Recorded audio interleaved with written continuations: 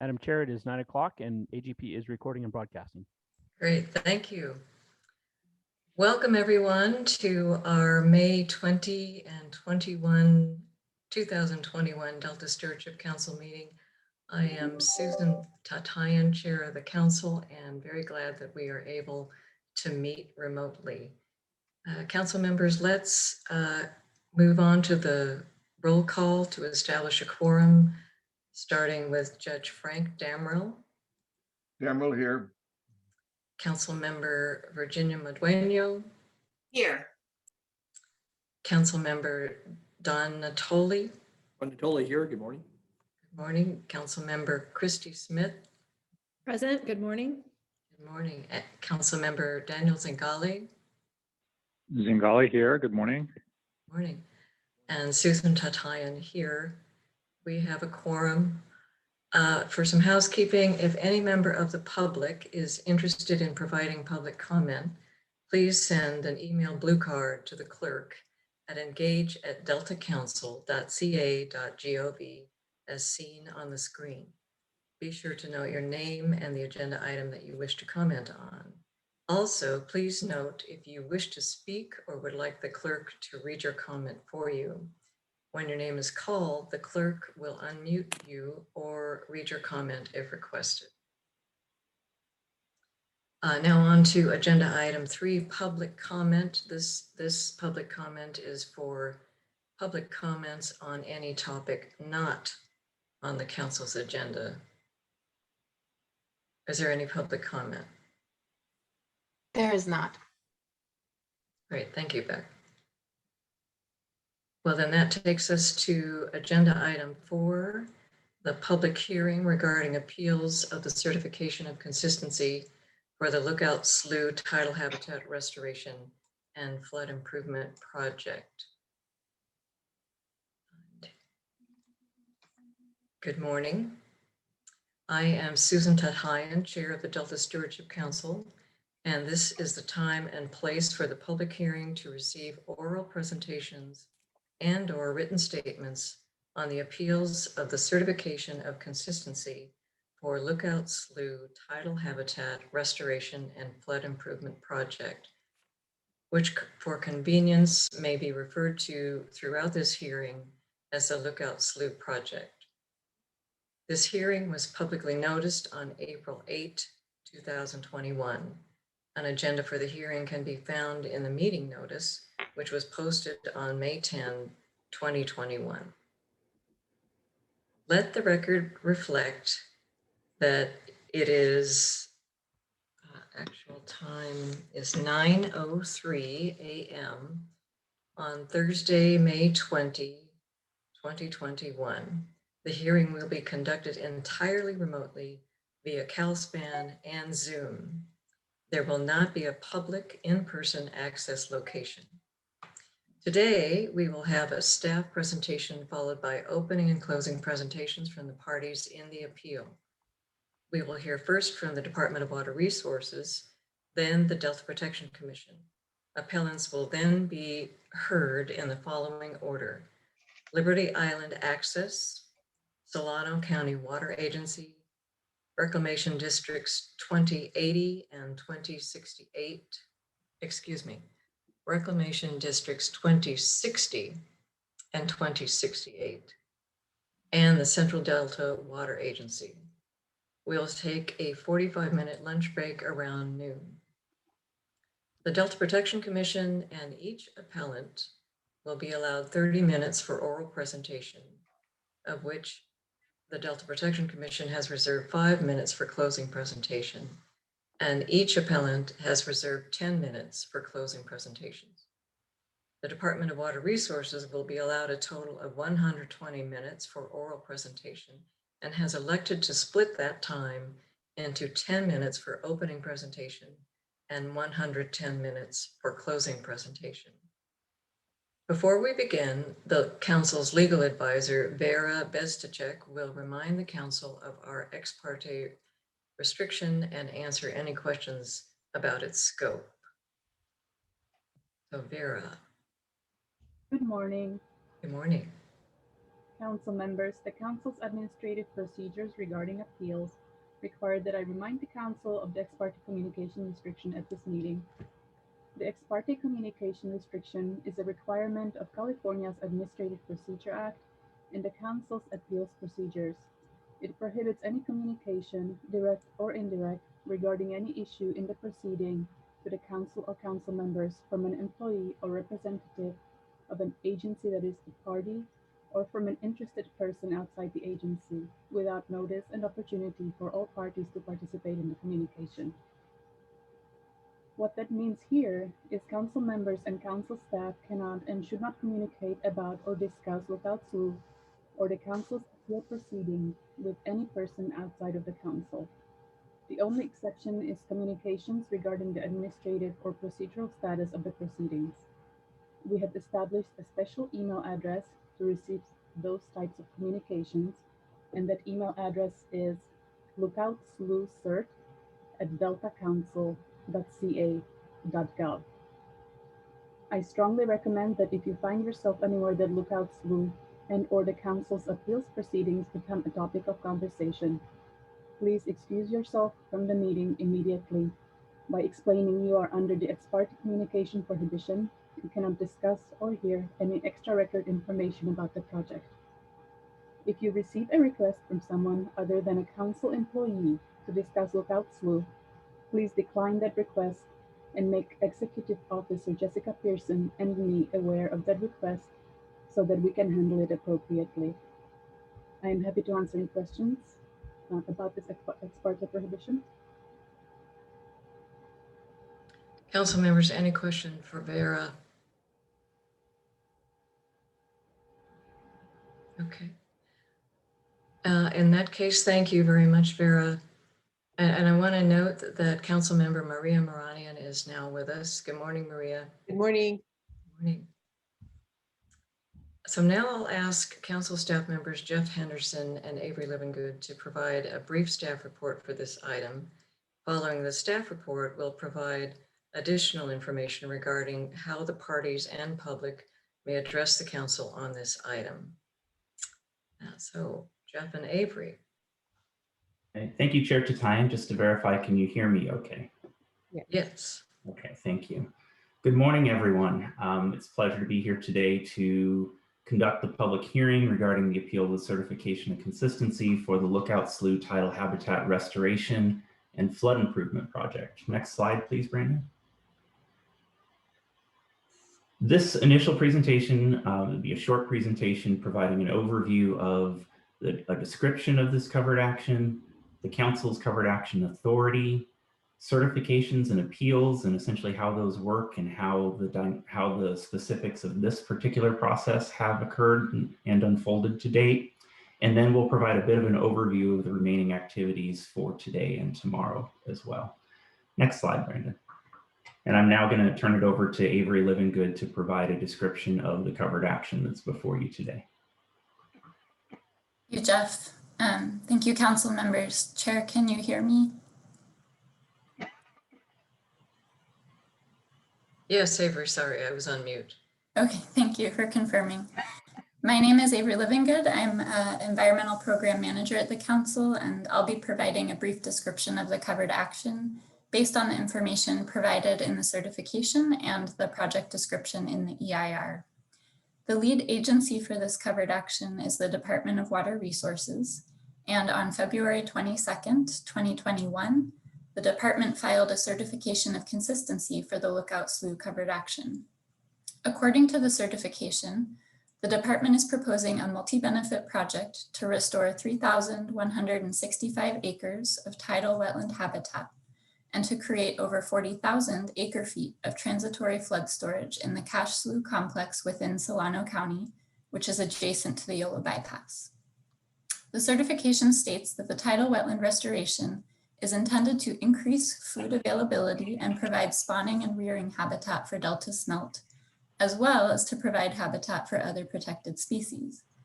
And according to the certification, this restoration is necessary to partially fulfill the requirements under the 2008 U.S. Fish and Wildlife Service Delta smelt BIOP for the Central Valley Project and State Water Project, the 2009 National Marine Fisheries Service buyout for the operation of the State Water Project, and the incidental take permit for the long-term operation of the State Water Project. Next slide, please. According to the certification, the covered action would include a variety of levee modifications, as well as regrading of the topography of the site to create tidal channels. The SLOUGH levee, which is the eastern boundary of the site, would be breached to allow for tidal inundation. The SLOUGH levee is currently part of the State Plan of Flood Control and the Yolo Bypass West levee system. A new setback levee would be constructed at the western edge of the project site along Duck Slough. The Duck Slough setback levee would become part of the State Plan of Flood Control and the Yolo Bypass West levee system at the completion of the project. The Vogel levee would be breached to allow for tidal inundation of the Vogel property, which is at the southwestern edge of the site. And finally, the Cache-Haslu levee that runs along the southwestern boundary of the site would undergo a series of improvements, remain in place, and function as a training levee to maintain the flood stage differences between the project site and the Cache Slough and Haas Slough during flood events. The maps that are shown on these slides are included as attachment 1 in the staff report, which is in your binders and also available to the public on the council's website. And now I'll hand it back to Jeff to discuss the council's covered action authority. Next slide, please. Thank you. So the council's covered action authority is outlined in the 2009 Delta Reform Act. That Delta Reform Act also established the co-equal goals, California's co-equal goals for the Delta, of providing a more reliable water supply for California and protecting, restoring, and enhancing the Delta ecosystem. The Reform Act also requires that the co-equal goals be achieved in a manner that protects and enhances the unique cultural, recreational, natural resource, and agricultural values of the Delta as an evolving place. The Reform Act charges the council to implement the Delta Plan. And the Delta Plan is a comprehensive resource management plan for the Delta and Sassoon Marsh. As part of this charge to implement the Delta Plan, the council has regulatory and appellate authority over certain state and local public agency plans, programs, and projects in the Delta and the Marsh to ensure that they're consistent with the Delta Plan. These actions are known as covered actions. The Delta Plan includes 17 regulatory policies, which are adopted to meet objectives that the legislature said in statute were inherent in California's co-equal goals. An agency that's carrying out, approving, or funding a covered action in the Delta must demonstrate that covered action's consistency with the Delta Plan's regulatory policies when it carries out, approves, or funds such an action. Next slide, please. Agencies demonstrate consistency with the Delta Plan by submitting to the council a written certification of consistency with detailed findings as to whether that covered action is consistent with the Delta Plan. Any person who claims that a proposed covered action is inconsistent with the Delta Plan, and as a result of that inconsistency, the action would have a significant adverse impact on achievement of one or both of the co-equal goals, or implementation of government-sponsored flood control programs to reduce risks to people and property in the Delta, any such person may appeal the certification of consistency no later than 30 days after its submission. That appeal must include specific factual allegations. The council must hold a hearing on the appeal within 60 days of the date of filing, unless it's determined that the issue raised on appeal is not within the council's jurisdiction, or it's determined that the appeal does not raise an appealable issue. We are gathered today for such a hearing. Both written certifications and appeals are typically submitted online on the council's website, along with supporting documents, notices, and public comments received. And that website is coveredactions.deltacouncil.ca.gov. And that really does represent the best place to find all of the documents that are associated with the matter at hand today. Next slide, please. In reviewing the certification and appeals, the council applies what is known as the substantial evidence standard of review. There's a few things to really keep in mind front and center with regard to this standard of review. The council does not independently review the covered action to determine if it is consistent with the Delta Plan. Rather, the council relies on the certification of consistency supported by substantial evidence, representing the judgment of the lead agency or the state or local public agency that they have determined that the project is consistent with the Delta Plan. So the council's role is to determine if substantial evidence in the record supports the department's certification in this instance that the Lookout SLOUGH project is consistent with the Delta Plan in light of the issues raised on appeal. And the scope of the council's review is whether or not the certification is supported by substantial evidence in the record. And that standard of review is established in Water Code section 85225.25. Next slide, please. For this project, the department certified that the Lookout SLOUGH project would be consistent with 10 Delta Plan regulatory policies.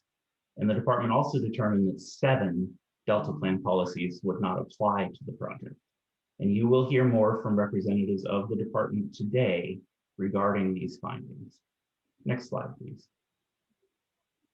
The council for this covered action received 4 timely appeals from the following parties: Liberty Island Access, which throughout the proceedings we'll refer to as LIA, Solano County Water Agency, which we'll refer to as SCWA, Reclamation District 2060 and Reclamation District 2068, which we'll refer to throughout our process as the districts, and Central Delta Water Agency, which we'll refer to throughout our presentation and the process as CDWA.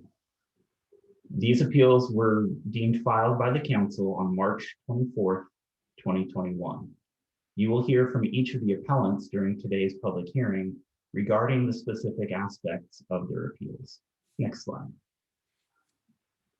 The appeals contend collectively, and I should mention the council has, pursuant to its ability to do so from the appeals procedures, chosen to consolidate the appeals into one proceeding. So we are considering all 4 appeals together in one proceeding. And those appeals contend that the department failed to demonstrate substantial evidence exists within the record to support consistency with aspects of 11 Delta Plan policies that are currently identified on the screen. And so what we've done here is essentially put together a table showing you the Delta Plan policies and the various different policies appealed by each different party or each different appellant. Next slide. The Delta Protection Commission also has an important advisory role in the council's proceedings. Specifically, there's a portion of the Public Resources Code that identifies that the commission can review and provide comments and recommendations to the council on projects that are within the scope of the Delta Plan, including projects that affect Delta as place. And the council's procedures invite the commission to address the council regarding appeals during public hearings. The commission submitted comments and recommendations on this covered action on May 13th, 2021, and I believe those comments have been provided to the members in their packets. The council and our staff consider the commission's comments and recommendations as they relate to issues raised by appellants in filed appeals.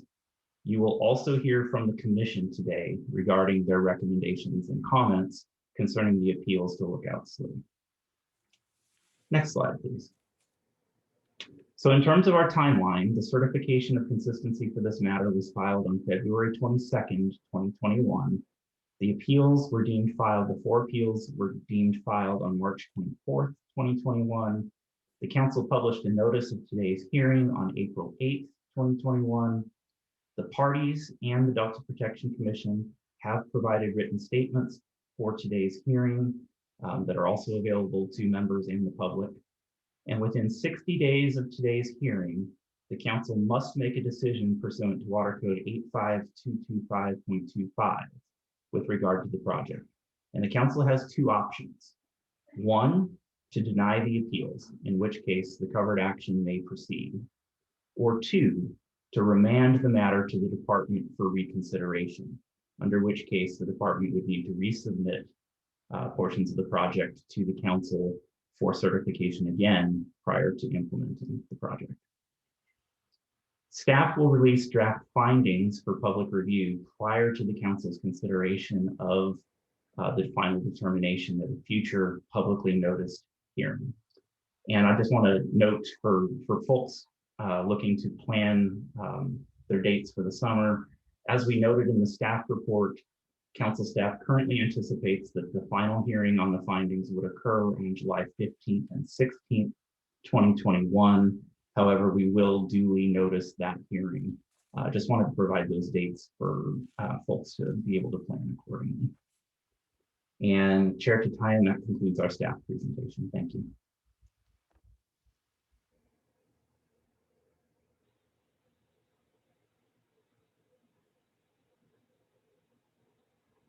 Chair Tatayan, I think you may be on mute. Thank you, Jeff. Thank you, Jeff and Avery. Turning to the process for today's hearing, the council's main role in today's hearing is to receive oral presentations and/or written statements about by the parties to the Lookout SLOUGH project appeals. Given the number of parties and the time allotted to each, today's hearing is reserved for presentations by the parties. The hearing will resume tomorrow, Friday, May 21, 2021 at 9 a.m. and will start with public comment. Anyone who would like to provide oral public comment during the public comment period for the hearing, which is tomorrow, May 21st, needs to contact the council clerk via email at engage@deltacouncil.ca.gov or by telephone at 916-798-9817 and provide their name and organization, if applicable. Those requesting to comment will be called by the council clerk to speak in the order that these requests are received. Alternatively, comments may be dictated or emailed to the council clerk for the clerk to read aloud to council members during the public comment period for the hearing, which is tomorrow, May 21st. Once again, the email address for the council clerk is engage@deltacouncil.ca.gov and the phone number is 916-798-9817. If you wish for the council clerk to read your comment, please state this in your request. So on to those representing the California Department of Water Resources, or department, the Delta Protection Commission, and the appellants here today to present on the Lookout SLOUGH project appeals. Please listen closely to the following instructions. Presenters speaking today will not be sworn in. The entire hearing will be recorded by a certified court reporter. The rough transcript of the hearing and all written materials presented during the hearing will be shared with the service list and posted on the council's Lookout SLOUGH project website as soon as it is available. If you are interested in purchasing final transcripts from the reporters, please coordinate with them directly. The company name is Catherine Swank, CSR. And the company's telephone number is 916-390-7731.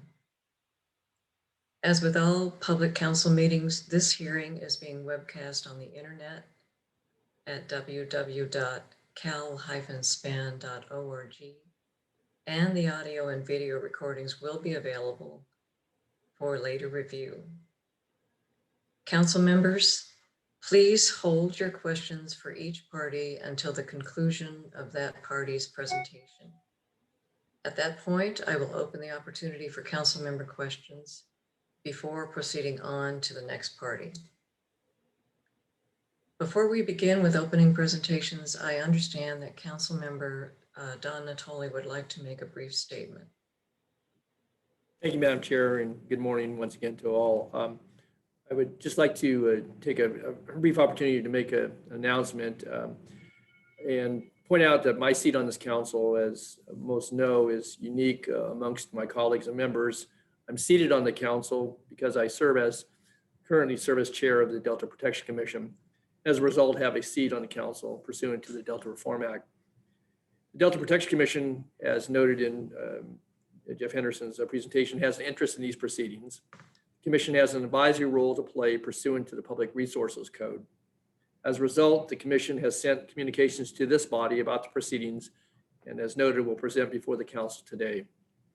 In order to judge these proceedings fairly and honor the ex parte communication prohibition that's been outlined, as well as avoiding the appearance of bias, I've taken the following precautions. Created an ethical wall separating myself from any Delta Protection Commission activities and communications related to the Lookout Slough appeal once we went under ex parte prohibition on March 22nd, 2021. An example is before the commission deliberates matters related to Lookout Slough, I will recuse myself, turn the meeting over to the vice chair, and leave the room. I also will take no briefings from commission staff on Lookout Slough matters. And lastly, I had no role in drafting, reviewing, or authorizing any commission correspondence to the council or anyone related to these proceedings. As a result, though it may not be clear from the commission's letterhead on the communications to this body, I am not a signatory to any document related to this matter from the commission and have not been since we went under the ex parte communication restrictions again on March 22nd of this year. I take my participation as impartial adjudicator in this matter very seriously and believe it's important to state this for the record, not only for these proceedings, but for all future proceedings the council will have on this matter. I look forward to a fair and impartial process for all the parties and participants, and thank you, Madam Chair, and the colleagues for the opportunity to put this on the record. Thank you, Councilmember Natoli. So we will now begin with opening presentations. When you are called upon to speak, please state your name and identify the party you represent so that the court reporter may hear you and so that your comments are entered into the record and can be responded to appropriately. So I think I said this earlier, but the order of opening presentations is Department of Water Resources for 10 minutes, Delta Protection Commission for 25 minutes, Appellant Liberty Island Access 20 minutes, Appellant Solano County Water Agency 20 minutes, and Appellant Reclamation District 2060 and Reclamation District 2068 for 20 minutes. So let's move on to the opening presentation for Department of Water Resources. Good morning. Thank you, Chair Tatayan, council members and council staff. I am Rachel Taylor with the Department of Water Resources Office of Chief Counsel, representing DWR today. I am going to note that some of the DWR staff are in our offices, so we are required to be wearing masks. Please let us know if anything is unclear or if we need to speak louder in order to make sure that we are properly recorded for the purposes. I want to thank you for hosting this hearing and the opportunity to present the Lookout Slough Tidal Habitat Restoration and Flood Improvement Project to you today. As your staff has noted, the standard of review for this is substantial evidence. And part of what DWR is going to focus on is how DWR has met that standard of substantial evidence in the record before the council today, in our certification of consistency, our written responses to the appeals, our supplemental written statement to questions from the council, and the administrative record, which we've certified and provided before the council. As noted, also in your staff slides, for the appellants, they also have the standard of presenting factual support of their allegations, not just making allegations. And it's something that we look forward to having a robust discussion about. And so we've reserved the bulk of our time to present on the project after lunch, and also to have a discussion of the appellant issues raised. There were some last questions submitted from the council staff, supplementals. So there's a few items that we just wanted to address before hearing the appellants of factual items. We were asked to clarify Liberty Island access is talking about the impaired access navigable waters and whether or not we'd consider that. We do want to note that we the project design, and we'll get into this more fully with the boat launch and the kayaking, is not impairing navigable waters and actually opens the interior of the site to additional channels. And so that would be considered part of navigable waters and accessible to recreational users. We also wanted to know that there was a few allegations in the presentations to the pending sequel lawsuits, and that the EIR may be considered inadequate, as noted in Public Resources Code section 21-167.3. During dependency of a sequel lawsuit, the EIR is presumed to be valid and to be supported, and agencies doing reviews, including the Delta Stewardship Council, are to proceed accordingly. So that would keep going. The record also includes supporting documents for the EIR, but also additional materials that have been included because of their relevance to the Delta Plan policies. So there's information included about the Solano County Memorandum of Understanding, our interactions with Reclamation District 2098 and board materials, and interactions with 2068, and also some information about future recreational opportunities for the site. And to answer the question about the council's question about the bridge and the road, according to Liberty Island Management Plan, which is in the record, the Shag Slough Bridge is owned by Solano County. And noting that EIP had a comment about the ownership of the road. At the time the project was submitted to the council, DWR believed, and based on the record that we had, that the county, Liberty Island, is a county road. And so we did submit a copy of the road vacation package. We received a subsequent email or letter from Solano County on April 8th that has some questions about the whether or not they actually own the road, but we're working through that process with the road vacation. But for our purposes today, we are treating Liberty Island Road as a county road that will go through the road vacation process. So with those preliminary factual statements, we look forward to hearing from the Delta Protection Commission and the appellants, and then presenting our case in full to you after lunch. Thank you.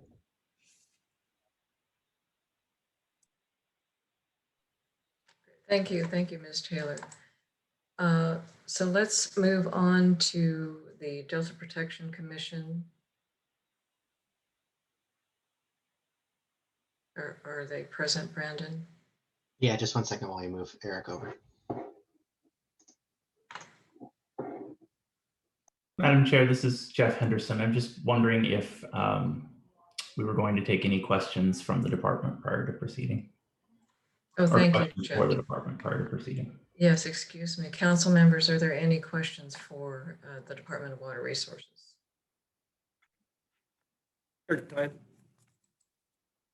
Yes, Don. Yeah, just could I heard Rachel's presentation. Could I get a clarification on the ownership of the bridge? She said Solano County owned the bridge. Is that what I understood? Yes, the bridge is owned by Solano County. And the roadway, Rachel, what was the? So the Liberty Island Road, which is on top of the Shag Slough levee that connects to the bridge, Yes. We are considering as a county road and would follow the highways process for vacation.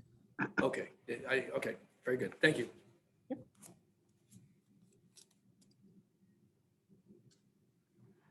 Okay, are there any other questions for Ms. Taylor? Hearing none, we'll move on to the Delta Protection Commission. Good morning, Eric. Good morning, Chair Tatayan, and good morning, council members. Thank you for the opportunity to present to you today. My name is Eric Vink. I'm the Executive Director of the Delta Protection Commission, which I believe council members know is a state of California agency.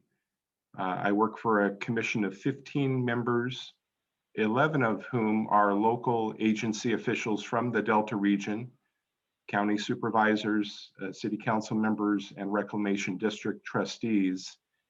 And in addition, there are 4 state agency representatives that serve as commission members. Our role is to advocate for Delta as place. That is, the unique Delta values, agricultural, recreational, cultural, and natural resource, and to be a voice to ensure that those are protected and enhanced even as the state goes about accomplishing its co-equal goals of water supply reliability and ecosystem restoration. And I would like to state at the outset that the May 11th letter that I submitted to the council and my comments today based on that letter are the work of commission staff and have yet to be endorsed by our commission.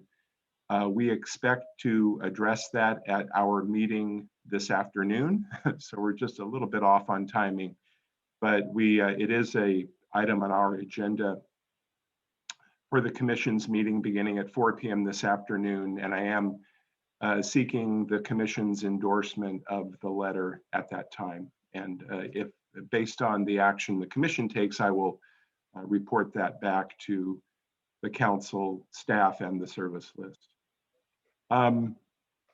I mentioned the California statute, the co-equal goals, that's enshrined in both the Water Code, section 85054, and the Public Resources Code, section 29702, subpart A.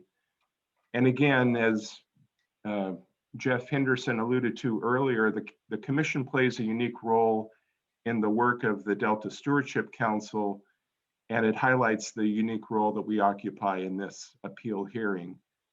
And that role is outlined in Public Resources Code, section 29773, which is on pages 1 and 2 of our letter, and basically provides that the commission can provide comments to the Stewardship Council on any project within the scope of the Delta Plan that may affect the unique Delta values that I mentioned earlier.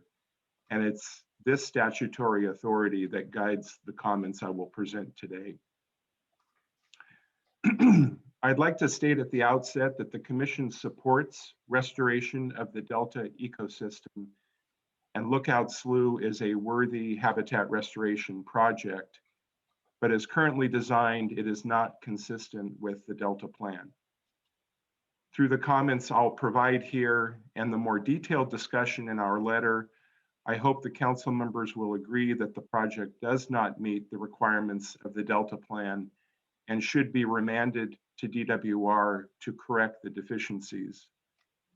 Simply put, DWR has paid insufficient attention to Delta interests and the Delta concerns that have been expressed, beginning with the draft environmental impact report and leading to today's hearings. However, we believe, and I'll repeat this again prior to concluding, we believe that the project can be repaired to be consistent with the Delta Plan and to address the valid concerns of Delta residents, farms, and other businesses and recreation enthusiasts. The Delta is counting on the Delta Stewardship Council to ensure that the co-equal goals are achieved in a manner that protects and enhances the Delta as a place. And that's a paraphrase from California statute. Specifically, our letter and my comments today will focus on two issues: recreation impacts and levy funding. However, we recognize that the valid concerns of appellants related to invasive species and water quality concerns in particular. And so, but specifically what I'll be presenting to you is on those two issues. So to start with on recreation, as you all may be aware, the proposed Lookout Slough restoration property is adjacent to Liberty Island Ecological Reserve, which is managed by California Department of Fish and Wildlife. It's a CDFW property. And it's a property that's well used by bank fishermen and women, waterfowl hunters, kayakers, birders, really recreation enthusiasts of all stripes. It's a peaceful corner of the Delta that is both proximate to the Yolo and Solano County cities along the Interstate 80 corridor, but also attracts users from a much broader area. My comments today are also based on my personal knowledge with the area, having managed the Liberty Island property for about a decade for my previous employer, and having facilitated the transfer of the Liberty Island property to California Department of Fish and Wildlife in 2013. From what I observed during that period of time, when I was out at the property very regularly, it was apparent to me that the area was used extensively by recreationists, and even more specific to that, by working people. I have a keen understanding of the hunting, fishing, and nature enjoyment that occurred there and how well used the area was, and I believe continues to be, as Taylor Dahlke will outline in a moment. I'm not so regular a visitor to Liberty Island anymore, but I would be very surprised if what I observed over a span of nearly a decade has changed dramatically since that period of time. The recreation uses on Liberty Island Ecological Reserve rely on the access provided by Liberty Island Road, which Rachel Taylor indicated is a county road, and that sits on the levee that DWR proposes to notch for the Lookout Slough tidal habitat restoration. Liberty Island Road crosses Shag Slough, that's the waterway between the two properties, over a bridge and abruptly ends at the margins of the flooded island. But that bridge functions as a pedestrian bridge and allows extensive use of Liberty Island Ecological Reserve by bank fishers along miles of remnant levee, and also provides a well-utilized location for launching kayaks and other small watercraft. Now, I believe you'll hear from DWR about authorized uses on Liberty Island Road, and council staff have directed questions to Appellant Liberty Island Access using the same terminology. Inferring that only authorized use be sanctioned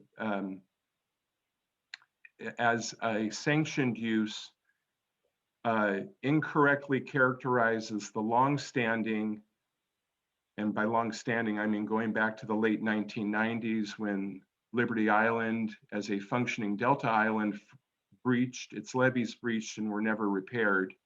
And perhaps even likely before that, the long-standing use of Liberty Island Road embankment for bank fishing. Now I'm talking about the Liberty Island Road embankment, which is where the notching for the habitat restoration would occur. This long-standing use may be a prescriptive right and ought not to be dismissed just because the current owner does not allow its use. Delta Plan Policy DPP2 protects all existing uses. Now, speaking of DPP2, the Delta Plan policy about respecting local land use, the Lookout Slough tidal habitat restoration unnecessarily conflicts with recreational uses of Liberty Island and the adjoining lands and waters, and does not adequately mitigate this damage. DWR's certification of consistency lacks substantial evidence that its project will avoid conflicts with the existing recreation uses as outlined in our letter, and DWR offers no mitigation for the loss of the free drive-in wildlife viewing, bank fishing, paddling, and waterfowl hunting available to those who travel Liberty Island Road to recreate at Liberty Island Ecological Reserve. Both appellants and the California Department of Fish and Wildlife suggested potential mitigation measures in their comments on the environmental impact report that DWR dismissed without demonstrating their infeasibility. I'll also add that the Davis-Dahlwig Act, which is in Water Code section 11900 to 11925, provides that recreation is among the purposes of the State Water Project, and that DWR shall consult with others, including Cal Department of Fish and Wildlife and California State Parks, to incorporate recreation features into its projects. It did not do so, even though the Lookout Slough project fulfills State Water Project obligations to operate its project, as were indicated earlier. Delta Plan Recommendation DPR11 provides that water management and ecosystem restoration agencies should provide recreation opportunities at new habitat areas whenever feasible, and that existing recreation features should be protected.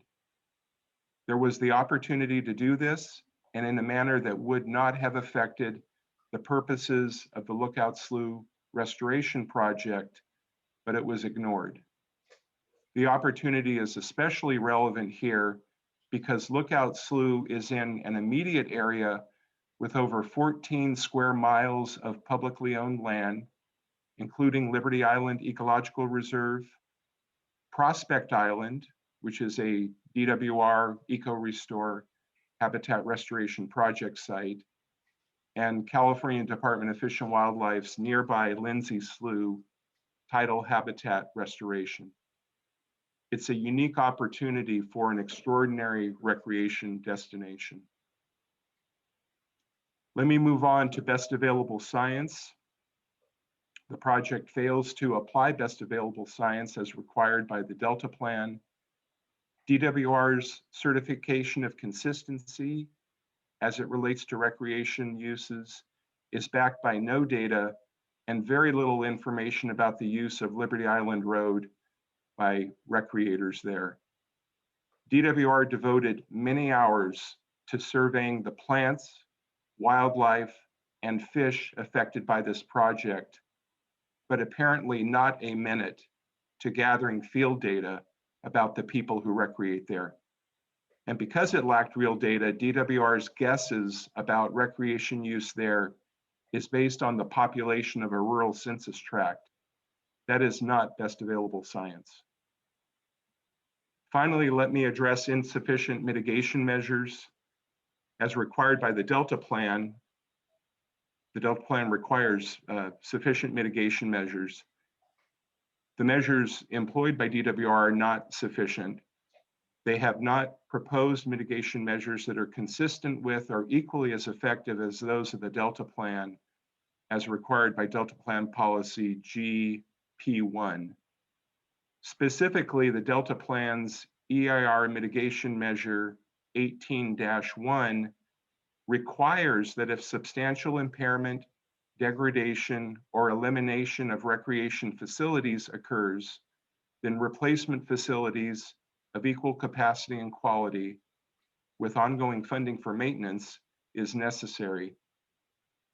Although DWR will claim that the recreation afforded by the navigable channels opened into its restored marsh area will provide recreation of equal quality as what will be lost when Liberty Island Road is closed and the access to Liberty Island Ecological Reserve by bank fishers, paddlers, wildlife viewers, and hunters is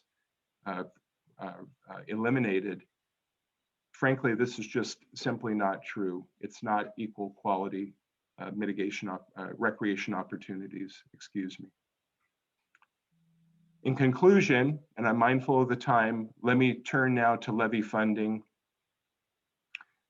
We concur with Appellant Central Delta Water Agency that the record DWR submitted does not provide substantial evidence that the Lookout Slough project is consistent with Delta Plan Policy RRP1, which has to do with prioritization of state investments in Delta levees and risk reduction. The Delta Plan recognizes the crucial nature of the Delta levees, and it is also expressed in our own Commission's Land Use and Resource Management Plan. Simply stated, levees are the foundation that the co-equal goals and Delta as place are built upon. The Delta Plan's levy investment policy requires balanced funding over 9 equal goals for Delta levy improvements. These goals are outlined on page 12 of our letter and span a range of purposes from protecting urban areas in the Delta to protecting the freshwater conveyance corridor for export of water outside the Delta, to protecting small rural communities, protecting and enhancing habitat, protecting Delta agriculture and cultural and historic resources. It's an extensive matrix. In a detailed review of levy funding from the California Natural Resources Agency Bond Accountability website, we conservatively documented the imbalance in levy investments across the 9 equally important goals. Now, we understand that there might be very good reasons for large discrepancies. For example, the significantly higher cost to provide urban flood protection as opposed to the cost to improve rural levees. But one thing stands out clearly: investments in habitat restoration goals of those levy investments are 159 times, I'll repeat that, 159 times the investments that protect cultural resources, such as the nationally recognized historic districts of the Delta's legacy communities.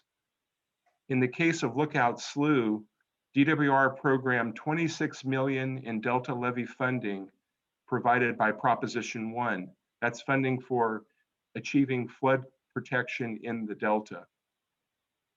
And it was applied to this project that arguably achieves very little flood protection and perhaps no additional flood protection to the Delta. Other fund sources could have been used, including the nearly $2 billion budget of the State Water Project. And that would have been appropriate given that the purpose of the Lookout SLOUGH habitat restoration is to satisfy State Water Project habitat mitigation responsibilities.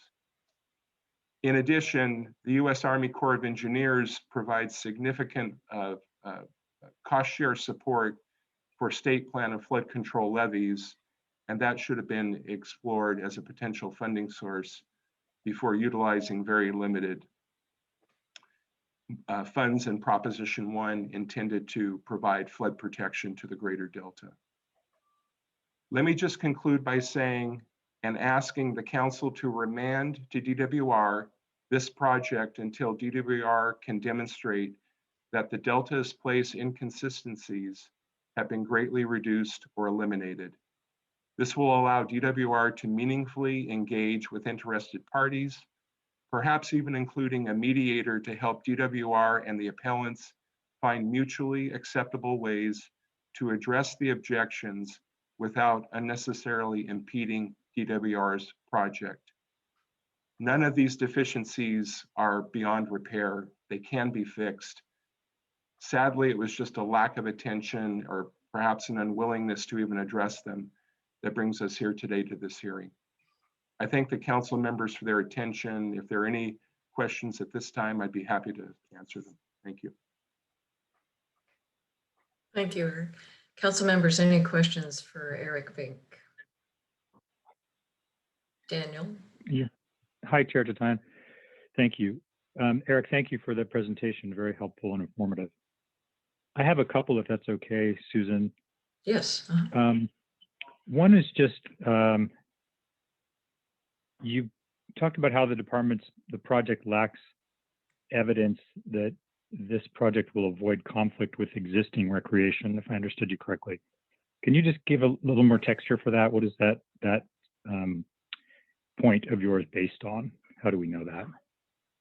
Well, it's based upon the access that is provided to Liberty Island Ecological Reserve via Liberty Island Road and the bridge that crosses Shag Slough that was mentioned by Rachel Taylor earlier, that provides the pedestrian access or the foot access, if you will, to Liberty Island Ecological Reserve. You can also access Liberty Island Ecological Reserve if you have a boat. But if it's a motorized boat, you're coming from quite a distance. That does occur.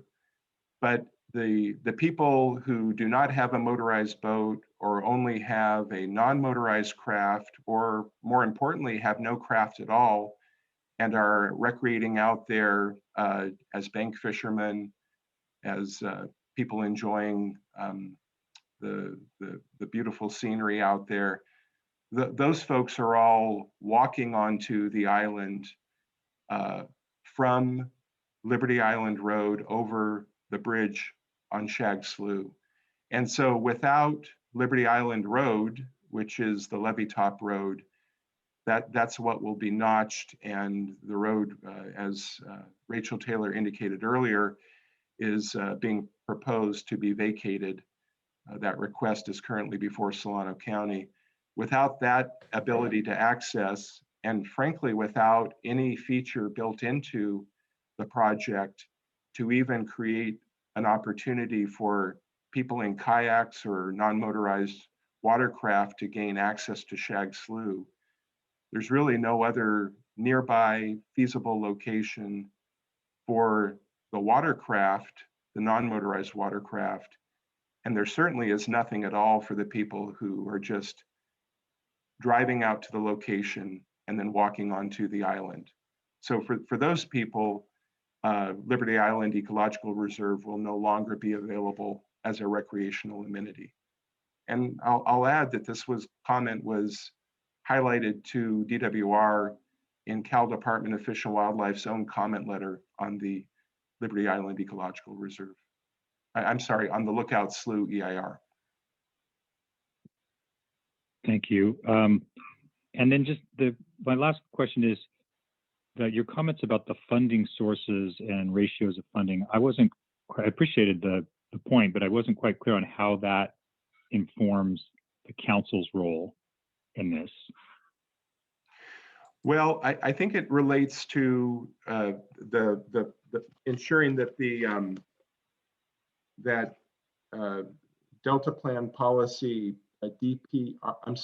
RRP1, prioritization of state investments in Delta levees and risk reduction, that DWR is demonstrating that they're attempting to allocate across those 9 equal goals. It's levy funding. Our specific complaint with the Proposition 1 levy funding that is being applied to the Lookout Slough Habitat Restoration Project is that it continues that funding imbalance among the 9 equal goals, more heavily weighting funding toward habitat restoration as opposed to the Delta as place concerns that our commission would be concerned about, protecting rural Delta levees where agriculture is the predominant use, protecting levee segments that are providing flood protection to the Delta's historic districts and communities, those legacy communities, as we call them, in the interior Delta. So it's that imbalance that I'm citing there, and specifically concerning to me because this project is clearly designed for habitat restoration purposes first and foremost. The state plan of flood control levy is being moved because it has to be moved, but there's no imperative to move the state plan of flood control levy, but to accomplish the habitat restoration goals and objectives on Lookout Slough, which again, we have no quibble with. We need to be restoring the Delta ecosystem. But the funding is off because the funding for this project should be provided, if not by the State Water Project directly, which I think there's a strong argument that it should be, then certainly by funding sources that are intended primarily to support habitat restoration, and they are many, as opposed to funding that's primarily intended to provide flood protection to the Delta. So I hope I've made that a little bit clearer. It's really a matter of both the funding, the summation of the funding decisions for levee improvements in the Delta, and the fact that it's imbalanced, added on to the fact that there's further allocation of limited Delta levy improvement funding toward this project, which is essentially a habitat restoration project and not a project that provides flood protection to the greater Delta. Thank you again, appreciate it. Thanks. Council members, any other questions for Eric Vink? Virginia? Thank you, Chair. Eric, thank you so much for that presentation. What struck me from your presentation were a couple of things. One is, I think you made it very clear that you believe that the best available science, or in this case, the methodology that they use to determine recreational use, you would say was inappropriate. And I would also say that you are also in your presentation are saying that this is going to create, again, less of a diverse population of users. And for me, what I'm seeing here is inequity, that we're going to create more inequity, if you will. We're going to limit those that are going to be able to access that area, and that it will be constricted only to those who have a powered vessel. So you all know that I came from boating and waterways, and for me, it's always very clear that we need to create, again, more opportunities, more public access points, and create opportunities for people that didn't have opportunities before. So would you say that at this point, we could work, this could work where with mitigation, if you will, to create, again, those opportunities to access that area and still achieving the goals set forth? I'd like to hear a little bit more on that. I think it probably would be very difficult to enable the current users out there to continue to bank fish on Liberty Island Ecological Reserve, because without a powerboat, or even without a craft of any kind, if you're relying upon your own feet to carry yourself out to that island, I don't see there's any way that this project could be reformulated. Well, let me revise that. You could certainly create little bridges over all those notches in the levee, but I think perhaps more importantly, I wonder what the opportunities would be to create bank fishing sites before that Liberty Island Road disappears into a notch and is therefore no longer is not passable any further. And I think it's an important question to pose to DWR. It certainly was not analyzed in any way in their environmental documentation, but if you're preventing people from gaining access to Liberty Island Ecological Reserve, what kind of opportunities can you provide that are alternative to that? And if people have an opportunity to bank fish and shag slough, that would potentially be a reasonable alternative. Thank you.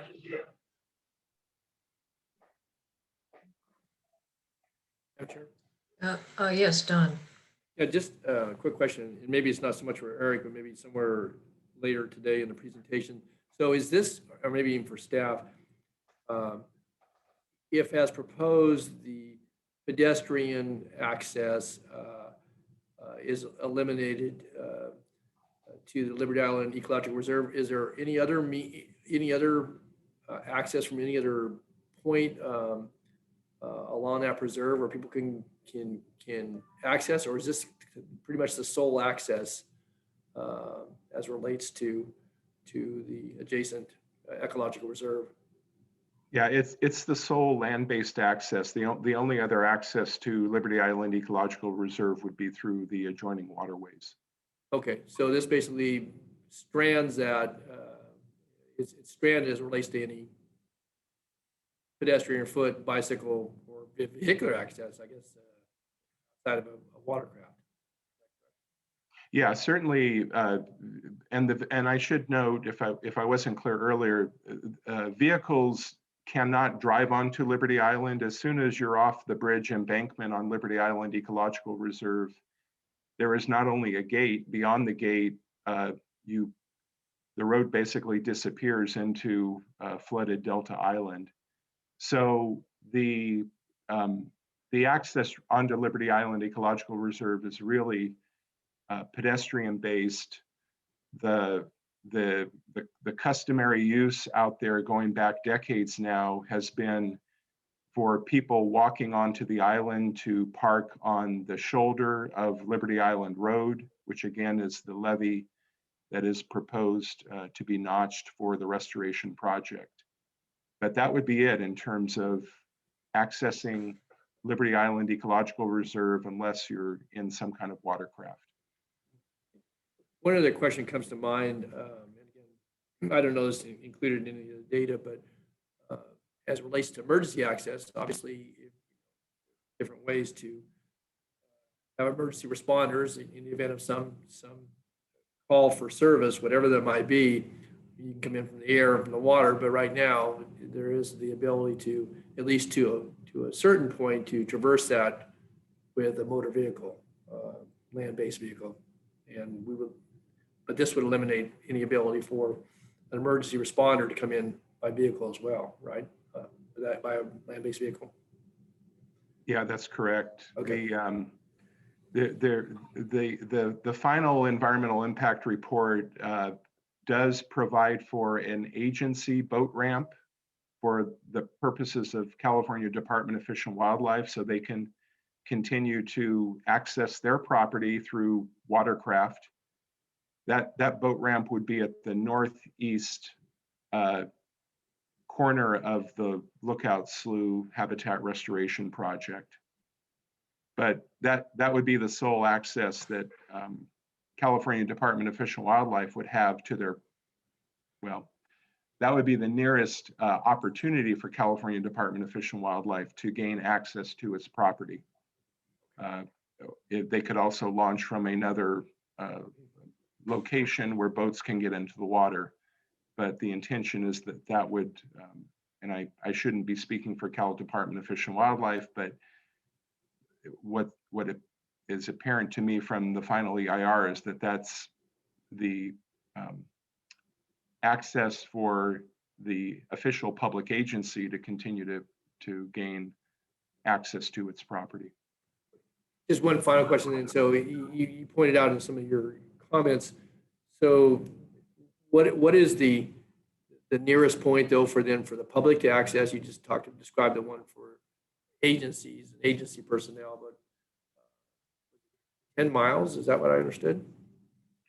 Yeah, for watercraft, there are public boat ramps in Rio Vista. Arrowhead Marina is pretty deep into the Delta and relatively proximate to this location, but they're miles away. And I think the exact miles are different because the crow flies one way, the watercraft travel a different. So 10 miles is, I believe, a reasonable distance from the nearest public boat launch facilities. With a motorized power boat, it's not inconceivable that you would travel that distance. It is not conceivable that you would travel that distance with a non-motorized craft. Okay, thank you. Thank you, Eric. Thanks, Jeff. Great, thank you, Eric. Any other questions for Eric from the council members? Okay, in that case, thank you very much, Eric, and we'll move on to Appellant A1, Liberty Island Access. Madam Chair, this is Jeff Henderson. There's at least one staff question we would like to pose to you. Oh, yes. If possible. Certainly, thank you, Jeff. Go ahead. No problem. Thank you, Eric, for the presentation and the questions and answers. In your presentation, you identified a funding imbalance between the different goals that are part of our RP1, and just would wonder if you could elaborate on the information used to identify that imbalance and whether that information is in the record and was available to the department. Yeah, thank you, Jeff. The analysis that we conducted was a result of information on the California Natural Resources Agency Bond Accountability website. And that relates to expenditures for levee improvements coming from a handful of propositions, state general obligation bond measures, extending all the way back to Prop 1E and Prop 50, and more recently, Proposition 1, which provided a large pot of funding for improving levees for flood protection in the Delta. So utilizing the information obtained from the Bond Accountability website, which describes the purposes of the project, we did our best to categorize the purposes for that funding. In some cases, the funding served more than a single purpose. We believe it's a fairly accurate, I wouldn't necessarily state that it's accurate to the dollar, but we believe it's a fairly accurate depiction of how those levee improvement dollars have been categorized across those 9 equal goals that are part of the Delta Plan regulatory policy. Forgive me, Jeff, I don't know if that answered your question. I feel like I ventured off on a tangent and maybe did not answer the question you posed. Could you repeat that if I did not answer? Yeah, you did cover the first half of the question. I think the key question is the second half, which is whether the department has access to that information and had that information when they certified the project. Well, they're the ones that put that information up on the Bond Accountability website. They're the department that makes the grants for those projects. So I mean, their funding decisions, I believe, are available to them, and I believe that they are aware of their funding decisions. I don't know that they have performed a similar analysis as we did. We'd welcome that. We've long asked for greater accounting and transparency about the decisions they make on funding levee improvements in the Delta. So we would welcome that conversation. And to be fair, DWR has been reporting to the council more recently about its annual levy funding decisions, and we applaud the detail and the transparency in that presentation, and look forward to those continuing. But as for past decisions, we hope that we characterized it as fairly as we can. We certainly did not attempt to put our finger on any scales in doing that, but simply utilized the best information as provided in those descriptions on the Bond Accountability website. Thank you, Eric.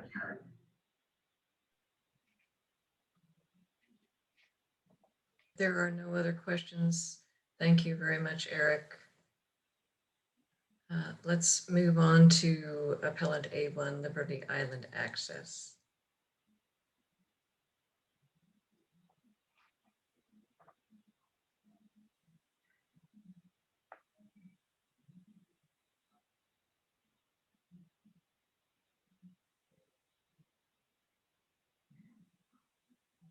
Hello, can the council hear me?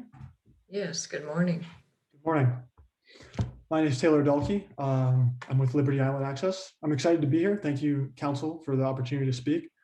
I'm on vacation today. I'm taking PTO time off to be here, but I gladly do so to represent the many thousands, in fact, of recreational users.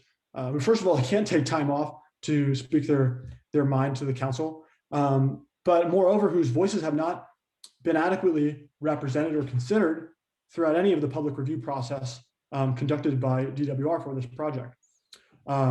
Next slide, please. Today, I hope to show you through this presentation how the record submitted by the Department of Water Resources shows that the project is inconsistent with the Delta Plan. And secondly, that the record itself is in fact incomplete. Next slide, please.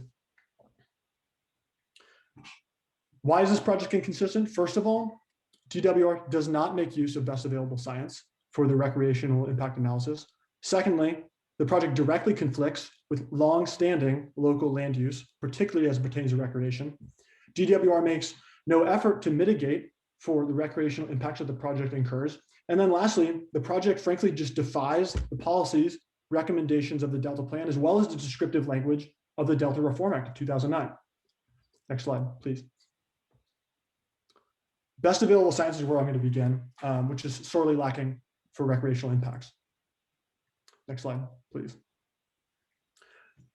DWR has spent hundreds of staff and contractor hours on site collecting information and data for their analyses on pretty much every impact area that they discuss in their environmental impact report. This includes Native American cultural artifacts, Swainson hawk nesting sites, endangered plants, you name it. They've spent time out there on site surveying for it. However, they have spent 0 hours on site and they have documented 0 hours of recreational use surveying at the project site. If you went out to Liberty Island Road on a Saturday and spent 5 minutes there and took a picture just like the one you see here, you would have collected more data on recreational usage than DWR has in frankly the better part of a decade that they've been involved with this project. Next slide, please. Here I show another picture. If you were to turn from the position of that last picture was taken towards Shag Slough Bridge. One picture here, I'm just capturing 13 people on a typical Saturday during your winter. There's 4.5 miles of levees that people are spread out upon. So it's pretty difficult to try and capture that in only a couple of frames. But just to give you an idea of what this might look like if you just go out there at some random weekend of the day and day on a weekend. Next slide, please. That being said, DWR doesn't have to leave their seat if they wanted to get an idea and collect some evidence on the persistence of recreational usage. Looking here at, frankly, randomly sampled, random temporal sampling, right, that you get with satellite imagery from Google Earth, going all the way back to 2008, you can see that there is plenty of evidence of persistent land-based recreational usage here, right up all the way to Shag Slough Bridge. Next slide, please. Actually, could you go one more? Thank you. If you're not a Google Earth person and you'd rather go on Google Maps, I like to point out two features here that are pretty remarkable. First of which is that there's enough recreational usage, enough traffic per se at Shag Slough Bridge at LIER that Google Analytics is able to provide usage statistics for that site, just like they would for a restaurant per se.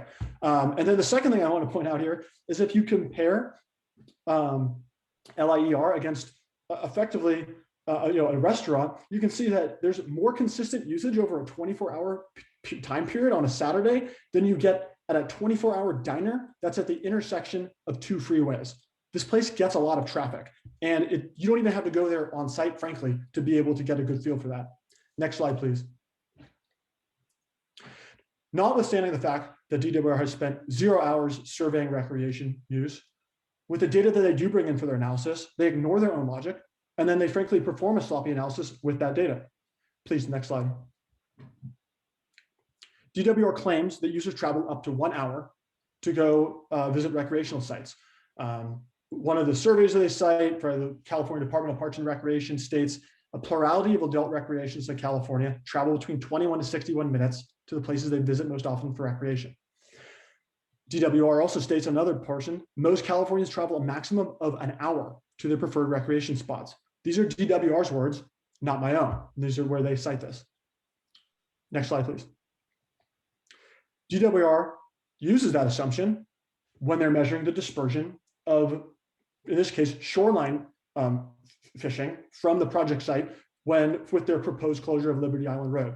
So with their proposed closure of Liberty Island Road, the bank fishing that exists there would be dispersed, according to their analysis, over a 1 hour driving distance from the project site. So they make use of this assumption when they're measuring dispersion. Next slide, please. However, for whatever reason, they don't use that same assumption for estimating the users that are actually visiting the project site. Instead, as Eric Fink stated earlier, they use the population of the proposed project site's census tract. Next slide, please. However, that statement alone exposes, frankly, the lack of thoroughness and robustness in DWR's analysis. There are 2 census tracts on the project site. Which one did they use? They don't say, they don't specify. And frankly, the fact that they don't shows me that they potentially omitted to even check a census tract map to determine which census tracts the project actually exists in. Next slide, please. Here I display the larger of the 2 census tracts, larger in terms of population, about 10,000 people, versus the smaller census tract, which has about 2,000 people.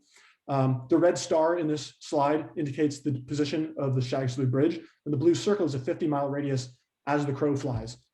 Next slide, please. If you were to overlay an isochrone map showing the 1-hour driving travel time distance onto this map here, you'll see in purple, this covers a population of about 1.9 million people, not 10,000, 1.9 million, nearly 200 times the general population that DWR derives their statistics for bank fishing off of. Next slide, please. We performed a survey over 147 users through our website, where we asked people, what zip code do you travel from when you visit Liberty Island Ecological Reserve? The results from this are not only consistent with what 1-hour driving distance estimation, but frankly, extend even beyond that. Next slide, please. We have one user who I had to actually go and confirm on purpose to make sure that it wasn't an erroneous data point, who travels all the way from Porterville in Tulare County. That's a distance of 4 hours and 15 minutes. I contacted them directly to confirm that this was real data. They come up 3 or 4 times a year for waterfowl hunting during season. This site has been grossly, the recreational usage here is significant and has been grossly underestimated by the Department of Water Resources. And frankly, this is not some local fishing spot as they would hope to portray it in the draft environmental impact report, but it's instead a regional destination. And in fact, almost more of a statewide destination if you look at the data that we've collected. Next slide, please.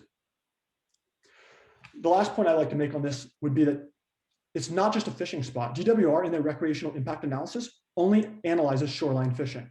Over 65% of the 143 responses that we got for this question stated that users visit for other reasons than just fishing. This leaves a tremendous portion of the recreational usage population, the demographic that visits LIER, completely out of the analysis that DWR conducted. Next slide, please. With this evidence, I'm here to claim that this analysis by the Department of Water Resources on recreational impacts is not even close to best available science. It's vague, it's self-contradictory, and it's sloppy. I don't not want to put my credentials out there. I have a PhD from Stanford University in geophysics. It took me 6.5 years to get it. I'm by no means an expert in recreational impact analysis. I don't portray to be. That being said, I want to assure the council that I know what best available science looks like, and this is not it. Next slide, please. The second point I'd like to address is that this project directly conflicts with local land use. Next slide, please. Long-standing land-based recreational access will be permanently lost if the project that is proposed goes through, despite the fact that the area sees approximately 39,000 unique land-based visits per year. Next slide, please. If you go online, you'll find a Facebook group called Liberty Island Fishing. There's about 1,700 members just there. Recreational users are numerous.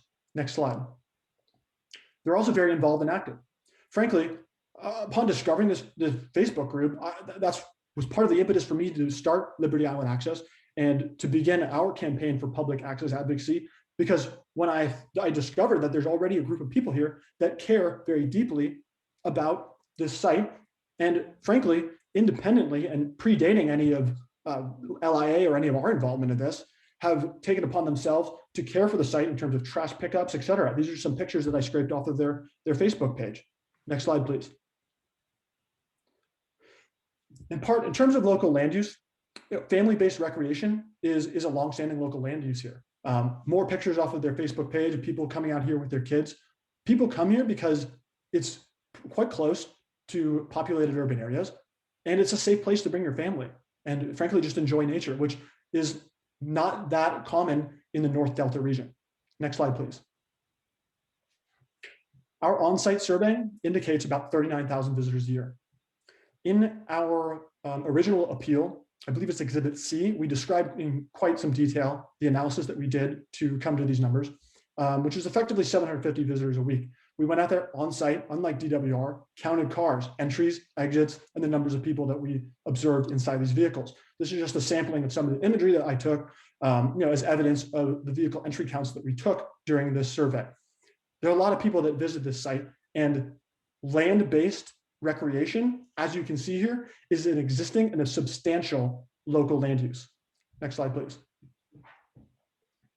CDFW highlighted this very early on. In particular, they highlighted the fact that the demographic that visits this site, they will be disproportionately impacted by the removal of land-based access to Liberty Island Ecological Reserve and Shag Slough.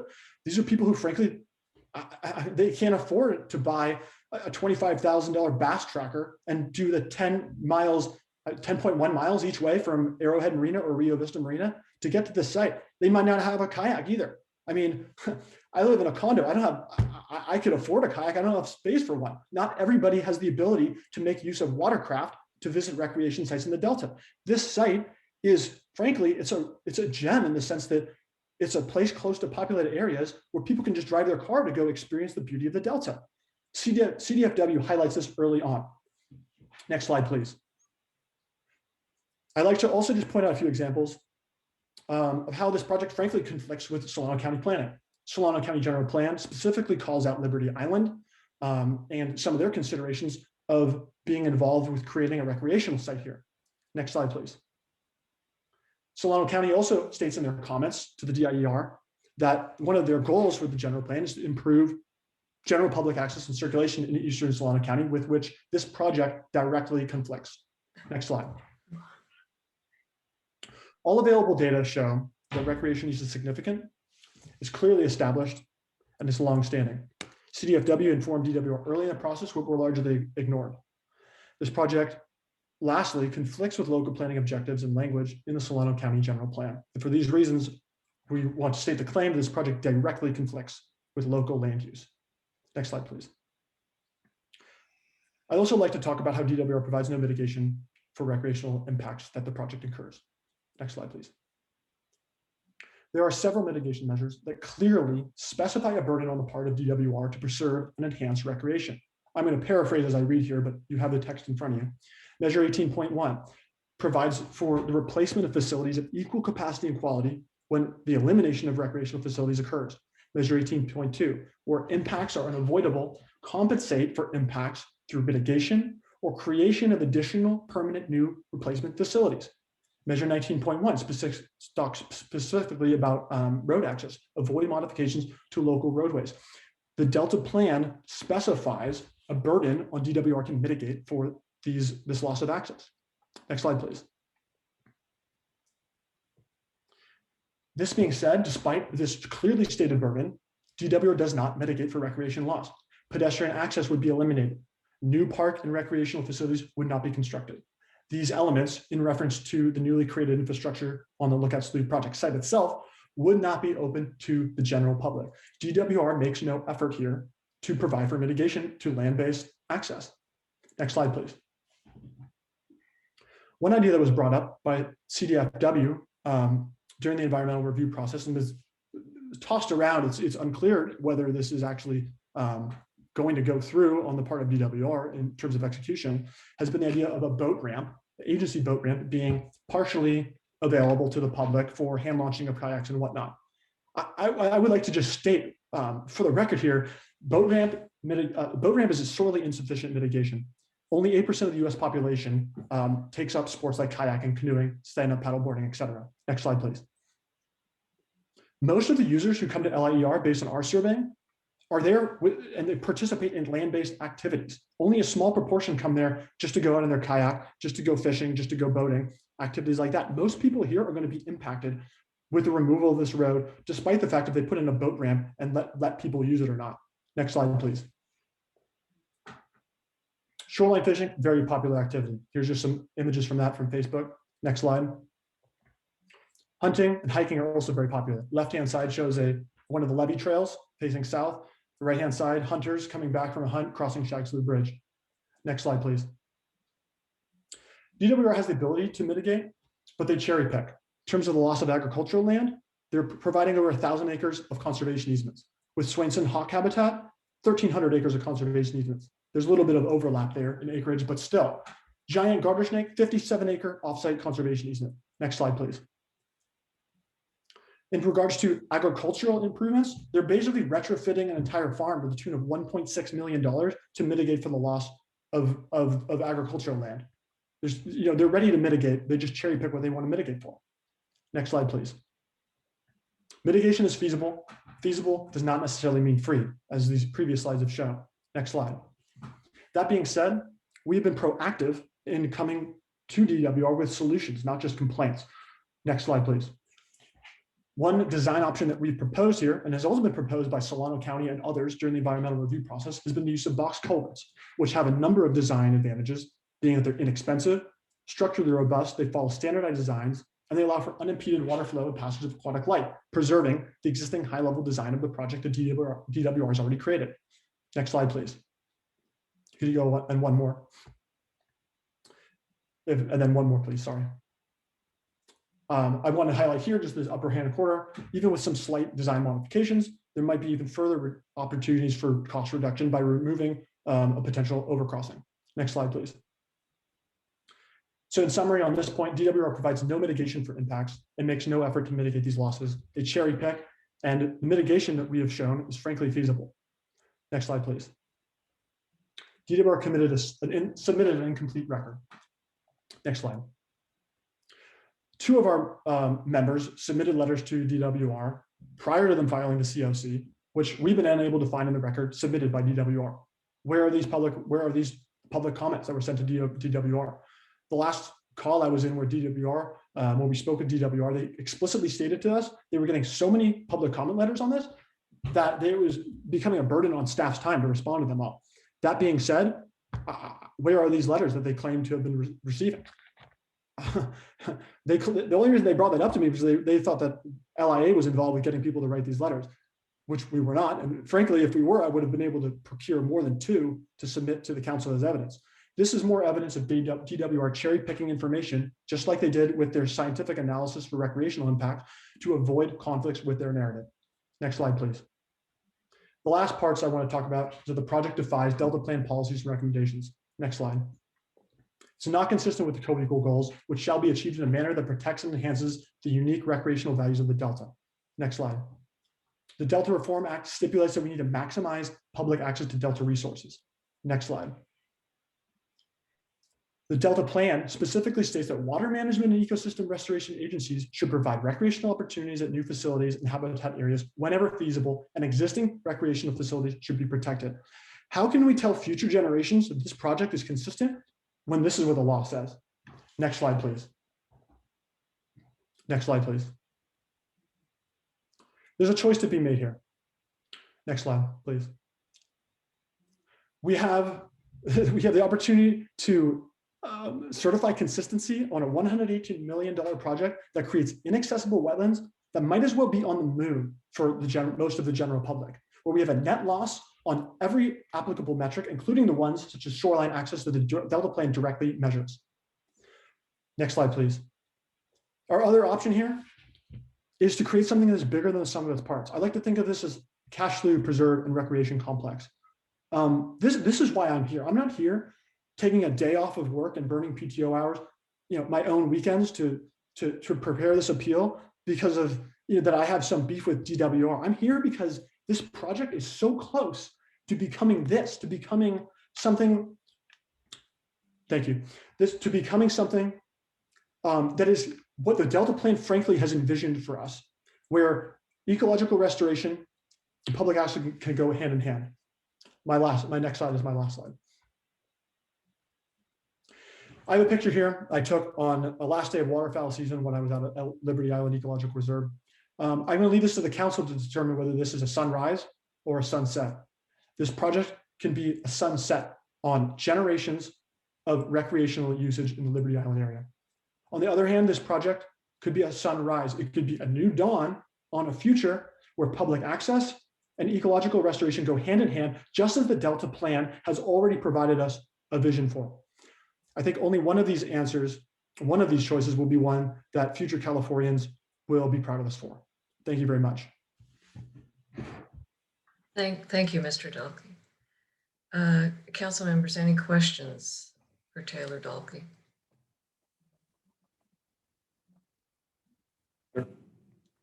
Don? Yeah, just quickly, Taylor, thanks for your presentation. Taylor, I can take you back to one of the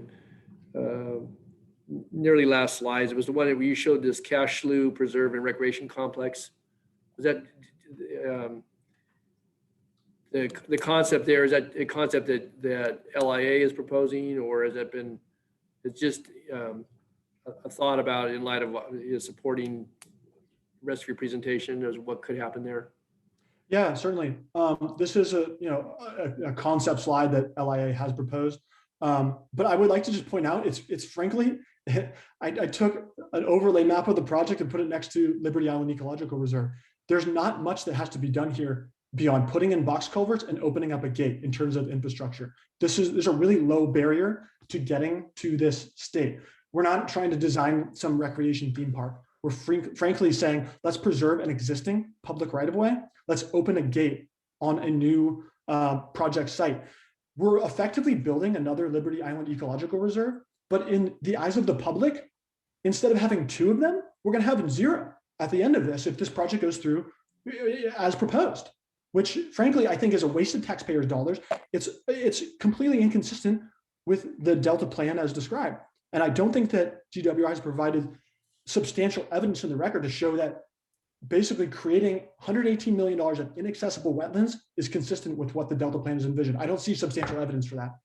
Does that answer your question, sir? Yeah, it does. And Taylor, just one follow on. So you also showed a slide of, I guess an approach that could be utilized. I don't know what level of discussion you or anybody else has had with the department, but you showed use of box culverts so that you would preserve the land-based access.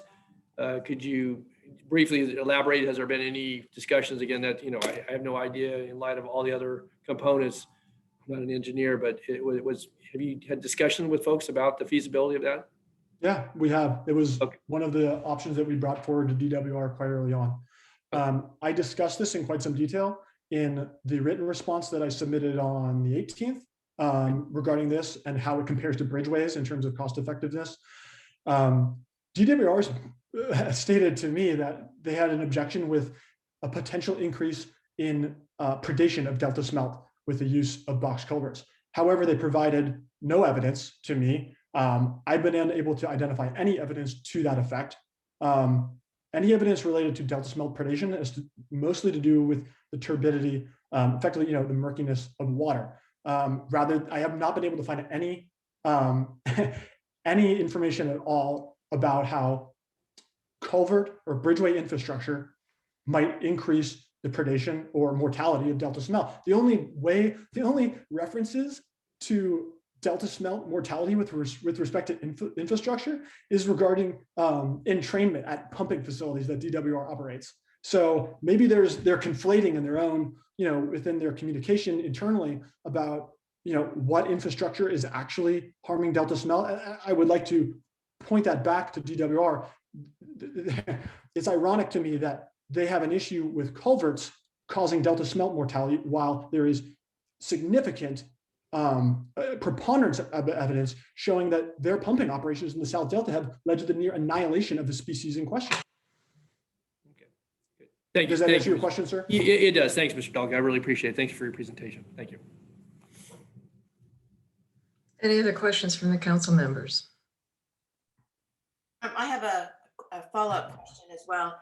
Thank you so much, Taylor, for your presentation.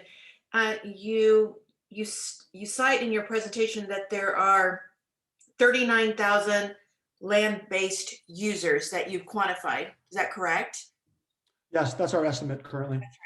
Do you also, as part of your study with land-based users in this area, have you also taken into account what that equates to in terms of economic impact, and its, I guess, ripple effect in nearby small businesses, etc.? I have not been able to extend that analysis to economic impact. Yeah, I mean, frankly, I just haven't had enough time on the weekends. There's been a lot of demands in order to present to the council, I think, the facts that are that most closely related to this. But I do believe that there is significant, based on the numbers of people who come here and based on the distances that people come from. I'm only able to survey a small sample. People who are respondents to our website. There are lots of people. I've gone out there, many times, handing out flyers and whatnot. There are lots of people who, frankly, I'm unable to even communicate with. They speak a language other than English. And then these people are, frankly, probably, not even most. I'm not able to capture the voices of some of these people as well. Like, I'm only showing a small subset, frankly, is what I'm trying to express here. And I think that 39,000 is a reasonable estimate, and the distances and the coverage that this area attracts people from is probably if anything, underestimated. And a follow-up question, and you just raised it briefly, and that is, of these 39,000 that you estimate, what was the percentage, if you will, in terms of ethnicities? And would you say that as you determined this 39,000, would you say that perhaps created also another, how should I say this? Did it create a potential for not being able to fully capture more potential users out there because of language barriers? Could you say the last part of the question again? I'm sorry. So I guess I'm guessing that you determined the 39,000 with your own methodology, your own survey. My question is, did you get a diverse enough return, if you will, on your survey to determine population demographic, the demographics of this 39,000? And would you say, this, based on your analysis, would you say that a lot of the diverse populations were not counted because they couldn't respond to your survey? I would say, with respect to the vehicle survey, I would say that was there was no, we were not, missing people there, right? We were counting every vehicle that came in, and on the exit, counting vehicles that exited, and the number of individuals in said vehicles to get an idea of people, per car. So in that case, we were capturing everybody. With the vehicle survey, we are not looking at demographics. That's hard to do, as people are, kind of coming around this turn, and you're just effectively taking pictures, and then when they're coming back, you can kind of see who's in the car per se, and maybe make a guess on demographics as it pertains to ethnicity, but that was not data we collected. In terms of the survey that we did with new members signing up for our group, 147 respondents. Most people answered all questions. I think for recreation use, like 143 out of 147. We did not ask questions pertaining to demographics. That being said, I mean, when I go out to Liberty Island, it's a really diverse group of people. Frankly, anytime you go to a place that has a lot of fishing, especially, you'll find that there's a pretty diverse group of of the overall population there. I would say, in pretty equal terms, a lot of diversity. I don't have any data to really pertain to that, though, so I won't venture to try and answer that more than my own observations. That would say the place is really diverse. CDFW and their claim that there's is disproportionately impacting people of low income and income demographics, I would completely verify with my own personal observations, and I think they are the ones to speak to that most effectively, and they do, and they directly call that out, being the agency that manages that land. So I concur with their assessment, which I believe is probably more qualified than anything I'm able to bring to the table today. Thank you so much.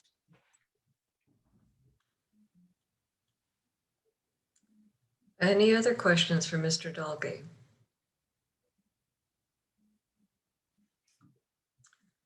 Well, in that case, thank you very much for taking the time today, Mr. Dalke. Thank you very much for the opportunity. Staff have a question, if we can. Oh, I'm sorry. Go ahead, Avery. Thank Excuse you. me. So I'm Avery Livingood, council staff. Thank you, Mr. Dalkey, for your presentation. You presented several different pieces of information based on your own data collection and surveying methodology. Can you please clarify which of those data, including the Google aerial imagery, the Google Maps information, and the windshield survey, which of those, if any, were presented to the department prior to the date that they filed the certification, and when exactly you shared that information with them, if you did? Yes, certainly. The vehicle survey was done in mid-March after the filing of the certificate of consistency. The other pieces of information are regarding satellite imagery and Google Maps data, showing usage that anyone can generally access through either Google Earth for the imagery or Google Maps for some of those usage time sort of histogram curves. That data was presented on February 1st to the Department of Water Resources, and I have not the exact same images I'm presenting to you today, but satellite imagery and screenshots of usage from Google Maps are in, I believe it's Exhibit B of our appeal. Thank you for the clarification. Okay, thank you. Are there any other questions from council staff? There are not, Madam Chair. Thank you. Okay.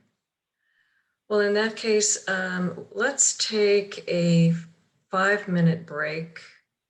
I imagine our court reporter might be a little tired, and so we will resume. Let's see, the time is now 10:46.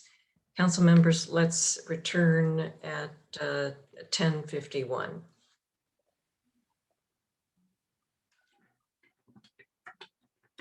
Thank you, Susan. Thank you, Daniel.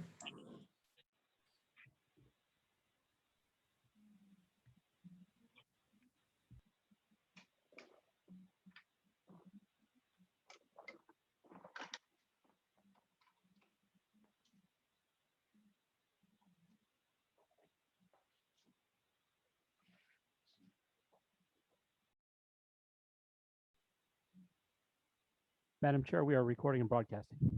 Great, thank you. Well, let's give council members 1 more minute. Perhaps my clock is fast.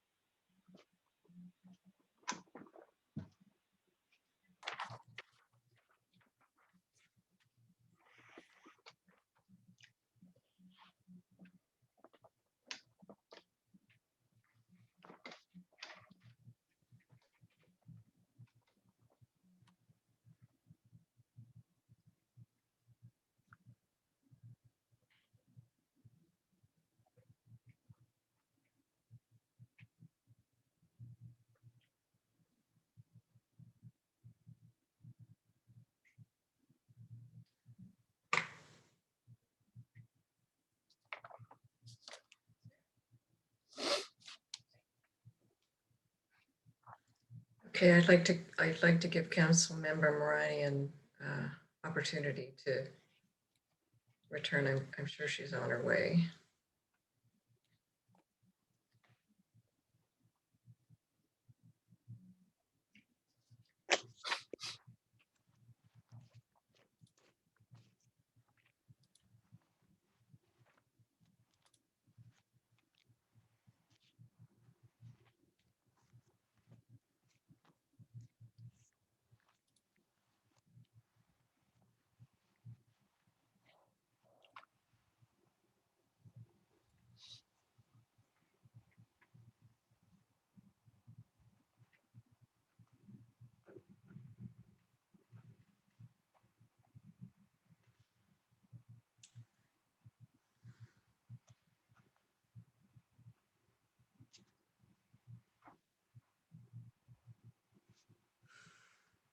Well, council members, since we have a quorum and since this hearing is being recorded, in the interest of time, I think we should go ahead and start with Appellant A2, Solano County Water Agency.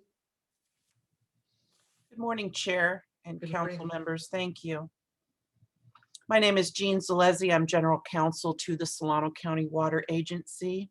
And also with me from the agency, available to answer council questions, is Roland Sanford, General Manager, Chris Lee, Thomas Pate, and Alex Rabidou. So at the outset, I want to emphasize that what we have been able to glean from DWR submissions have clarified to us that DWR misses the point of the agency's appeal. The agency is not asserting that the habitat restoration isn't a worthy objective. Quite to the contrary, the agency does its own habitat restoration and feels that those are very important goals. We are not asserting that habitat restoration isn't worthy. We're just wanting a mitigation in place to ensure protection of North Bay Aqueduct diversions, because the project as currently comprised without mitigation threatens that essential water supply for over 500,000 Californians. And we want to echo the statement made in the letter to you by the Delta Protection Commission, that while we support the effort to restore and enhance the Delta ecosystem, we object when these efforts ignore or insufficiently consider valid concerns. We believe the appeals filed in this case result from DWR's inattention to such concerns rather than hostility to their efforts. Resolution of the appeals in ways that address the legitimate concerns that are raised can demonstrate California's commitment to the promise of the Delta Reform Act and the Delta Plan that ecosystem restoration and water supply reliability will be achieved in a manner that protects and enhances both. So next slide, please. On the substantial evidence issue, I think the filings have really covered that. I think you're all aware of the substantial evidence requirements, but suffice to say they are more than a mere scintilla. They have to be reasonable. You have to be able to look to the record and, as a reasonable person, accept that the information in the record is adequate to support the conclusion of consistency represented by DWR. Next slide, please. In this case, DWR and EIP simply assert that the environmental analysis conducted in their EIR is sufficient to demonstrate consistency with the Delta Plan and provide substantial evidence. And this simply is not the case. A consistency determination and a CEQA document are two different things. And there are critical issues of consistency before you today that not only lack substantial evidence, but have no evidence at all in the record that there is consistency. Next slide. The first of those that I'll just highlight today is the water quality. And you've asked the agency to clarify and cite to specific evidence in the record to clarify how the evaluation of water quality impacts is not sufficient to make a consistency determination relative to the co-equal goals. And on this issue of water quality, the evidence in the record is very clear. DWR admits in its documents that it cannot make accurate predictions to determine the significance of direct, indirect, or cumulative impacts of the proposed project on dissolved organic carbon. Next slide, please. So this acknowledgement by DWR that it does not have the information and the information is not available requires a finding of inconsistency until DWR is able to provide feasible and effective mitigation for these adverse impacts of concern, because they are serious adverse impacts to the project. Next slide, please. The second issue that I just want to highlight today is the invasive fish species issue. The North Bay Aqueduct is operated pursuant to an incidental take permit. And this permit requires it to completely cease operations when special status species are present, particularly Delta smelt. At the same time, the stated goals of the project is to restore 3,000 acres of tidal wetlands to create habitat favorable for Delta smelt, to increase Delta smelt numbers, and to design and implement the project to support viable populations of special status aquatic and terrestrial species. Therefore, if the project meets its stated goals, Delta smelt will be more abundant in the project area, directly decreasing the amount of water that can be pumped from the North Bay Aqueduct under its incidental take permit. Less water will be available to municipal users through the NBA intake each and every year as a direct result of the project's success. And this consequence has not been studied or evaluated in relationship to the mandatory elements of the Delta Plan. Next slide, please. And the issue of the project's impacts on the NBA's pumping restrictions under its incidental take permit from special status species was not addressed by DWR, either in its consistency findings or in its EIR. The only time it looked at invasive species and impact on water diversions was to agricultural water diversions, and it blithely stated that there will be no impact because we don't foresee any impact at the same time that agricultural users are pumping. This simply doesn't equate for a municipal pumping facility that diverts 365 days a year, year-round. And given that, the consequence of invasive fish species improvements, which is the goal of the project, has not been studied or evaluated in relationship to the project area. So there's, again, absolutely no evidence that the project is consistent. And in fact, the evidence points to direct inconsistency. Next slide, please. So DWR has unfortunately just decided to go ahead with the restoration project, which fulfills its own obligations to the Fish and Wildlife Service for mitigation.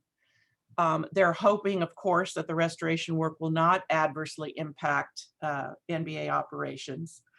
Quite to the contrary, we think there is evidence in the record that there is serious concern with adverse impacts and no mitigation efforts. We understand DWR's need to mitigate impacts from their own water projects. All we're asking on behalf of the agency is that they do not do so to the detriment of the agency's water projects and this water supply source that provides municipal water to so many people.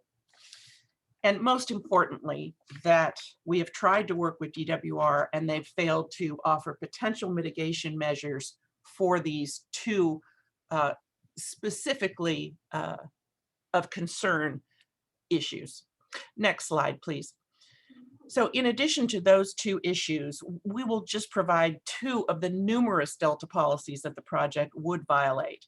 And as you all well know, to be a covered action, the projects must be consistent with each of the regulatory policies set forth in Article 3 or on a whole consistent with the co-equal goals.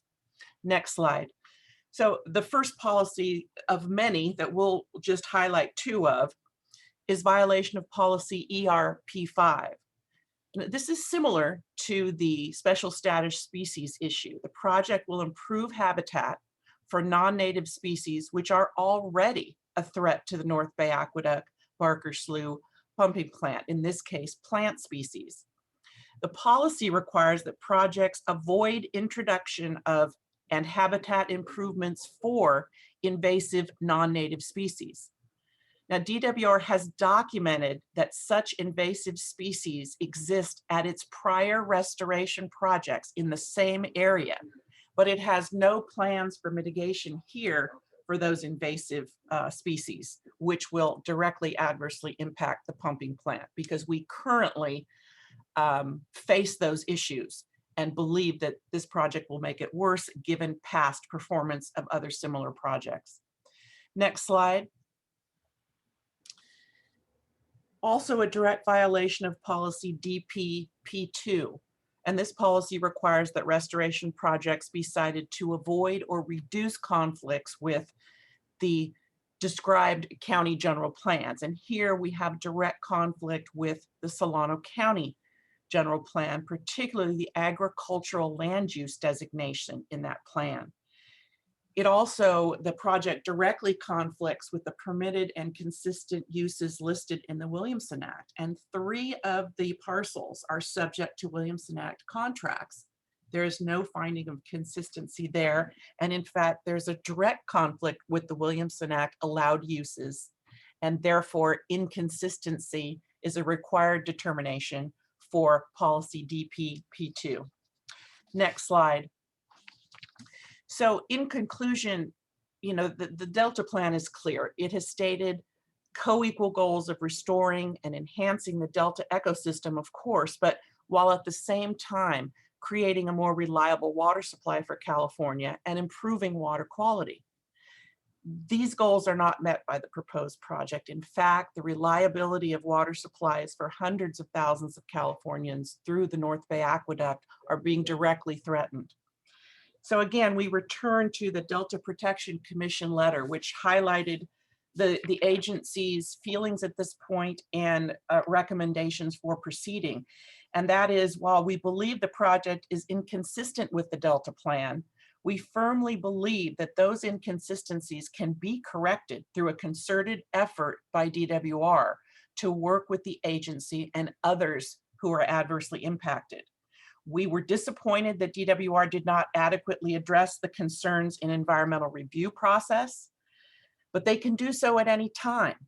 And we believe without sacrificing the primary objectives of the project, we believe there's ample opportunity to work with DWR to make it consistent with the Delta plan by including potential mitigation measures, and the agency is willing to do that work with DWR.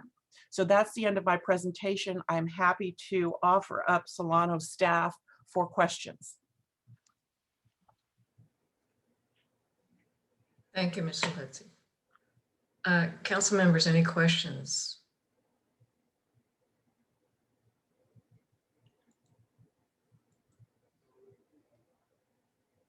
No, not for me. Okay. Staff members and I will continue to be available at any time that you have them. Thank you. Are there any questions from, Virginia, go ahead. Sorry, Chair. To Ms. Is it Zalesi? Yes.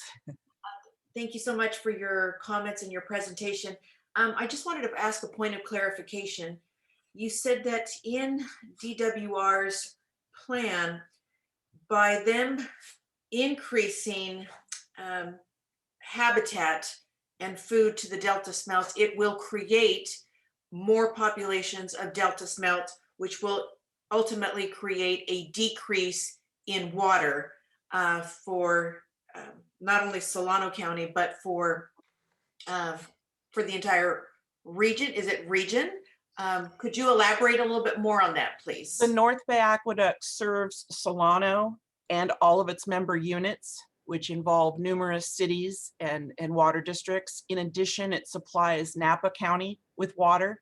So we're talking over 500,000 citizens and additional acreage of agricultural properties that are served by water supplies from this diversion.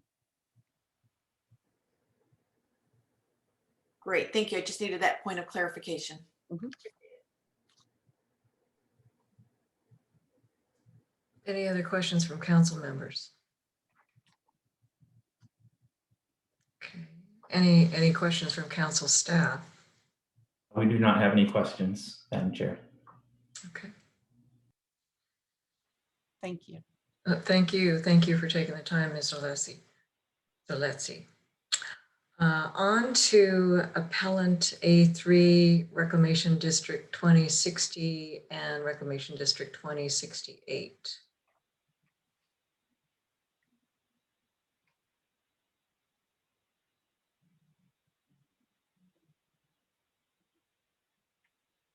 Just 1 second, Chair Tyan. I think they're getting moved over.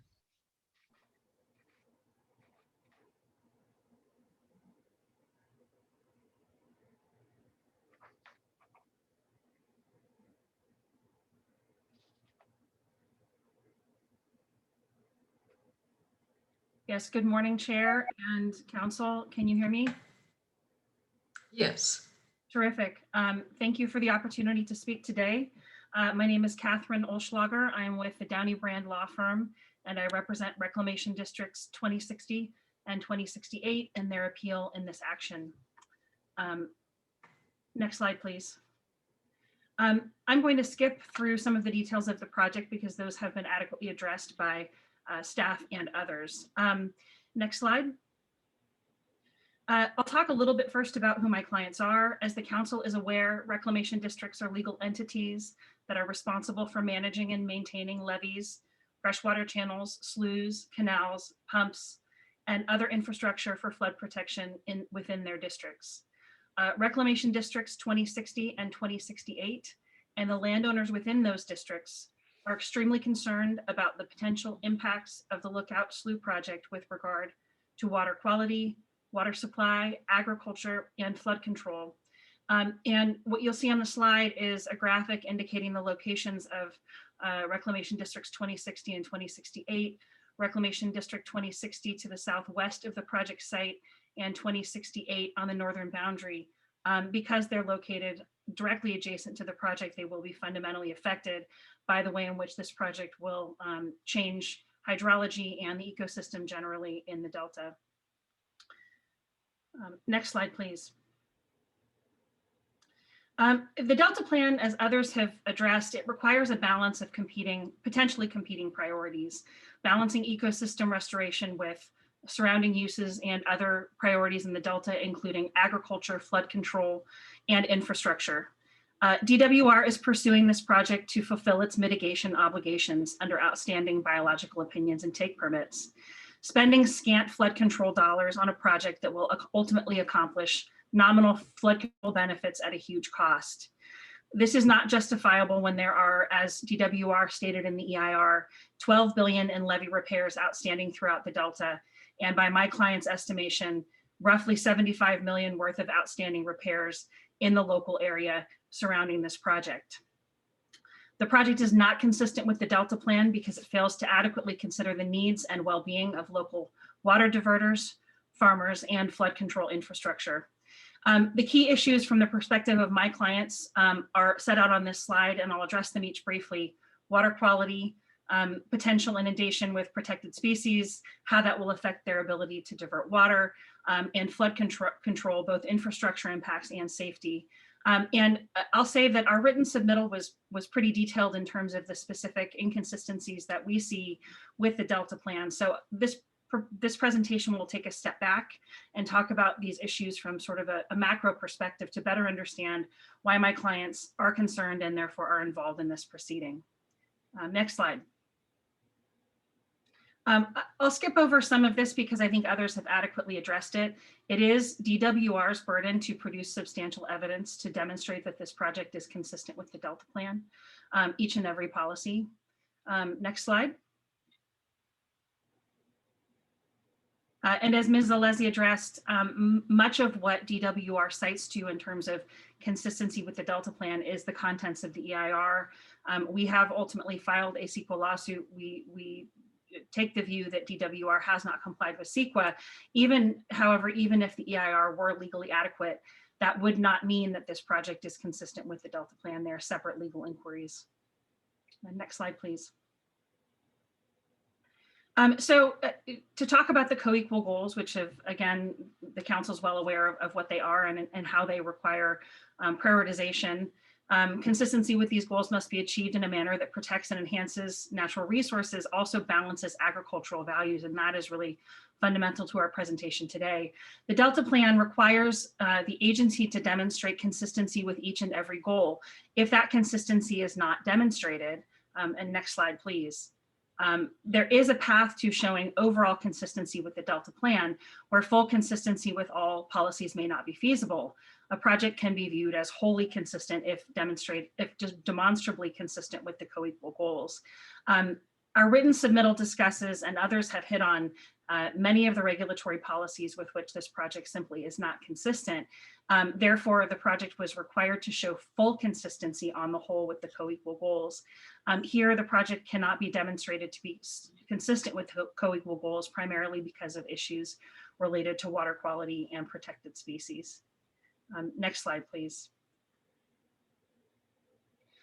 So the primary concern that we have put into our briefing about water quality has to do with the project's ability to predict impacts to water quality. So there's some detailed information in our slides and in our submittals about potential impacts related to salinity, mercury and methylmercury, and dissolved oxygen. The EIR and the certification conclude that impacts to water quality will be less than significant based on models, and those models are intending to be predictive. And DWR did an initial model in the draft EIR, did some supplemental modeling in the final EIR to some extent in response to my client's comments. There are several ways in which those models are limited and we believe to be inadequate in terms of the time periods that they look at. The first looked at 1 year, the second looked at 3 years, which are not consistent with how these things are traditionally modeled. But ultimately, DWR actually admits that there are significant limitations on what these models can predict. And we have a few quotes on this slide that I won't go through in detail, but the ways in which the EIR and the certification admit that there are limitations on how accurate these things may prove to be. And it depends on location. In some locations, they predict 90% accuracy. In others, it's 67. Why is that important? Next slide. The certification admits that there will be impacts with regard to salinity, but ultimately the EIR contains no mitigation to protect these potential impacts. From the perspective of my clients, the concern is that what happens if these predictions are not correct? What happens if ultimately there are significant changes with regard to salinity, mercury and methylmercury, or other potential pollutants? Next slide, please. What one might expect is that there would be monitoring to determine potential impacts on water quality. And why this matters to my clients is that my clients and landowners within their districts rely on intakes and diversions of water in this area and in the project area immediately in order to water their farms and to use water for a variety of purposes. If the quality of the water is degraded, they may not be able to use it, or in order to use it, they may need to treat it in ways that they do not have the capability to accomplish. So ultimately, if these predictions by DWR turn out to not be accurate, which DWR is admitting is potentially the case, there will be significant impacts to my client's ability to take and use water, and the EIR does not, and the certification does not provide protection against that. Next slide, please. I'm going to also talk about invasive aquatic weeds, which are an issue with regard to a variety of factors, but also have the potential to impact water quality. Invasive aquatic weeds like water hyacinth can have significant effects to water quality. The mitigation measure in the EIR for dealing with invasive aquatic weeds is incredibly vague. There are 2 paragraphs in the EIR about invasive aquatic weeds. There are no performance measures. It's not clear who will be taking action to deal with the weeds, when action will be conducted, by whom, or to what performance standards. Next slide, please. And this is really the key point on water quality from my client's perspective. What happens if these predictions about water quality are not correct? What happens if invasive aquatic weeds are not effectively managed? This will ultimately directly affect my client's ability to divert water. And DWR has offered no protection against the scenario in which they are either required to pay for significant expensive infrastructure. Ultimately, this is expressly inconsistent with the co-equal goal of providing reliable water supply. And I will note, because the department has reserved most of its time, this has not yet been discussed. I assume that in response to some of this, they will talk about plans that were prepared beyond after the EIR was certified, and that's 2 plans that are currently in draft. The drafts that I have reviewed are January 2021. That is the long-term management plan and wetland reserve plan of operation, and the draft adaptive management and monitoring plan. Those plans are in draft It is not clear what the ultimate contents will be. They do provide for some level of water quality monitoring, but ultimately the point of that monitoring is to determine whether the project itself has been effective, whether it has created the habitat that it intends to create. There is no provision for testing that would evaluate impacts on surrounding diverters, nor are there measures that would be taken should those impacts to surrounding diverters ultimately manifest. So while the department may offer those plans as potentially protective, they do not provide reliable mitigation for the potential impacts to my clients. Next slide, please. The second issue is one that Ms. Zalesi addressed to some extent with regard to her municipal diversions. The same issue is of concern to my clients. The express purpose of this project is to increase populations of Delta smelt and other protected species. Intakes in this region are largely not screened. There are intakes that are critically important that are in locations that could become problematic as a result of this project if ultimately populations of these fish increase significantly. The certification fails to address how infrastructure improvements that might need to occur would be funded, nor does it address the physical impacts of those infrastructure improvements. It is reasonably foreseeable that intakes in this region will need to be upgraded, screened, potentially moved as a result of increasing fish populations. None of that is meaningfully addressed in the documents provided by DWR. Next slide, please. The response, and I'll move on to the flooding in a moment, the response that you'll see from DWR in the final EIR to these concerns, which, and again, my clients have been sort of shouting this from the rooftops all along, regarding my clients' concerns with regard to introduction of increased populations, was to essentially say, well, your intakes are already in a region that is in potential habitat and you're already subject to the Endangered Species Act. So this is already something that you have to deal with. And then they attempt to sort of reduce my clients' concerns to economic concerns. Social and economic impacts are not impacts for purposes of CEQA, and that's the position they take in the EIR. While social and economic impacts to farmers and to agriculture are issues with regard to the Delta Plan, not that we agree with their assertion with regard to CEQA per se, but ultimately if the introduction of much larger populations of these fish is going to either reduce or eliminate my client's ability to divert without huge investments in infrastructure improvements, that does render the project inconsistent with a variety of Delta Plan policies as well as the co-equal goals. The final point that I will address with regard to our concerns about the project is our impacts related to flooding. And our concerns about flood impacts are come from a couple of different issues. The first, and this was covered in detail in our written submittals, are that the project calls for Reclamation District 2098 to play a key role in operation and maintenance with regard to the levees that will be part of this project. Currently, revenues from 2098 are not adequate for it to do that work. And DWR has not addressed where 2098 will ultimately get that money. If 2098 cannot accomplish that operation and maintenance, DWR has not addressed how it will be conducted.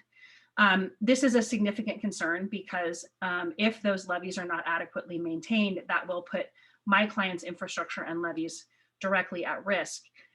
In the EIR, DWR sort of glosses over this issue and says that RD 2098 will be entering into an updated operation and maintenance agreement with the Central Valley Flood Protection Board, and that DWR is engaging with RD 2098 on this issue.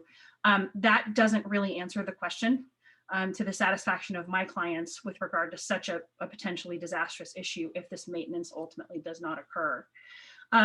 And the second primary issue of concern from my clients with regard to flood control has to do with how flood control capacity is being moved around. The project touts that there will be an increase of 40,000 acre feet of flood storage. What it doesn't address necessarily is where that 40,000 acre feet of flood storage is coming from. Next slide, please. And I'll ask you to forgive me because I am not a technical person or a scientist, so I'm going to explain this in a way that ultimately makes sense to me as a layperson. But if you look at this slide, and the Lookout Slough Restoration Project is indicated on sort of the left part of the slide in red, That is the area that will be essentially added to existing flood capacity on the right-hand side of the slide. But my client is located to the north of that red area. In severe flood events, when the northern levees are outflanked, as I'm told that it's called, but essentially when water goes around those levees, and this is in major storm events, major flood events, water flows down through my client's property, and this is RD 2068. And ultimately, that area that's in red, now there will be a levee up at the top of it. That's flood storage capacity that the water could flow over my client's property and into that area. So by cutting off that 40,000 square feet of flood capacity, it's taking it away from the flood relief that is provided to my client 2068 in major flood events. Essentially, as they put it to me in describing this, it's making the bathtub smaller. The primary concern for my client is that that is going to significantly reduce the time for my clients to evacuate, for them to evacuate livestock, to evacuate property, to respond essentially to an emergency. This is not an issue that has been addressed by DWR. They expressly said that flood capacity of my client's district is not considered with regard to the project, and it does present a significant risk to my clients in, again, major flood events. Next slide, please. I'm going to touch briefly on a subject that has now come up several times in the proceeding, and it was the supplemental question that was posed to us about a week ago by staff. So it's a little detailed because I wanted to provide a response to staff's questions, but I will run through it fairly quickly. And this is consistency with policy RRP1. And this is the policy, again, that relates to essentially how the state spends money and how it balances the competing priorities in the Delta Plan. We are ultimately of the view that the project is inconsistent with and inappropriately failing to balance these goals. There are two pieces to this policy. There is the first discusses prioritization of Delta emergency preparedness, response, and recovery. Our primary concern about consistency is that evacuation issue that was just discussed in terms of 2068's ability and time to evacuate in a major flood event. The second piece of policy RRP1 is, again, DWR's prioritization and funding. Next slide, please. And we believe that this project is inconsistent with several of the goals listed in this policy. Localized flood protection goal number 1, the certification admits that the project does not provide 200-year flood protection. It discusses 100-year flood protection. Next slide, please. Localized flood protection goal 2, protect small communities and critical infrastructure of statewide importance. Again, the 40,000 acre foot storage issue is of concern with regard to flood risk. DWR fails to address the flood impacts that would result if RD 2098 cannot meet its operations and maintenance obligations. And the bottom line is that there is such a need for funding for improvements and repairs to area levees. This project does not prioritize those needs in a way that is protective of small communities and critical infrastructure. Next slide, please. Again, failing to protect agriculture and local working landscapes, potential impacts to water quality, and the potential for increases in protected species are existential threats to some of these water diversions. And DWR has failed to adequately address how those agricultural interests that are so fundamental to the Delta as a place will be protected. Next slide.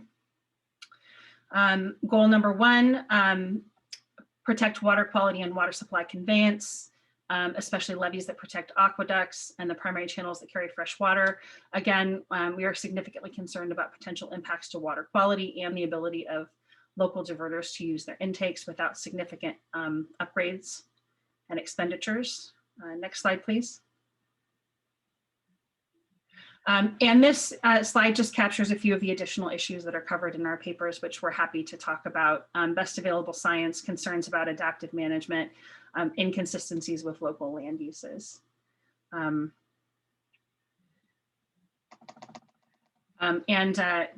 that, I will close my presentation. And again, to echo Ms. Zalezi's sentiments, my clients are supportive of this project, but it cannot be pursued at the detriment or to the detriment of local agricultural interests, flood control infrastructure, and we believe that again, the inattention to those issues renders this project fundamentally inconsistent with the Delta Plan. Thank you very much for your time. Thank you, Ms. Olschlager. Council members, are there any questions?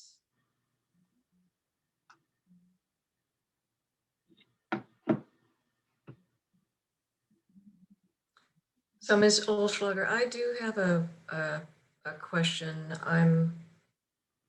Could you say more about the 40,000 acre feet of flood storage? I'm not understanding if you consider, or your clients consider it a loss of 40,000 acre feet of flood storage. How is that calculated? Yeah, so the 40,000 square foot number is actually a number that comes from DWR as the net flood storage benefit on one side of the levee, if you think of it that way. They're moving a levee so that 40,000 feet of flood storage will be added to the area on the right-hand side of that slide. But in moving that levee, they're taking that flood capacity away from the area on the eastern side or on the western side of the slough. And that southern portion of the that is being taken away from where my client's district operates, I'm sorry, acre feet, where my client operates, it will reduce the time that it will essentially have, as I said, it will sort of cut off the bottom of the bathtub on RD 2068's side of the levee, if that makes sense. So there's a smaller area for the water to go. When these flood events happen, the water moves from north to south. The water will be stopped and will pool up essentially in RD 2068's district rather than being able to flow south. So those 40,000 acre feet were meaningful for my client's ability to timely evacuate in the event of a significant flood event. Thank you. And Chair, if I could call, I have someone from our district who I wasn't sure if he'd be able to join, but I have Rick Reinhardt on, who I did designate as a speaker. If I could have him speak to this issue, that might be helpful. Okay. Good morning, this is Rick Reinhardt with MBK Engineers. Can you pull up the graphic that you had before that showed the basins? Yes, just 1 second, let me pull it back up.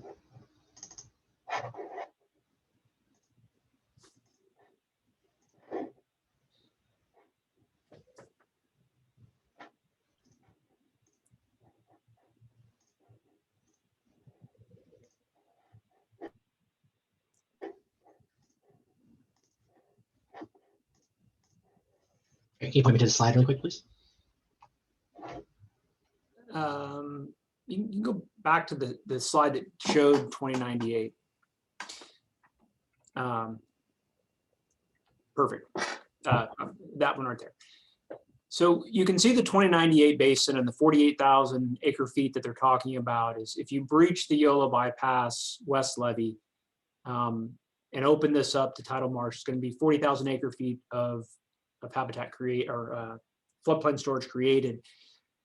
Right now, as Catherine described, if the RD 2068 levee to the north of here fails, water flows to the south. The grade of the land is to the south, and it's shallow flooding over RD 2068 or portions of 2068, and it fills up the RD 2098 basin until it's to the top of the levee, and then it flows from inside the levee system out into the Yola bypass. Building a new levee to the north, now the water is going to pond against that new levee. And so she used the term, the bathtub is smaller. That's exactly right. So in losing this floodplain storage from an emergency response plan has an impact on RD 2068. RD 2068 will have a lower response time, will have less response time, and more lands will flood than would have otherwise flooded from levee failure or that outflanking scenario. Does that help visualize this for you? Yeah. Yes. Thank you. Madam Chair, if I could, this is Member Natoli. I wanted to, while Rick's there. So Rick, in addition to a shortened period of time to react in the event of the larger storm event, with what you just described in response to Chair Tatayan, would it, in addition to lands that may not flood currently with more frequency, or not at all, will you see a sustained period of time for the water? Will the water stay in longer too because of that, or no? I don't think it would stay in longer because the response method is to breach the levee to get the water out. But what you would see is water deeper on these lands. And that's a particular concern for 2068, where they're trying to clear livestock and property. So there's greater risk to damage and loss of life potential unless an emergency response plan or something is developed to mitigate this change. And just one other question. So when you say deeper, obviously if land has been flooded before, then it's being flooded, but what sort of depths currently, and what would you project and how that would spread out over the RD? Well, it's going to be based on the height of the levee.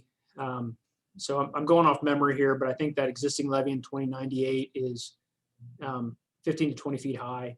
As the water backs up into 2068, it's going to get shallower because of the grade of land. So you put the new levee, and if that same levee, and I don't know what the height of that new levee is off the top of my head, but if it's 10, 15 feet high, then 20 feet high, that's going to be the depth of the water where it would have otherwise been much shallower.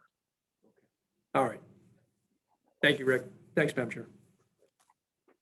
Sure, thank you, Don. Are there any other questions from council members? Okay, are there any questions from council staff? Yes, Chair Tatay and staff have 2 questions. Go ahead. First one may have already been addressed. We're hoping to clarify whether Ms. Olschlager's statements regarding increased flood risk were with regard to this increasing flood depth within 2068, or if that was referring to something else, and if there's evidence in the record related to that statement. Yes, thank you for the question. The primary concern with regard to increased flood risk is the issue that Rick Reinhardt just described. I believe there is evidence in the record on that issue. I will pull up those citations right now. Thank you.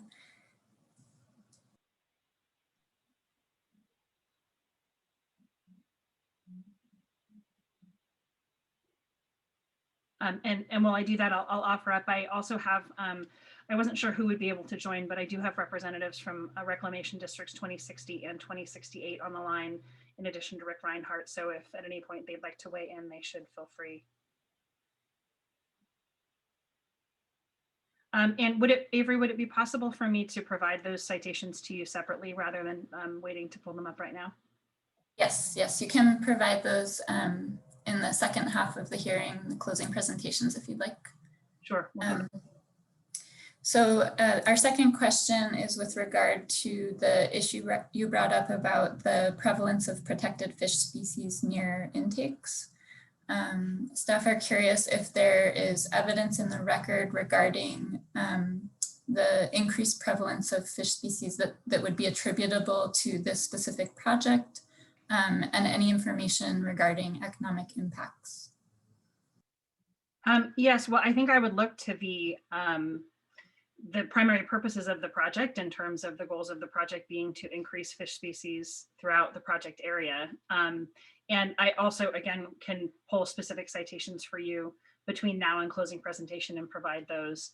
I also would look at the, let me get the names right of these 2 plans, the long-term management plan and the adaptive management and monitoring plan, which to some extent, and these are DWR documents, talk about the goals of the project in terms of improving habitat.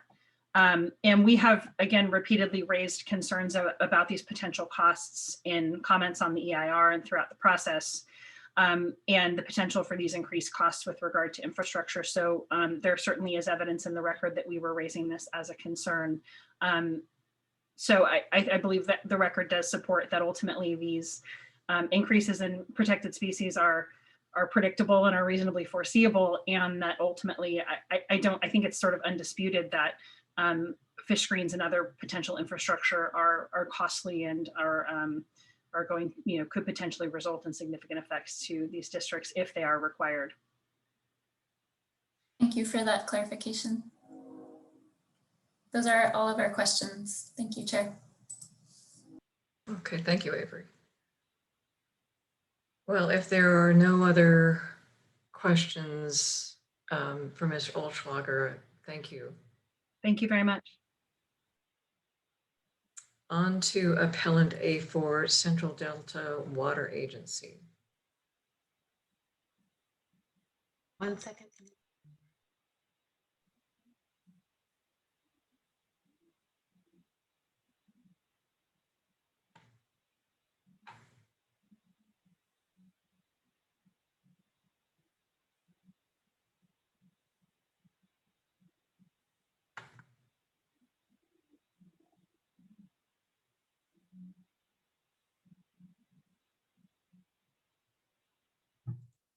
Okay, they should be on the panelist side.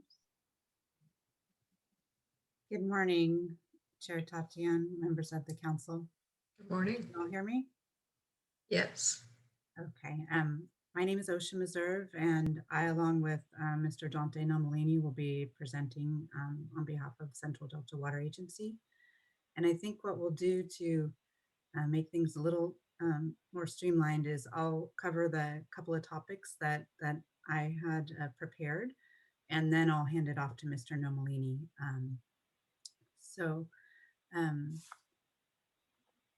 There's been a lot of excellent information presented already today, and especially the back and forth with questions and whatnot from the council and staff that I think are helping to illuminate just how inconsistent with the Delta Plan and the adopted regulatory policies this project is, and the opportunity to make it into a consistent project, I think is also out there.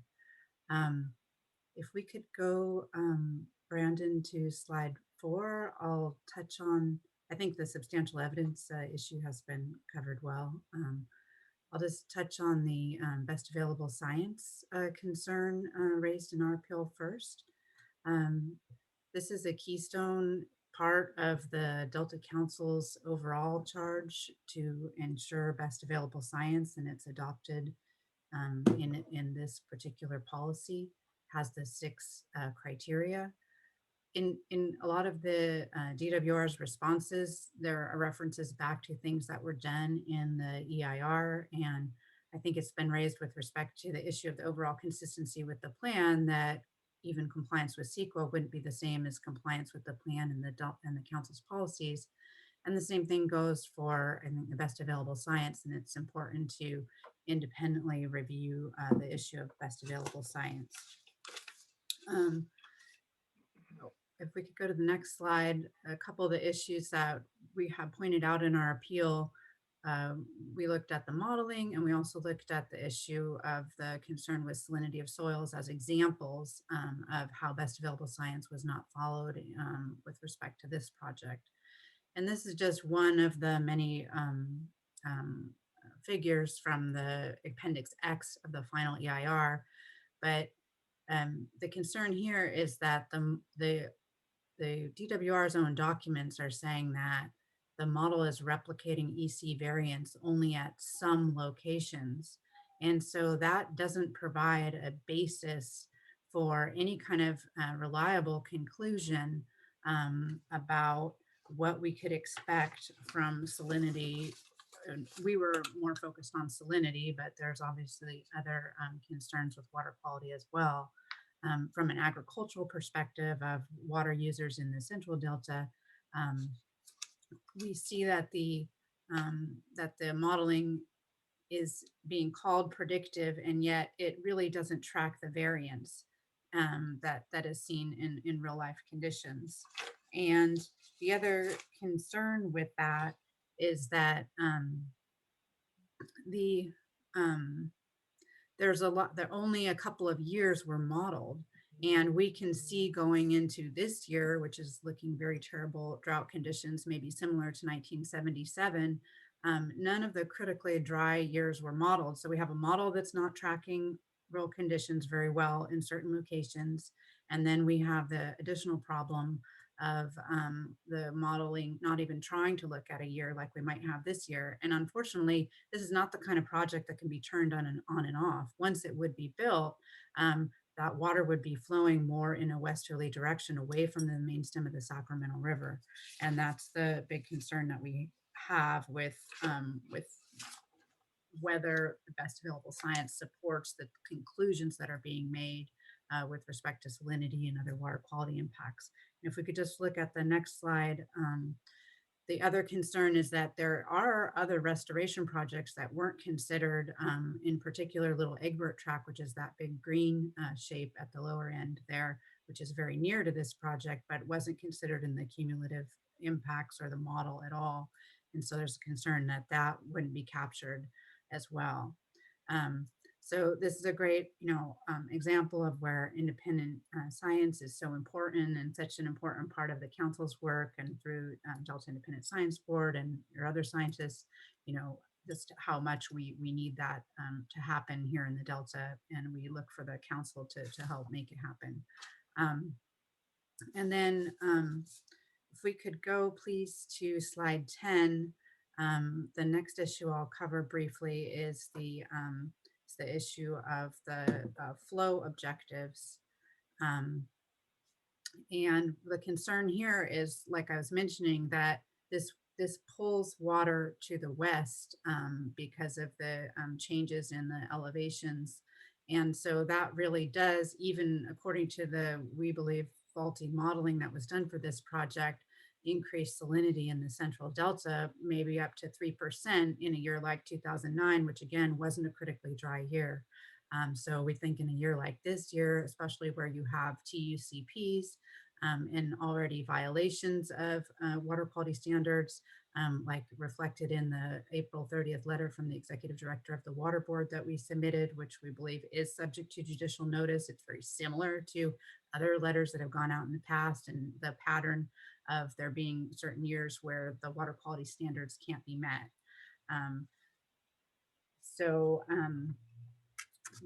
We also note that under 85020E, that requires improving water quality in the Delta under the Delta Reform Act, not degrading it. And this project is admitting that it does degrade water quality in certain areas of the Delta, even with the incomplete modeling that was done.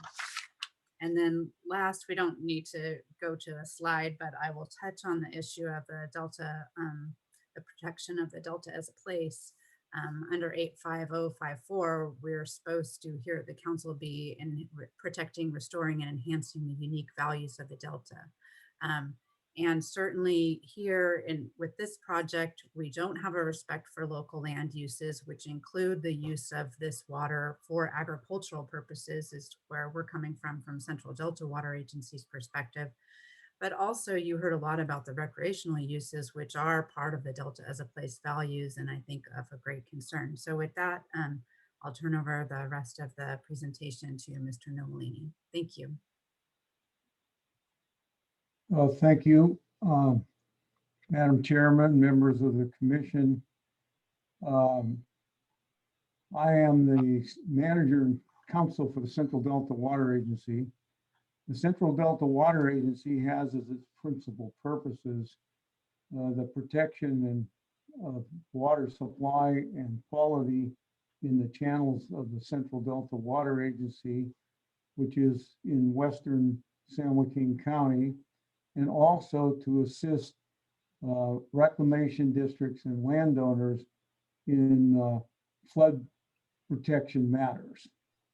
And our interest in this subject is not only with regard to the impact on levees, but also to the impact on fisheries, in that what's driving much of the conflict on water is, of course, the lack of supply, but also how we address fisheries in the Delta, as well as the entire Sacramento-San Joaquin watershed. Now, first of all, this project is conceded to be an environmental habitat type project to fulfill a portion of the obligation under the biological opinion for the long-term operation of the SWP and CVP projects, which is to continue exporting water from the Delta. We have a very serious concern with regard to the effort to support this project in view of its overall impacts, which I'll discuss in a little while. But with regard to the funding, where where funding that was clearly allocated in Proposition 1 to repair existing levees in the non-flood condition as well as during floods is actually being taken and applied to a habitat project, which, because it is a regulatory requirement of the projects under state law, it's the obligation of the state contractors to pay for that project. Water Code 11.912 requires that preservation of fish and wildlife is the responsibility of the project. And that's exactly what this project is intended to do, is to satisfy a regulatory requirement to preserve fish and wildlife, and in particular, endangered smelt. Now, we have asked, and of course, the funding issue can be remedied, and we have asked that the funds already allocated improperly, in our view, be restored to the levy programs as intended in Proposition 1. There are other funding mechanisms, and particularly in this case, it should be the payment from the state water project contractors. So I will not dwell on that. Our evidence that we've submitted includes the documentation with regard to the allocation of the bond funds, which comes from the bond accountability site of the resources agency of the state. And of course, the bond Proposition 1 documents I've included as exhibits in this case. So next, I'd like to talk about flood risk in the Delta that we think, and our legislative representatives, and we were involved in the negotiations that led to Proposition 1. And it was clear that the money should go to the levees of greatest risk in the Delta that were covered in the two programs, the Levy Subvention Program and the Special Project Program conducted by the Department of Water Resources. Now, the threats to the Delta preservation are twofold. One is sea level rise, and the other is a potential earthquake. And if we can go to slide, I'm going to jump around just to eliminate some of these slides. I think it's slide 20. I got to put my glasses on, sorry. Slide 21, please. This is the slide that I think many of you have probably seen, produced by the Department of Water Resources to indicate what area would be inundated with saline water in the event of a 20 simultaneous island failure due to earthquake during a drought.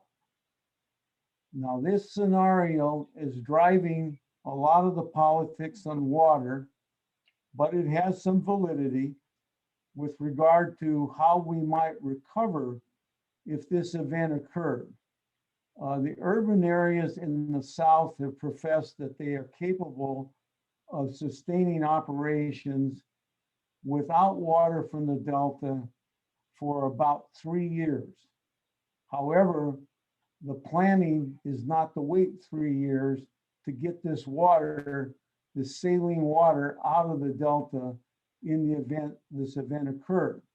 And therefore you hear things about freshwater corridor, the need to protect levees along that corridor with the plan to use the stockpiles that you've probably seen of rock and sheet piles in the Delta to go ahead and block various channels and close levee breaks so that we can isolate the amount of salt water that has to be cleared out of the system, and a limited amount can be mixed with water that exists in other reservoirs in the system. So these areas that you see in red are a primary risk from the standpoint of earthquake. Now, if we go to the next slide, these islands were designated in the 1983 Flood Hazard Mitigation Plan of the state of California, presented to FEMA in response to FEMA's concern that the state was not doing enough to protect levees that were at that time subject to quite a threat of flooding. Now, this mapping here is the reflection of what was expected to be rehabilitated in a long-term plan through the levee projects to a standard that DWR calls Bulletin 192-82. So this is the other area that must be included at the risk. And a policy that we have is that we should address the greatest risk, as I understand it. And from a logical perspective, these are the areas that the money should be spent. And that money should not be taken away from these areas. And by DWR taking that money, they're in effect subsidizing the future export of water under the long-term operation plan. So we view it as clearly inconsistent with the policies that we have before us. Now, I'd like to jump over to fisheries. And I realize the time is short, but in response to our comments with regard to predation, the DWR response is that they have ignored this. There's a Professor Vogel, a fishery expert, that produced a very comprehensive report, which we've cited, on predation as a result of the lower Liberty flooding. DWR has said, well, the Vogel article is not cited in the draft, but was reviewed but not considered as relevant as other studies cited, since it contains results for different geographic area and restored habitat. The Vogel study dealt with the immediately adjacent lower Liberty to this very project. So it is in the absolute geographic area and relevant to this project. The second thing they say is that by propagation of fish in the bypass, that they will be enlarged to the point that predatory fish will not consume them. Now, I'd like you to take a quick look at the slides, starting with, I can't see my number, but there's some big fish in the hands of people that were caught in the Delta. Let's go back. It's slide 15, Brandon.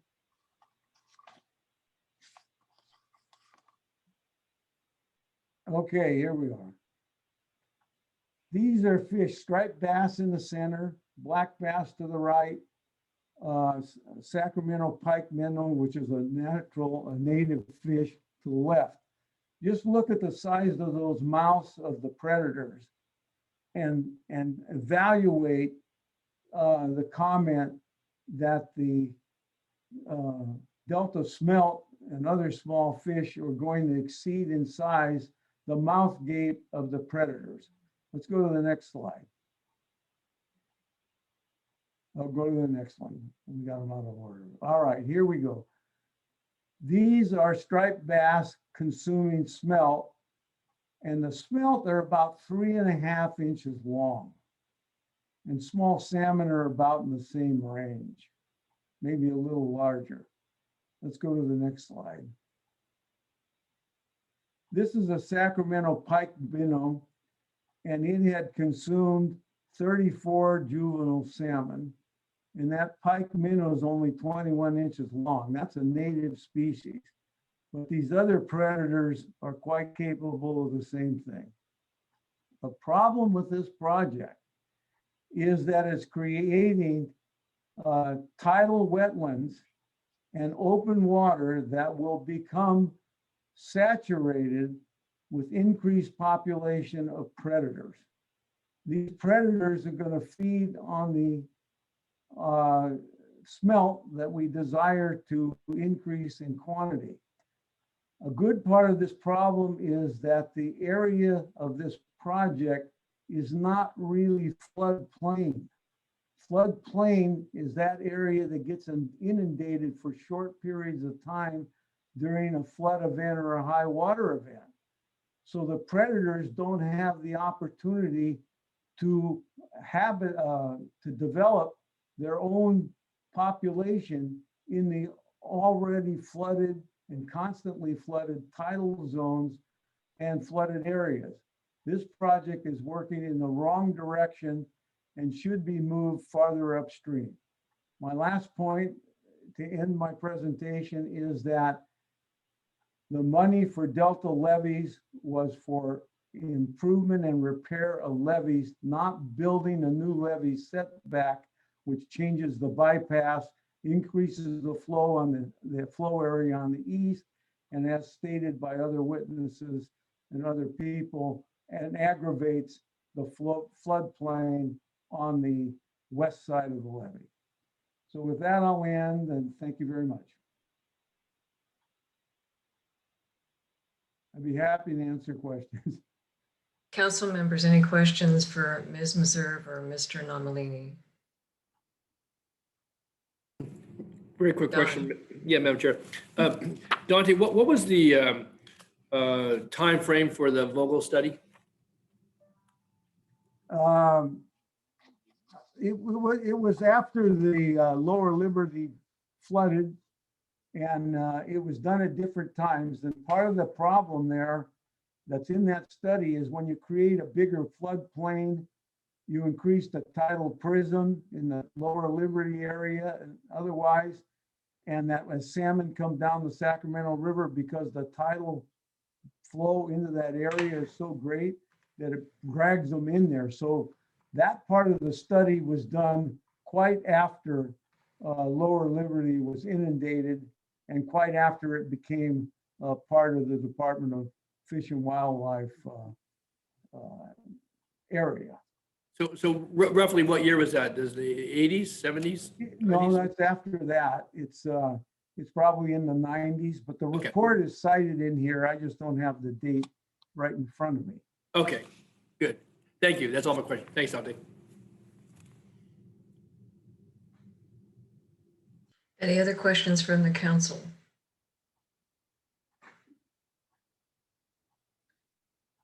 Are there any questions from council staff? There are, Madam Chair. We have a question for Ms. Meserve. Okay. Ms. Meserve, could you please clarify your statement regarding changes in electrical conductivity, or EC, and as it relates to Delta Plan Policy ERP1? Are you essentially stating that there would be a change in EC generally, or that would specifically exceed D1641 EC standards?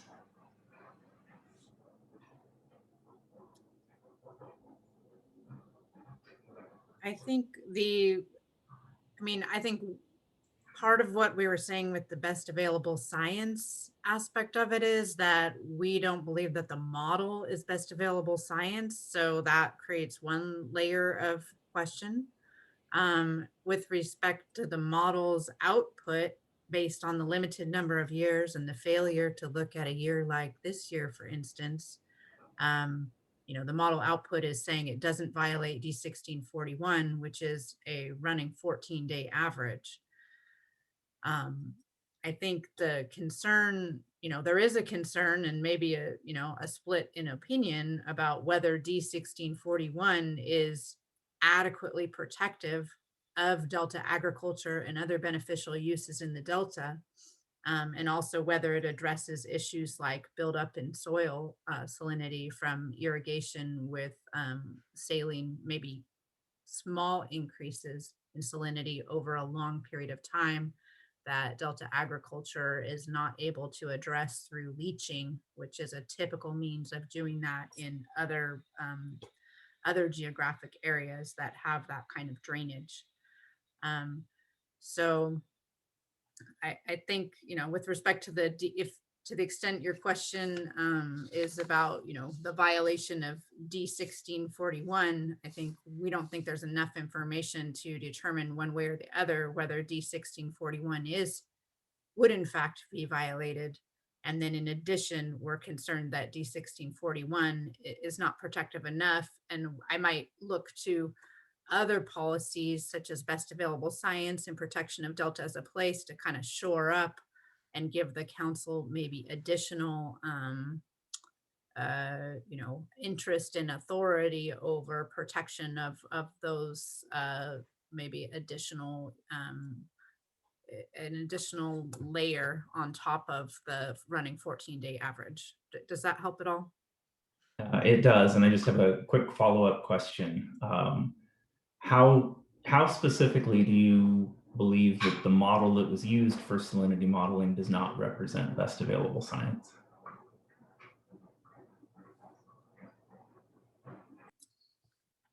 Well, I tried to include additional information in that in the second supplemental submission. But, I think we looked in particular at the table 1A1 in the council's adopted best available science policy. And I think we looked at the lack of inclusiveness of information that had been presented to DWR in the administrative approval or administrative review process. In addition, we touched on the lack of transparency about the model use. And then in addition, we mentioned the peer review aspect of it, and that the type of peer review process described in table 1A-1 doesn't appear to have, there's no evidence submitted by DWR that type of peer review process was followed with respect to the development of the model. I think DWR referred to, having a lot of people having looked at the model and that the model has some value and whatnot. And I think the question before the council is, whether there's evidence in the record that the model indeed is the best available science, which is a different standard than, for instance, what might be adequate under CEQA, which is still, in question because this CEQA document has been challenged in court and we don't know whether a court will uphold it or not. Appreciate the clarifications, Ms. Meserve. Thank you. No further questions from staff, Madam Chair. Thank you, Joe. Well, with no further questions, thank you very much, Ms. Meserve and Mr. Nomalini. This concludes the opening presentations, and we will now break for lunch. We will resume with closing presentations from the parties in 45 minutes. So that takes us to 12:53. So the hearing will resume at 12:53.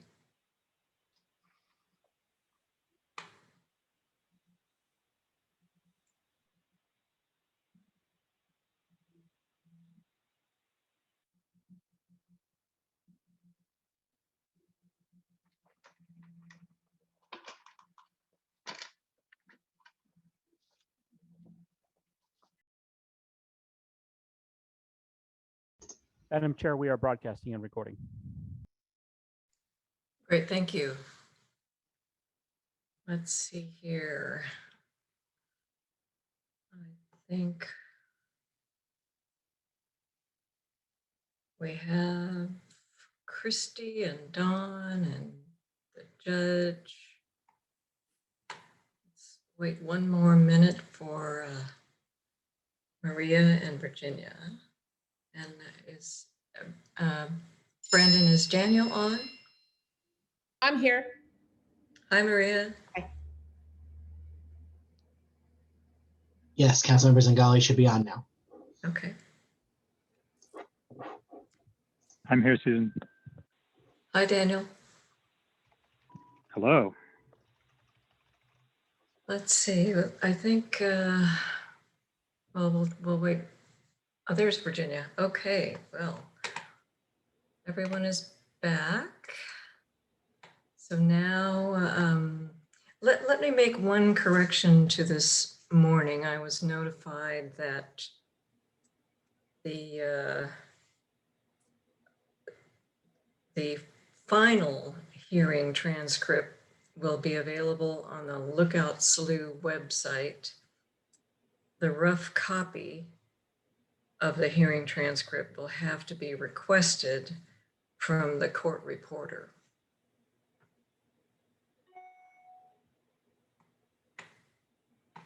And so let's move on to closing presentations from the parties.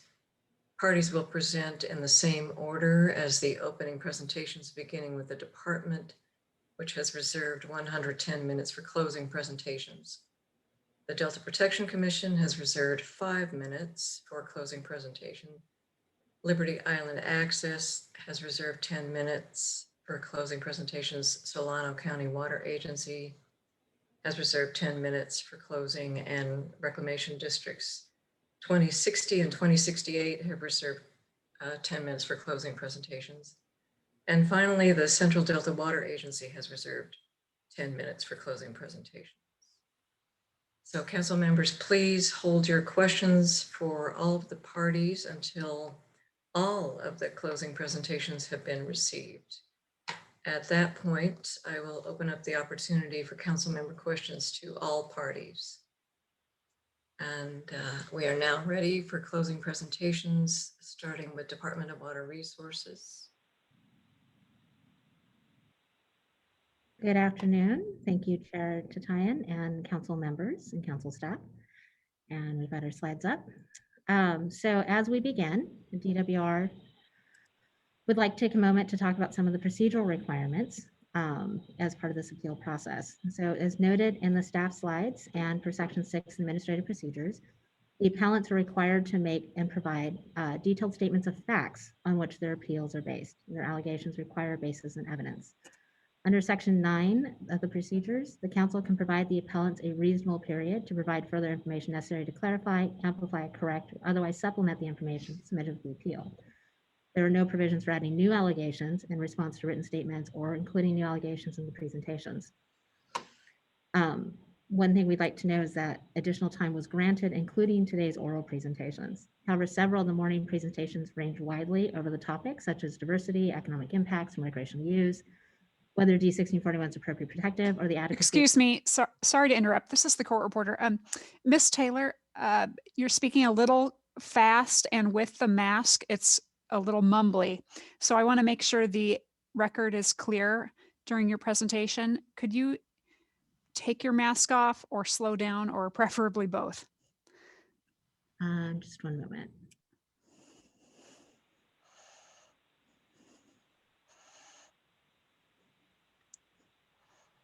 I will do both. Thank you very much. And slow down. Do you need me to go back for any of that section? No, just continue where you left off, please. Thank you. Okay. So a few, and we're just going to do limited examples because we'd like to get into the meat of today's discussion, is an example from the district's written appeal noted to explain the purposes of FRDs participating in the appeal. In the written appeal submitted in March, includes a claim that there'd be jeopardy to RD 2060's levies due to a planned breach in the Cash Haas levy, which was a factual inaccurate statement. That was an early design option dropped in 2018 after discussions of RD 2060 and was not included in the draft EIR. Liberty Island Access presented a brand new proposal today for the site, including changing channels that had not been previously discussed with DWR or previously seen. And there's a couple other examples, but we'll know that the staff will take that into consideration. So under section 9, failure of the appellants to provide the information requested within the specified periods is grounds for the council to dismiss that part of the appeal. And additionally, section 13B allows the council to dismiss issues not within the council's jurisdiction. So while we understand today's discussion has been wide-ranging and very informative, and I think beneficial to the council and to the participants, the actual analysis towards the appeals narrows the focus down to whether the facts have been presented to support the allegations, the direct connection to the policies, not recommendations, and also that section 5 requires that in a claim of inconsistency, the appellants also have to show that they have a significant adverse impact on one or both of the co-equal goals, one of which specifically includes protecting, restoring, and enhancing the Delta ecosystem, which DWR believes this project was designed to help accomplish. So what we're going to do with the rest of our time, DWR's job is to present on how the certification of consistency meets the Delta Plan policies and is supported by the substantial evidence in the administrative record. We note that there have been numerous submittals and numerous allegations presented in the appeals. It is not possible to address all of those in the 110 minutes before us, but DWR has submitted factual and detailed written responses to the appeals and the supplemental questions and in certification of consistency. It's over 90 pages. The bulk of it is citations to the record to bolster everything that we're saying today and to address the questions that have been provided by council staff. Our job is to demonstrate there's substantial evidence to support that it was reasonable for the decisions to be made that were done on this project. So we're going to discuss why this project was developed, what the objectives are, how it was designed, and recognizing that this is a multi-benefit project that had to combine the expertise of flood projects and flood maintenance with eco-restore, Division of Environmental Services, and real estate, which was no easy task. Over 40 subject matter experts at DWR reviewed, developed, weighed in, commented, or provided materials on this project. And we're not even including the extensive qualified team EIP brought to the table, which is listed in the preparers and the EIR. We're also going to focus on 3 main areas of discussion: invasive species, water quality, and recreation. Please note that recreation was raised under several policies, so we'll be visiting different aspects of recreation throughout the presentation. And so with that, I'm going to hand this over to Charlotte Biggs, who will start her portion. Charlotte?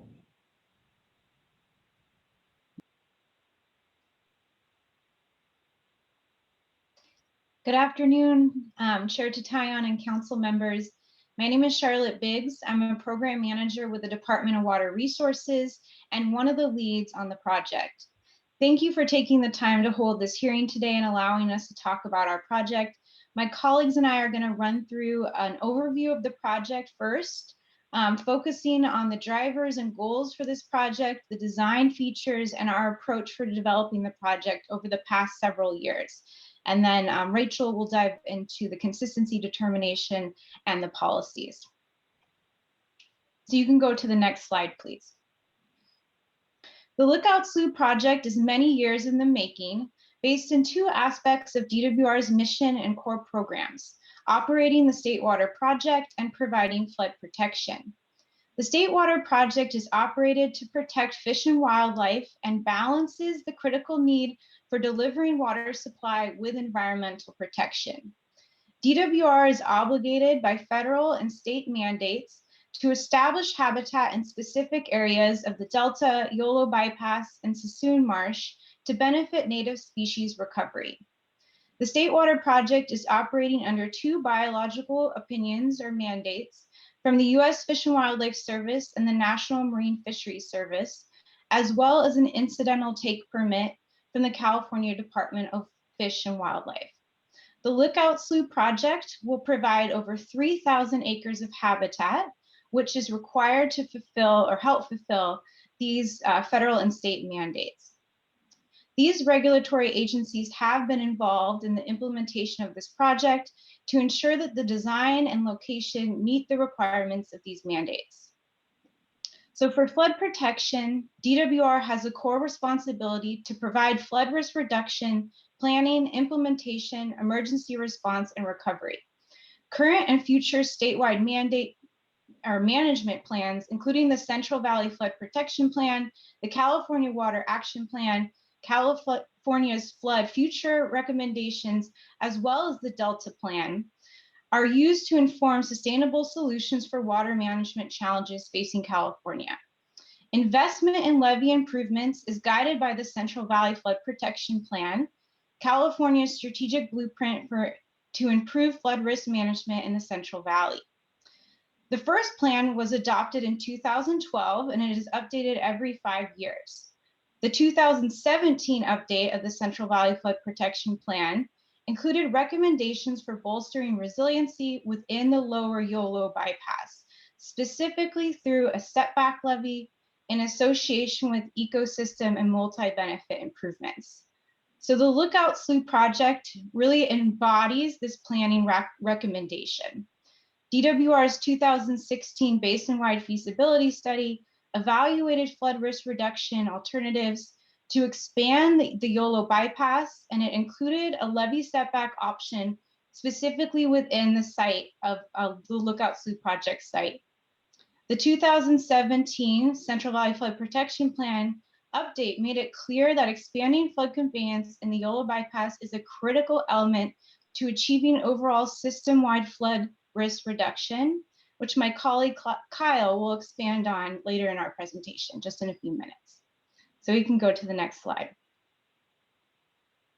Lookout Slough is also an Eco-Restore project. Eco-Restore is a multi-agency initiative started by California's leadership in 2015 to advance at least 30,000 acres of habitat restoration within the Delta Yolo bypass and Sassoon Marsh, in accordance and support of the Delta Plan co-equal goals. The Delta Stewardship Council has been a partner on Eco-Restore for the last 6 years, along with many other state, federal, and local agencies. Lookout Slough is the largest multi-benefit habitat restoration project to date. It's identified on this map, our Eco-Restore map, as project number 14. The initiative is focusing on multi-benefit flood and habitat restoration projects consistent with the governor's water resiliency portfolio to maximize the state's investments and benefits for the people of California. We can go to the next slide, please. The goals of the Lookout Slough multi-benefit habitat restoration and flood improvement project are to, and I'm just going to summarize what you have on the screen, is to create and maintain diverse intertidal and subtidal habitat to support native species and improve food productivity within the project area, to design and implement the project to support viable populations of special status aquatic and terrestrial species, and lastly, to provide additional flood storage and conveyance within the Yolo bypass to reduce the chance of catastrophic flooding and protect existing nearby infrastructure. Next slide, please. The Lookout Slough project is located within the legal delta. It's within the Cache Slough complex, an area where delta smelt and other native fish exist today. It is located within the intertidal range, which you can see on this map, which is shown in green, a historic marsh area, which is the ideal elevation for tidal wetland restoration. Lookout Slough is also adjacent to other restoration projects, including Liberty Island, Lower Yolo Ranch, and Yolo Flyaway Farms. It is also an ideal location for flood conveyance at the lower end of the Yolo bypass. It's right off of an area known as the stair step, which is an area that can get high flows during flood years. So we can go to the next slide. The Lookout Slough site is also located within the North Delta Arc. In 2016, UC Davis Center for Watershed Sciences proposed what they called a grand strategy to create an arc of habitats connected by flows of the Sacramento River. The upstream area and the arc includes the Yolo bypass, and it continues down through the Cache Slough region, down through the Sacramento River, including Twitchell and Sherman Islands, and into the Sassoon Marsh. So you can see the arc on this slide in green, and then the location of our project in yellow for context. We can go to the next slide. The Lookout Slough project is in an ideal location for improving flood resiliency and routing. The figure on the right is from the 2016 basin-wide feasibility study that recommended a setback levy within the Lookout Slough project site to expand the lower end of the Yolo bypass. The current levees on the Lookout Slough site, both the Shag Slough levy, which is a state plan of flood control levy, and the Cash Haas levee are fragile and deficient levees, which we'll expand on here in a minute. The new setback levee that will be built will help protect over 10,000 acres of existing farmland and private agricultural lands behind this new levee from flooding and sea level rise to help make this land use more sustainable in the future. Next slide, please. The figure here shows the lookout slough design. So I will quickly go over some of the major design features, and then my colleagues will go into some of the habitat and flood features in more detail. The duck slough setback levee, which is the new setback levee, is shown in teal and sort of a green color at the northern end of the site. So this is a 2.5-mile levee, which will be built along this alignment to today's standards. The setback levee will be certified and inspected before we breach the Shag Slough levee in 9 places and adding 2 degrades in the north and south of the site, which are specific flood optimization design aspects of the project. We will also be breaching Bogle in 2 locations, which is the smaller parcel to the western, sort of southern end of the site near Haas Slough. These breaches and channels across the site will create the subtidal and intertidal needed for the habitat restoration and the tidal wetland. The Cash Haas levee, which is in the southern end of the site, will be strengthened and the crown will be leveled to add resiliency and better access for operations and maintenance. The existing PG&E towers that run across the site will remain in place, and new access roads will be built, which actually provides better access than PG&E has today. These roads will also provide upland habitat for giant garter snake. There is also a specific upland area behind the new levee, also for giant garter snake and a riparian preserve in the area next to Vogel. So next slide, I'll zoom in a bit on the design for the northwest corner of the site. So you can see the alignment of the new setback levee, which is in orange. Right above that is Liberty Island Road, which will still go directly out to the Shag Slough levee. And there will be access down on the Shag Slough remaining in place for things like shoreline fishing. There will be a dead end and a turnabout there right on the levee. And as part of the project, we will be repaving this portion of the road. Additionally, access to the RD 2068's pump will remain in place with this newly paved road. The degrade is shown just to the south, which will be inundated only during high water events, which by our estimate is once every 5 years. Just below the degrade area, there will be an agency boat ramp. The boat ramp was incorporated into the design after collaboration with CDFW, the owners of Liberty Island Ecological Reserve, to provide them access to their site. There are no facilities on the Shag Slough levee nor at Liberty Island in terms of a boat ramp or legal parking today. So CDFW will use this boat ramp to access their property as well as help monitor the Lookout Slough site. We have a partnership with them to do so. Additionally, the public could use this boat ramp to hand launch watercraft such as kayaks or other small boats. And lastly, I wanted to mention that CDFW wardens, game wardens, and local law enforcement, including Solano County, will also have access to this boat ramp for emergency response and patrolling. Currently, there is no boat launch facility for emergency response in this area.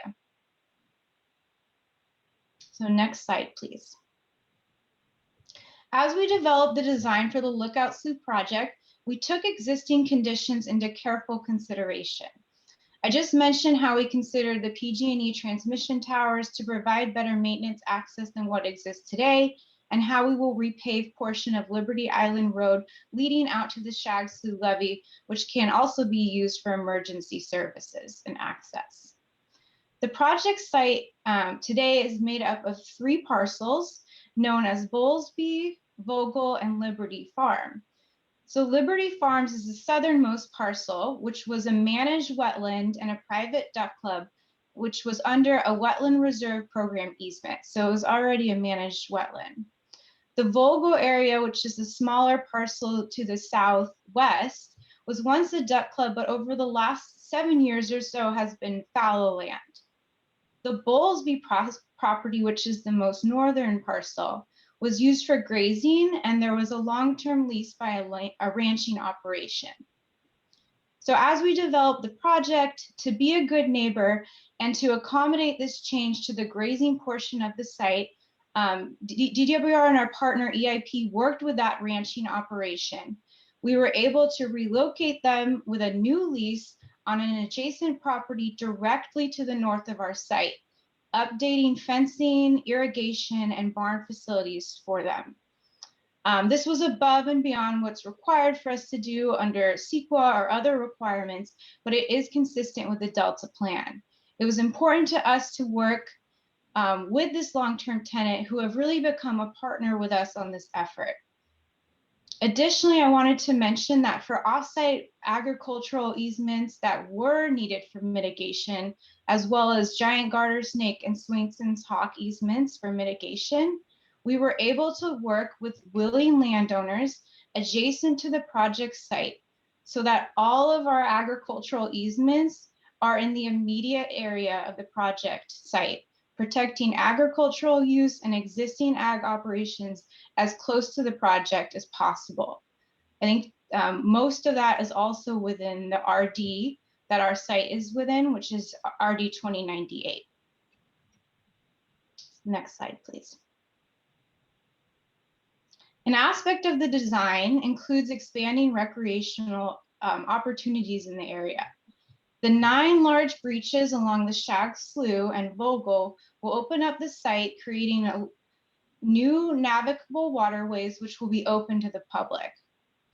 Now, when I say large breaches, I just want to put it into context. I mean, these are very wide. Some of the 9 breaches are as wide as 400 feet across. The smallest is 50 feet across. So these will be very wide channels.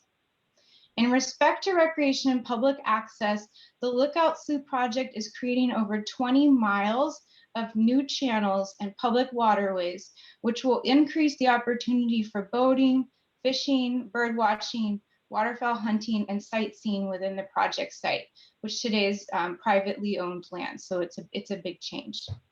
So we'll talk more about our approach to analyzing recreation in the next part of our presentation. We can go to the next slide. So we have several management plans from the levees down to the marsh that have been developed and approved to provide oversight in how we will manage this site long term. These include operation and maintenance plan, or the OMRR&R for the levees, long-term management plan, and wetland reserve plan of operations for the wetland area. These will include adaptive management and invasive species management plans. These plans were developed for our regulatory partners, including the U.S. Fish and Wildlife Service, CDFW, and the U.S. Army Corps of Engineers. They meet their requirements, including annual reports, monitoring, and inspections. So there'll be a lot of eyes on this project in partnership with us to maintain it in the long term. In terms of how we will carry out these plans, as the landowner, DWR's State Water Project will fund the maintenance and management of the site. We have an existing framework for the State Water Project's Fish Restoration Program, which is a partnership with CDFW to manage and monitor and carry out adaptive management of the restoration site. For the levees, we will work in partnership with RD 2098 to maintain the levees in accordance with the O&M manual. Again, DWR as the landowner, and specifically our State Water Project, will be paying a landowner assessment towards the maintenance of this levee, and we will be remaining as part of the RD 2098. We can go to the next slide. Thank you. So we have invited and received a lot of input on the development of this project. The team has been meeting with stakeholders to get input since early 2017. As part of our record, we submitted a detailed chronology of these meetings, and by our count, we've had about 200 meetings with stakeholders, and then many more internal meetings to discuss the input that we received. As a government agency, we try and find a balance among the many different interests and sometimes competing interests in this area. There are some good examples of how we modified the design based on feedback, including we removed a breach on the cash cost levy based on feedback we received from RD 2060 during the design process. We also included the addition of the agency boat ramp based on feedback from CDFW about how to manage or how to access Liberty Island Ecological Reserve. Input and collaboration began on this project well before CEQA. We included regulatory agencies and partners in a collaborative design effort, especially U.S. Fish and Wildlife Service, CDFW, the U.S. Army Corps of Engineers, and the Central Valley Flood Protection Board. They weighed in on the design early and often and reviewed technical reports and modeling. We have had many site visits out to the site, including one with DSC staff, where we bring groups out to see the site in person. For CEQA, we followed all posting and public comment requirements, but we also went above and beyond that. For our draft EIR, we accepted comments for an extended period of time. We did that right from the get-go without waiting to be asked to do so. We held public meetings in Solano County, created useful posters and materials and having all of our subject matter experts in attendance. We were really seeking meaningful engagement in these types of meetings, not just receiving public comment. We also held a briefing prior to releasing the final EIR to all the groups that submitted comments on the draft EIR, which is not typical or required.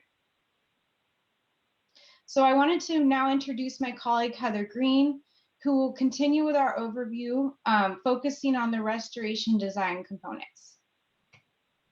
Thank you, Charlotte. Good afternoon. My name is Heather Green, and I'm a senior environmental scientist with DWR. As Charlotte mentioned, I will discuss the restoration component of this multi-benefit project. The project site was tidal wetlands up until the early 20th century, as seen in the historical survey map on the left. It's kind of tricky to see because it's small, but the hatched area is marsh. By the early 2000s, there had been a 98% loss of wetlands in the Delta, as can be seen in the figure on the right, where the teal color shows tidal wetland habitat, and the pink and gray on the figure on the right shows agriculture, urban, and similar human-dominated land use.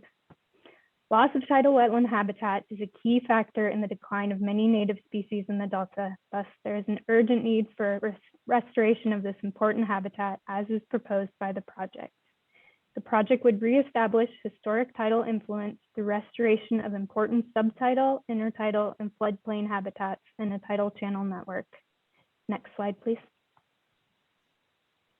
The restoration component goals of the project include create and maintain diverse intertidal and subtidal habitat to support native species and improve food web productivity, support viable populations of special status aquatic and terrestrial species, and partially fulfill mandates to establish tidal habitat within the Delta and Sassoon Marsh.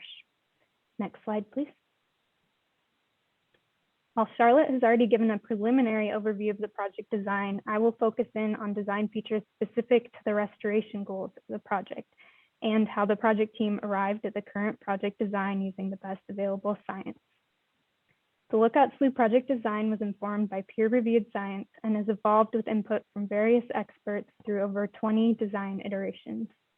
Multiple design workshops were held that included input from U.S. Fish and Wildlife Service, National Marine Fisheries Service, California Department of Fish and Wildlife, Bureau of Reclamation, United States Geological Survey, UC Davis, the U.S. Department of Agriculture, the Army Corps, and other local and regional restoration species and tidal wetland experts.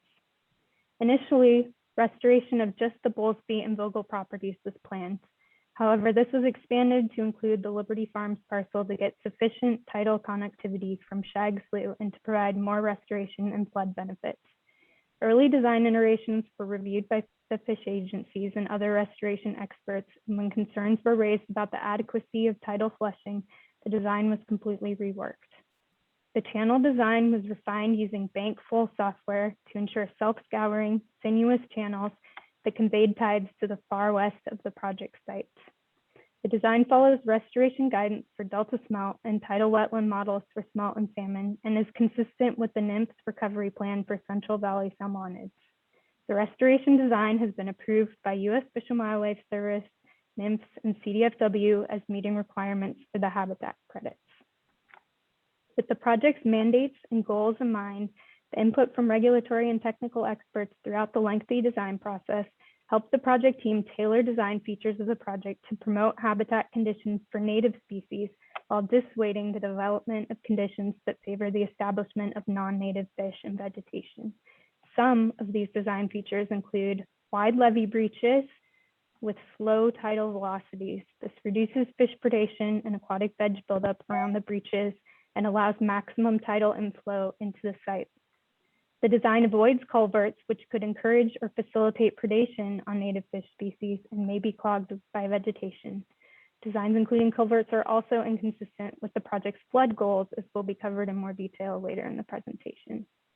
The project creates over 20 miles of dendritic tidal channels, mimicking historical delta tidal habitat conditions and maximizing habitat for native fish while maintaining high levels of hydrologic connectivity.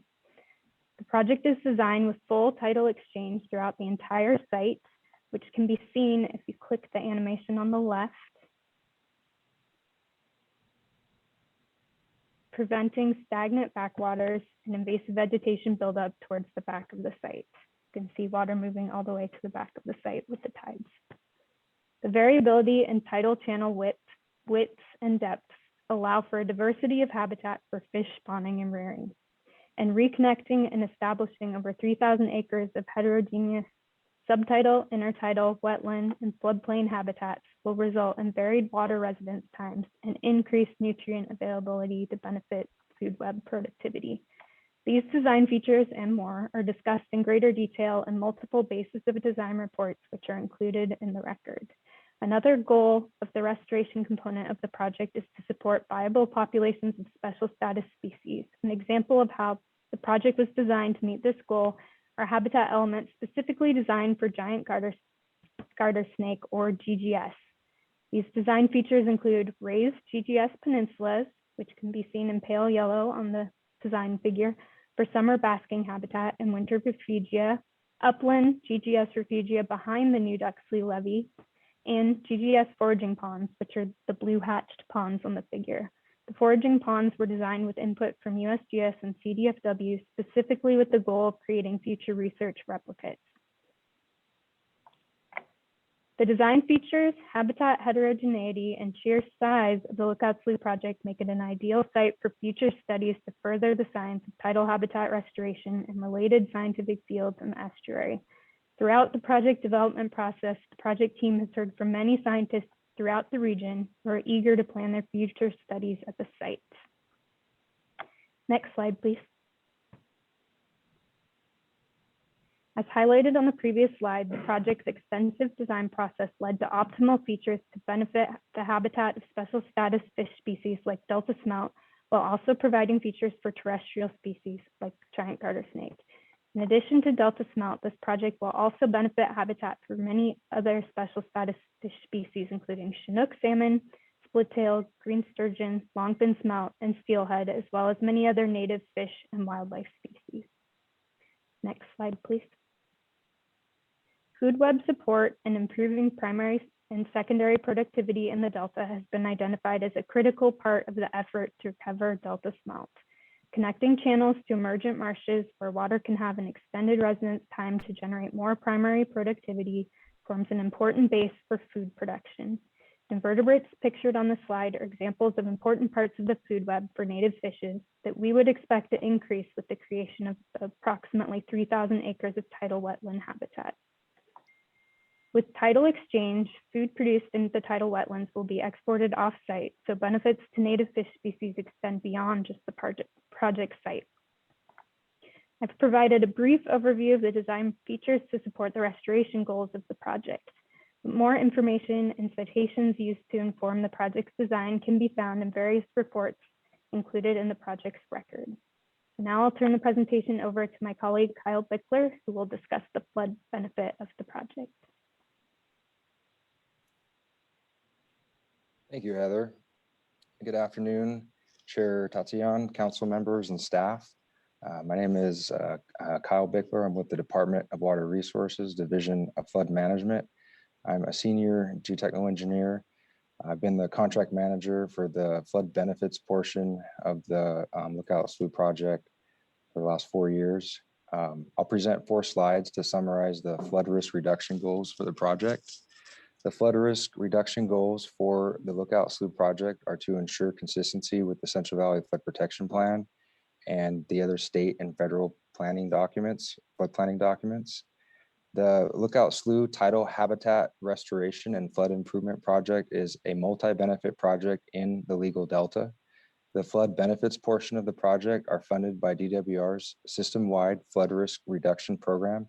The objectives of the system-wide program are to promote multi-benefit projects that increase flood storage, conveyance, and lower flood stages while considering climate change adaptation and sea level rise, to replace and or to rehabilitate existing deficient levees that have high fragility and high risk of failure, to achieve 100-year flood protection for non-urban areas and 200-year flood protection for urban areas, and to improve operations and maintenance by reducing the need for emergency response, evacuations, flood fighting, and costly repairs.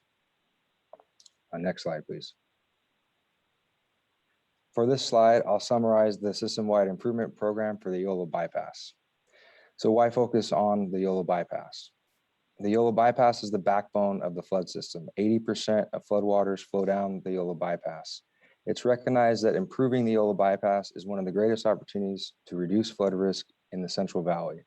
This map represents a suite of improvement goals for the Yolo bypass that will require many years to implement, with total costs in the order of $1 billion. The concept of system-wide improvements is that while multiple small projects viewed by themselves may provide relatively small flood benefits, when project improvements are superimposed, the cumulative flood benefits work together to achieve significant flood risk reduction for the flood system. The Yolo bypass requires a system-wide approach because as more waters enter the top of the Yolo bypass, the bottom of the bypass must be widened so water doesn't bottleneck in the lower portion of the bypass, which would raise flood stages. Due to the multi-benefit nature of the project, the people of California are receiving a significant cost savings for the flood benefits for the Lookout Slough project. A single benefit flood project to set back the 3-mile-long Shag Slough levee in Lookout Slough would cost on the order of $60 to $80 million by itself, whereas the flood benefits contract for this project is limited to $22 million, which is a significant cost savings. Next slide, please. This slide shows the documented past performance levee issues for the Lookout Slough project area. The existing 3 miles of levees along Cass Slough and 3 miles of levees along the Shag Slough for a total of 6 miles in the project area. And most of the Yolo bypass levees in general do not meet modern standards as outlined in the latest California Code of Regulations, Title 23, and the U.S. Army Corps of Engineers geotechnical practice. The Lookout Slough levee setback project will remove deficient and fragile levees from the Delta and provide a modern levee to the Delta that meets the latest standards with redundancy, resilience, and robustness. The existing levees are in such poor condition that RD 2098 cannot keep up with the O&M requirements. For example, after the 2017 storms, DWR had to expend approximately $20 million to repair 12 critical sites in RD 2098, and 7 serious sites are listed for future repairs at a cost of $10 million. A critical site, if not repaired, is likely to cause a failure in the next high water event, and a serious site, if not repaired, may cause failure in a future high water event or may require a flood fight to prevent a breach. To circle back on the value of the multi-benefit and the greater flood benefits this project will achieve, a single-purpose SLOUGH levee setback project would not necessarily fix the 3 miles of cash SLOUGH levees on the southern portion of the project there, which would leave RD 2098 with continued flood risk and costly O&M issues. Next slide, please. This slide shows the flood stage reduction for the 100-year flood event. The Lookout SLOUGH levee setback provides incremental system-wide flood benefits by optimizing flood routing, flood stage reductions, a taller levee for sea level rise, and 40,000 acre-feet of new flood storage in the lower Yola bypass. It's important to note that there is no loss of flood storage to RD 2068 because RD 2068's concept of 40,000 acre-feet of flood storage is flawed from a flood control perspective, as it would require their neighbor, RD 2098, to fill with water and flood, which is not the intent of the state plan of flood control levees that provide direct protection to RD 2098. RD 2068 has more resources and funding than RD 2098, so they should fix their levees to resolve their long-standing perceived risk of outflanking and revise their emergency response plan instead of their current inequitable and outdated plan that relies on flood damaging their poorer neighbor to the south. The fact is that flood stages during the 100-year event would decrease slightly upstream along RD 2068 levees. As you can see in the picture here, the light blue on the left is a lower stage on the order of 0.10 feet to 0.5 feet, so up to about a half a foot. As a result, the project will improve local flood control and conveyance and decrease overall risk of flooding. It's important to note that proposed levee breaches and degrades are required to achieve the flood stage reductions. I'd like to address the idea of culverts for flood routing. I've heard talk of culverts from previous presenters that are clearly not water resource engineers, because if they were, they would understand that culverts cannot effectively route floodwater in the Yola bypass.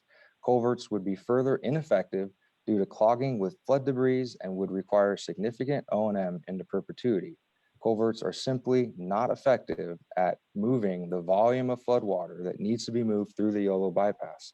Lastly, for the record, DWR and its contractors are complying with all applicable state and federal regulatory requirements.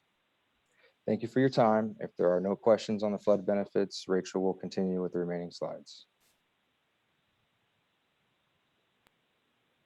Thank you, Kyle. So we're going to turn our attention back to the policies related to the Delta plan, starting with the co-equal goals. We're going to note that the certification and the written submissions go into much more detail on compliance of all the policies, and also some of the policies that the appellants raised as should have been applicable that we had marked NA. For our purposes, we're choosing to highlight areas or aspects raised in the appeals. So again, for a complete response, please refer back to the record presented and the over 90 pages of citations to the administrative record that has been provided. On the co-equal goals, protecting, restoring, and enhancing the Delta ecosystem, the project is benefiting the Delta on-site and off-site. On-site restores native ecosystem habitats and functions with approximately 3,400 acres of open space. And we also restore an area that was converted from tidal marshland to pasture and managed marsh for a private duck club. As previously discussed, the project will provide enhanced habitat for terrestrial and aquatic species. And it establishes tidal connectivity on the entire property, as noted in Heather's slides, which increases water residence time and primary and secondary productivity that is essential for the food web, important for the entire cash slough complex. Off-site agricultural conservation easements to preserve 1,000 acres, minimum of prime farmland, which also benefits Swanson's hawk, was mentioned by Charlotte, also including the conservation easement of 57 acres for GTS upland and winter refugia habitat. I do want to note that there was a comment about whether we are cherry picking our mitigations. And I want to note that these are listed in threatened species and permit requirements from CDFW. So it wasn't a cherry picking choice on the improvements to the site or the protections that are done. I also note that there was a comment about DWR choosing to restrict access I would note this is a mandated restoration protection project, and the restrictions to protect the endangered and threatened species on site in the form of conservation easements is a standard practice for CDFW to ensure that the site remains protected in perpetuity. And then next slide. We kind of moved them out of order since this was a major issue in the appeals. For DPP2 on siting, respecting local land use and siting water or flood facilities, restoring habitat. If you notice, the graphic on the left is the 1908 map presented earlier, showing this was a historical marsh area. And on the right is the Delta Plan Appendix 4, showing with Lookout Slough project site with an intertidal green and subtidal orange yellow range on the right.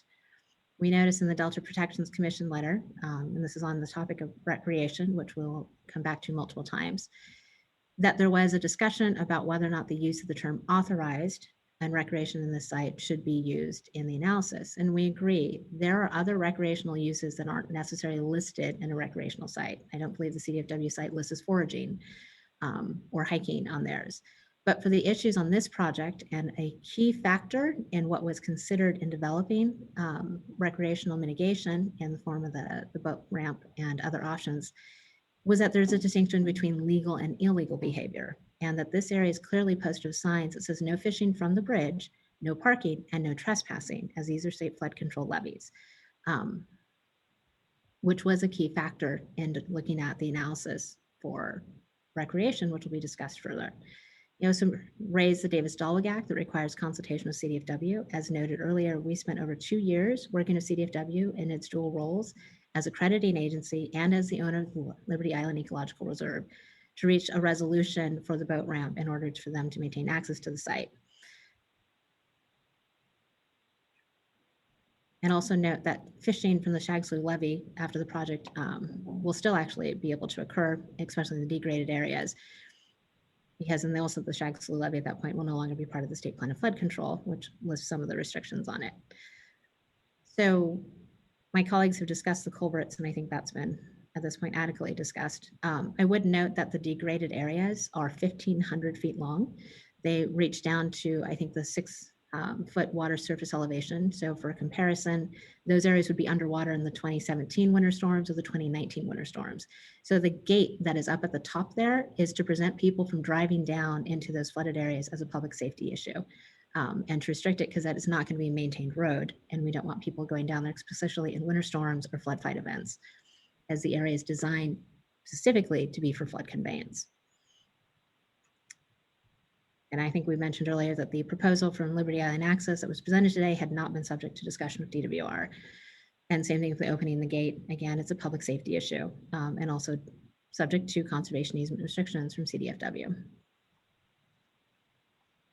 And then I believe, yeah, next slide, please.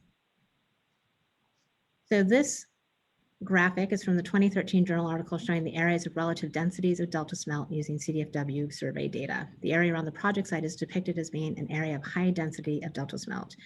This is to address the comments from several of the appellants about foundational issues of delta smelt in their diversions and water intakes. Separately referenced, one thing we do want to note, and this is one of those items that was presented in Liberty Island's presentation, is the Solano County MOU and the record notes that there's going to be funding development, DWR's funding development of a habitat conservation plan for existing agricultural and urban diverters in this immediate vicinity that's being led by Solano County. This is not mitigation for the Lookout Slough project, but is being developed through the Yellow Bypass Cache Loop partnership as part of DWR's broader effort to work collaborative local interests in the immediate vicinity due to the number of restoration sites we have here. So it's one of those things that it is related to the covered action, but not specifically included in this particular covered action, but we did want to note that it is going on. And now I'm going to hand over to Nate Bello, who's going to speak on the science of how we determined that there was going to be no impact from the project on the diverters in the area. Nate? Thank you. Good afternoon. My name is Nate Bello. I'm a principal conservation biologist with WRA, working as a consultant in support of DWR and EIP on the project. On the, go to the previous slide if you would. Thank you. What you can see in this figure in the upper right area, you see a dark green blob in the location of Cache Slough in Liberty Island. So the Lookout Slough project is located within the Cache Slough Priority Habitat Restoration Area, as identified in the Delta Plan. This is an area within critical habitat for several listed fish species, including Delta smelt. And it's an area that currently supports populations of listed fish species. What this slide shows is the areas with the darkest green are the areas of highest density, support the greatest number of Delta smelt. The upper image is prior to spawning in summer and fall. The lower image is post-spawning in spring. So the project is providing habitat and food production within the Cache Slough Priority Habitat Restoration Area, an area that currently supports some of the highest densities of the species throughout the multiple seasons of use. The project is not introducing new populations of listed species into the region. There's no evidence to suggest that the project would change the seasonal patterns of use in the region. Similarly, the local diversions are also located within critical habitat for these listed species and within waterways where these species are known to occur. As such, the diverters are already subject to the Endangered Species Act and the California Endangered Species Act regulations. The appellants haven't presented any facts or evidence to suggest that this project specifically will result in a conflict. Rather, their argument seems to be that any action that could benefit a listed species in the Cache Slough Priority Habitat Restoration Area, or potentially anywhere in the Delta, is to be avoided. This directly contradicts the project objectives and the federal and state mandates for restoring tidal marsh in the Delta. Furthermore, we've included in the record studies regarding the potential for take from diversions is very complex, and it appears to be primarily a function of the specifics of each individual diversion. Its location, its design, and its operation is really what determines take. So for these reasons, the project is not anticipated to change the existing circumstances, which already require diverters to comply with the endangered species regulations. And Rachel, I'll hand it back to you. Thank you. Thank you, Nate. Next slide, please. Okay, so again, we're looking to local siting. We wanted to give you a perspective of where the Lookout Slough project is, and I think it's identifiable there to the left of Liberty Island.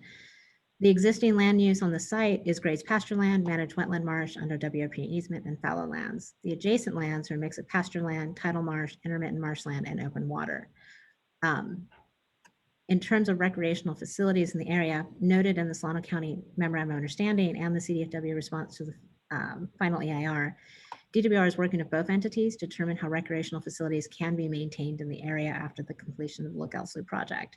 The key issue that has not been discussed or raised by the appellants is the long-term operations and maintenance of these sites. As noted in Liberty Island's access presentation, volunteers do try to help with the massive amounts of litter on site, but there's also illegal dumping, bonfire, graffiti, and other unallowable activities, which has been a concern with the county in trying how to develop the project so that we don't encourage additional incursions or illegal activities. And that is a key part of the discussions we've had at the county. CDFW, as we mentioned before, has been extensively engaged for several years about the access concerns and about maintaining the boat ramp access. And I don't know if it's been made clear, currently in order to launch kayaks or handcrafts, you have to walk across the Shag Slough Bridge down to the ground and launch from there. The relocation of that option is by the inclusion of the agency boat ramp, which again is a new function for CDFW that doesn't currently have the ability to launch their craft in the area, but will still allow for the kayaks to hand launch from the same spot. It's almost directly across, or very close to across where they would have been on Shag Slough in the same area, and that will continue with the development of this project. So kayak, they don't have to go to different locations. We'll be able to launch directly from the Shag Slough boat ramp based up there and other small craft. One thing to note, the future discussions between the county and CDFW is also intended to include area stakeholders. Mr. Dalkey was invited to join those discussions and his group at their meeting with DWR and participate in developing a solution for the region and with his group's access and input into the development. Deputy Director directly made the offer. Mr. Dalkey turned us down, but we'd like to stress that that offer is still open as we finalize the memorandum of understanding with the 3 governmental entities. And we hope that he does engage with us and continue to engage with us in developing recreational sites in the area for these parties that he represents. And again, we're going to note this is not a mitigation for the project and it's not part of the covered action, but as noted in other situations, when we're talking about the feasibility of doing recreation in this area, operations and maintenance and long-term facilities and proper facilities for people to safely park, safely access the sites is important and a key component in determining the feasibility of any mitigation measures. Next slide, please.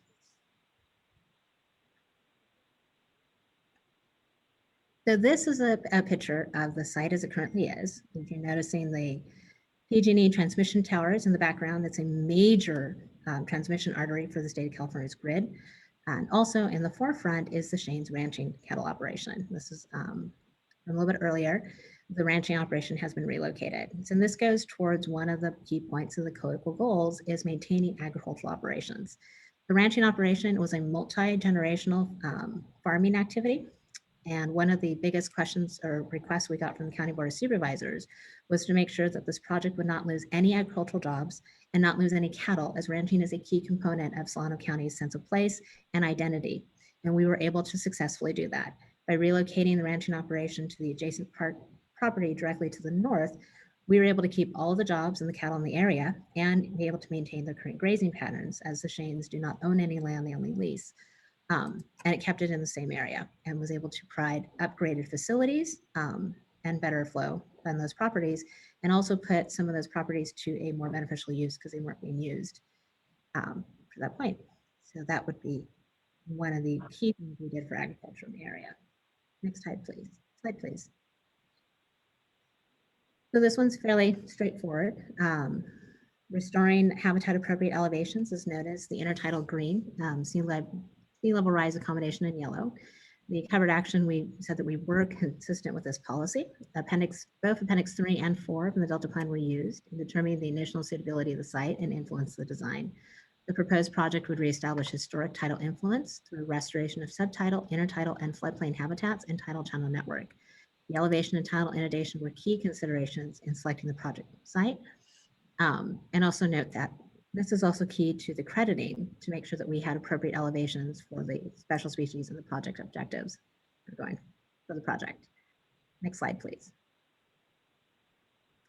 So on best available science, we have a pretty comprehensive record that was submitted, but we just wanted to give an idea of just some of the partners that provided input on the design or provided research that was incorporated in the development of the project. And it's quite extensive. We also included pre-consultation meetings with the Delta Stewardship Council staff. This is with a review, and we incorporated their feedback into our analysis. We had several pre-consultation meetings after the notice of decision and before filing the certification of consistency to verify that we covered and included the items that are necessary for the Delta Plan, but were not necessarily required for CEQA, and to make sure that our record was as complete as possible when submitting before you. Best available science criteria used included relevance, inclusiveness, objectivity, transparency, and openness, timeliness, and peer review. And we utilized extensive input from the scientific experts, technical reviews, including CDFW, USGS, the SAR panel for the Army Corps, and the fisheries agencies. In the record, there's extensive hydrological and hydraulic analysis, developing the basin design reports, tidal hydraulics and hydrology, tidal prison modeling, flood conveyance optimization, hydraulics and hydraulic system and risk uncertainty analysis, potential salinity impact assessment, and a wave modeling erosion hazard analysis. The design follows the restoration guidelines for Delta smelt and tidal wetland models for smelt and salmon, is consistent with the NIMS recovery plan for Central Valley salmonids. Best available science used to evaluate potential impacts to water quality and supply at regional water intakes, and an adaptive management monitoring plan based on CDFW's fish restoration program, scientific monitoring and data review, and data transparency for monitoring to encourage additional scientific studies and research. Next slide, please.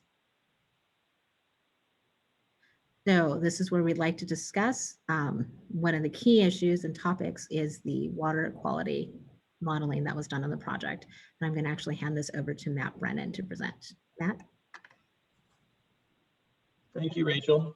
Good afternoon, members and staff of the Stewardship Council. My name is Matt Brennan with Environmental Science Associates. I've been working with DWR to analyze the Lookout SLOUGH project for the last year. In addition, I've been researching and analyzing flows of San Francisco Bay and the Delta for over 20 years, since 1997 when I first collected data in Suisun Bay for my doctoral research. In addition to a PhD in environmental fluid mechanics, I'm a registered professional engineer in California. In this brief summary, I'm going to provide an overview of DWR's responses to the questions related to salinity modeling that have been raised by the appellants. DWR contracted with Research Management Associates, RMA, to analyze the potential changes to Delta water levels, flows, salinity, and bromides as a result of the proposed project. RMA has developed and continually improved this model of the Bay and Delta for more than 2 decades to address management and environmental compliance issues. Agencies who have reviewed and relied upon this model include the U.S. Army Corps of Engineers, the U.S. Bureau of Reclamation, Los Angeles' Metropolitan Water District, the State and Federal Water Contractors Agency, Contra Costa County, and multiple Bay Delta cities.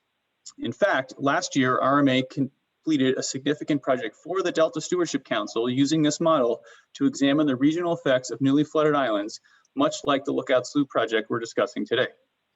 As shown in this figure, you can see that the model extends to cover the entire Bay and Delta to represent the effects of the Pacific Ocean to the west and rivers which drain into the Delta from the north, south, and east. For each of the grid cells in the model, the larger of which are visible in the figure on the screen outlined in yellow, the model calculates the movement and flow of water according to the laws of physical motion, i.e. using Isaac Newton's force equals mass times acceleration. The model then also calculates the movement of salinity by these flowing waters to track the movement and mixing of salty water with fresh water. More specifically, actually, the model tracks electrical conductance, or EC, the chemical property of water that is highly correlated with salinity and used to track it. To improve the model's applicability for the proposed project, the 2-decade-old model was further calibrated and validated for the 3 full calendar years used to assess the Lookout SLOUGH project by comparing model predictions to observed EC at 16 locations throughout the Delta. The calibration process included a focus effort on Cache SLOUGH complex, since this is the area most directly influenced by the proposed project. For 14 of these calibration stations, the model explains 80 to 90% or more of the observed variations in EC. At 2 other stations, the model explains about 70% of the observed variations. Although the model is not 100% predictive throughout the entire Delta, the modeling is still reliable and useful. In particular, with the model typically batting over 800 for the large seasonal variations in EC, it is sufficiently skillful at predictions to estimate what much smaller changes are likely to occur in response to the proposed project. This modeling approach of using a model based on physics that has been calibrated to an extensive observation data set, which is then used to compare existing and proposed conditions, is widely considered the best available science by engineers, scientists, and research managers who study and work in the Delta. The setup and calibration of the model, as well as all 3 years worth of model predictions compared to observations, have been provided as part of the project's public record, Appendix X of the final EIR. The 3 years that were modeled, 2009, 2010, and 2016, were all dry years and include years which were multi-year droughts, so there was limited water supply in the upstream reservoirs. The results were reported for public review at daily, weekly, and monthly averaging intervals to fully disclose all the changes in salinity. And these were provided at locations across the Delta. The results of these models show that changes in EC or salinity due to the proposed project are small, within a range of about plus or minus 5%. The changes occur because the proposed project slightly alters the flows, not because it takes any water out of the Delta, and therefore the distribution of salinity within the Delta shifts as well. The Northwest and West Delta are predicted to see slight decreases in salinity, while the Central and South Delta are projected to have slight increases due to the redistribution of water from the Sacramento River. The analysis then took the next step of assessing if these salinity changes are large enough to cause salinity impacts. The model predictions of the existing condition and proposed project conditions were used to identify potential impacts by comparing the proposed project conditions versus existing conditions relative to D1641 and Bay Delta Pan salinity standards and compliance. Using this comparison, the impacts of the project were shown to not cause any compliance issues with D1641 or to make non-compliance with more likely. In addition, X2, which is the index used to track the intrusion of salinity from the Golden Gate as a function of Delta outflow, was also modeled. Changes to X2 due to the proposed project were also predicted to be minimal and do not cause any compliance issues with the Bay Delta plan. The model was also used to predict chloride and bromine concentrations, two constituents of salinity of concern to water users. And the modeling showed that similar patterns of just small changes of these constituents were predicted. Finally, in addition to modeling just the proposed project, the model was also used to predict potential changes when the project was considered along with 16 other regional delta restoration projects. For these cumulative conditions, the proposed project was still found to have a similar small effect on salinity, just like the ones I described above. Thank you, Rachel.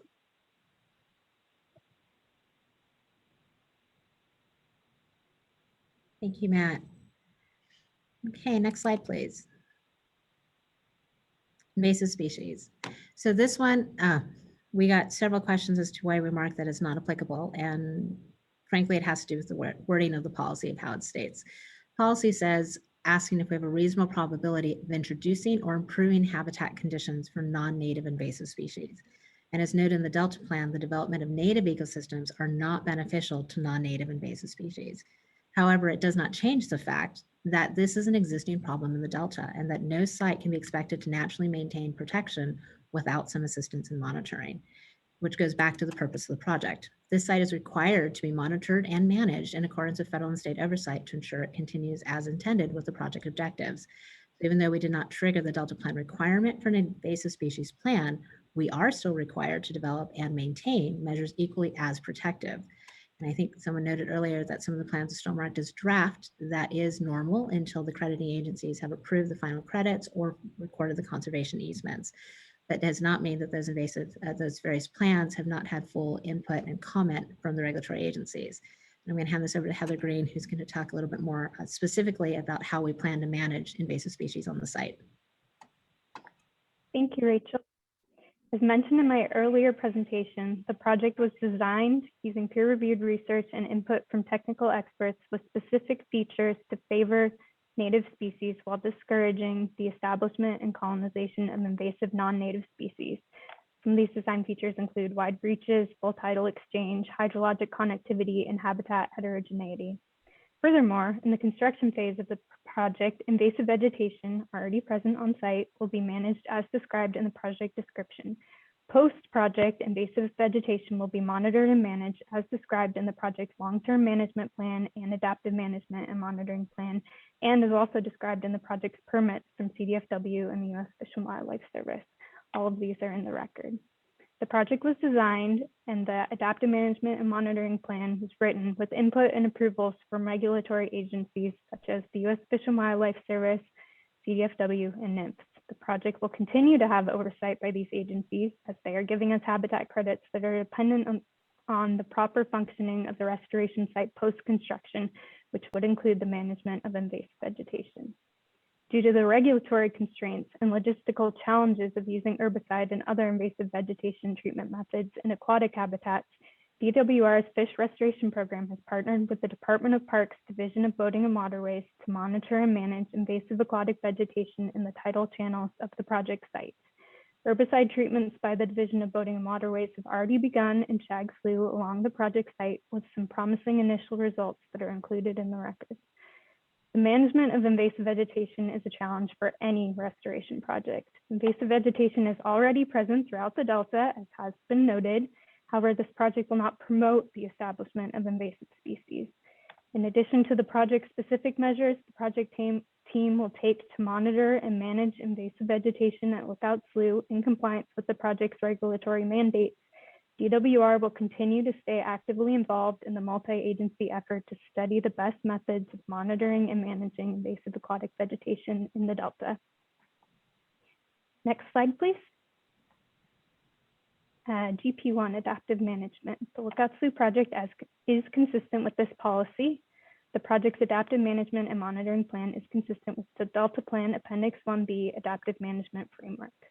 DWR will be responsible for ensuring completion of management and monitoring activities described in the plan. The adaptive management plan was developed with CDFW with input from the Delta Stewardship Council staff, U.S. Fish and Wildlife Service, National Marine Fisheries Service, USDA Natural Resources Conservation Service, DWR, and consultants. DWR, CDFW, and consultants will be conducting specialized monitoring activities described in the plan. And funding for the AMMP implementation will come from the DWR State Water Project budget and has been included in budget plans. Back to you, Rachel. Thank you, Heather. Next slide, please. So just as a quick note on some of the appeals, the increase pest species was raised. We would note that the restoration project is going to result in less standing water habitat for mosquitoes and more favorable habitat for fish. And as noted in the picture of existing conditions, there is already an abundance of other natural habitats in the area, and the reduction in managed waterfowl habitat, which was Liberty Farms, was designed to attract waterfowl, is being removed. The project is not anticipated to change the overall quantity of birds or to increase the presence of them in the area. Next slide, please. Okay, back to the feasibility of maintaining access to Liberty Island Ecological Reserve and Lookout Slough. So we've discussed the other efforts to be done in the area related to future recreational uses, but one of the key issues that's been raised is the methodology used to determine recreational use. I think DWR was accused of being inattentive, and just to note that we did conduct the studies, and John Bass is going to speak to that point. John? All right, thank you, Rachel. Good afternoon, everybody. I'm Dr. John Boss, and I'm here representing DWR. I have a PhD in forest management and outdoor recreation management. I've been doing survey research and conducting visitor counts of recreational visitors throughout California for about 30 years. I taught survey research methods in outdoor recreation programs at 2 different universities and as part of a Forest Service Research Institute. And I also serve as WRA's practice lead for environmental planning. So we heard a lot this morning from the Liberty Island Access Appellant about primary data collection and why didn't DWR collect data about recreation specifically for this project. So I wanted to speak to that a little bit. I guess the one thing I've learned in my 30 years in doing this type of work is first of all, you do not need to know exactly how many visitors use a site in order to assess demand for current and future recreation facilities. The other thing I've learned is it's really hard to come up with accurate estimates of recreation users for particular sites. So we chose to use data that were collected by 2 different entities, NIMS-NOAA and Sacramento State University, to basically broadly characterize recreation use for our project area, to basically provide an order of magnitude estimate. Both of those organizations, Sacramento State and NIMS-NOAA, represent centers of excellence for survey research. There's only a few of those in California. And for the purpose of generally characterizing recreation use for our site, those sources of information are more than appropriate. And they are based on best available science. They do follow principles of best available science for conducting survey research of recreational visitors.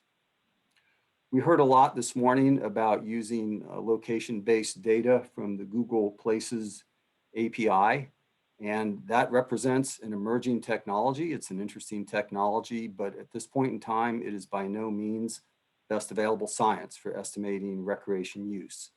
It's being beta tested by several park and recreation agencies throughout California.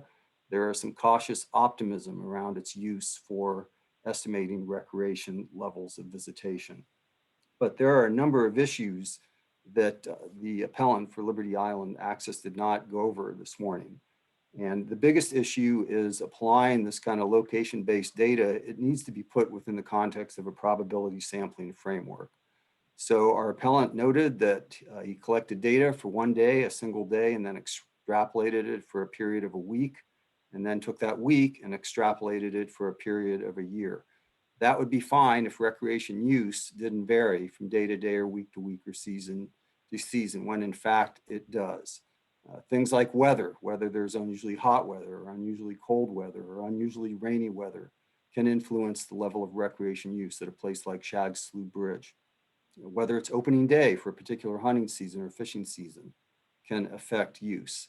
What's going on at other recreation sites can affect use. So basically, to get a sample of data using a Google app, basically, you would need to sample probably, to estimate use on an annual visitation level, about half of the year.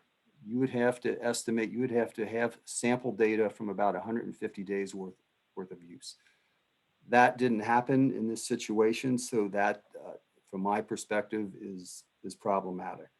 The other thing I wanted to point out was in reference to actually doing surveys of visitors. The appellant noted that I think there were 147 visitor surveys conducted. Well, under best available science premises, the default on completed surveys that come from randomly selected survey respondents is 400. So that particular sample size reference this morning falls short in that regard as well.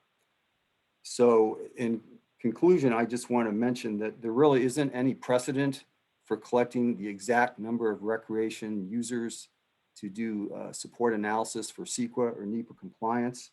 The data that we did use was based on best available science, and it was and is appropriate for the recreation impact analysis for this project. I'm happy to answer any questions after we finish our presentation. Thank you. Thank you. Next slide, please.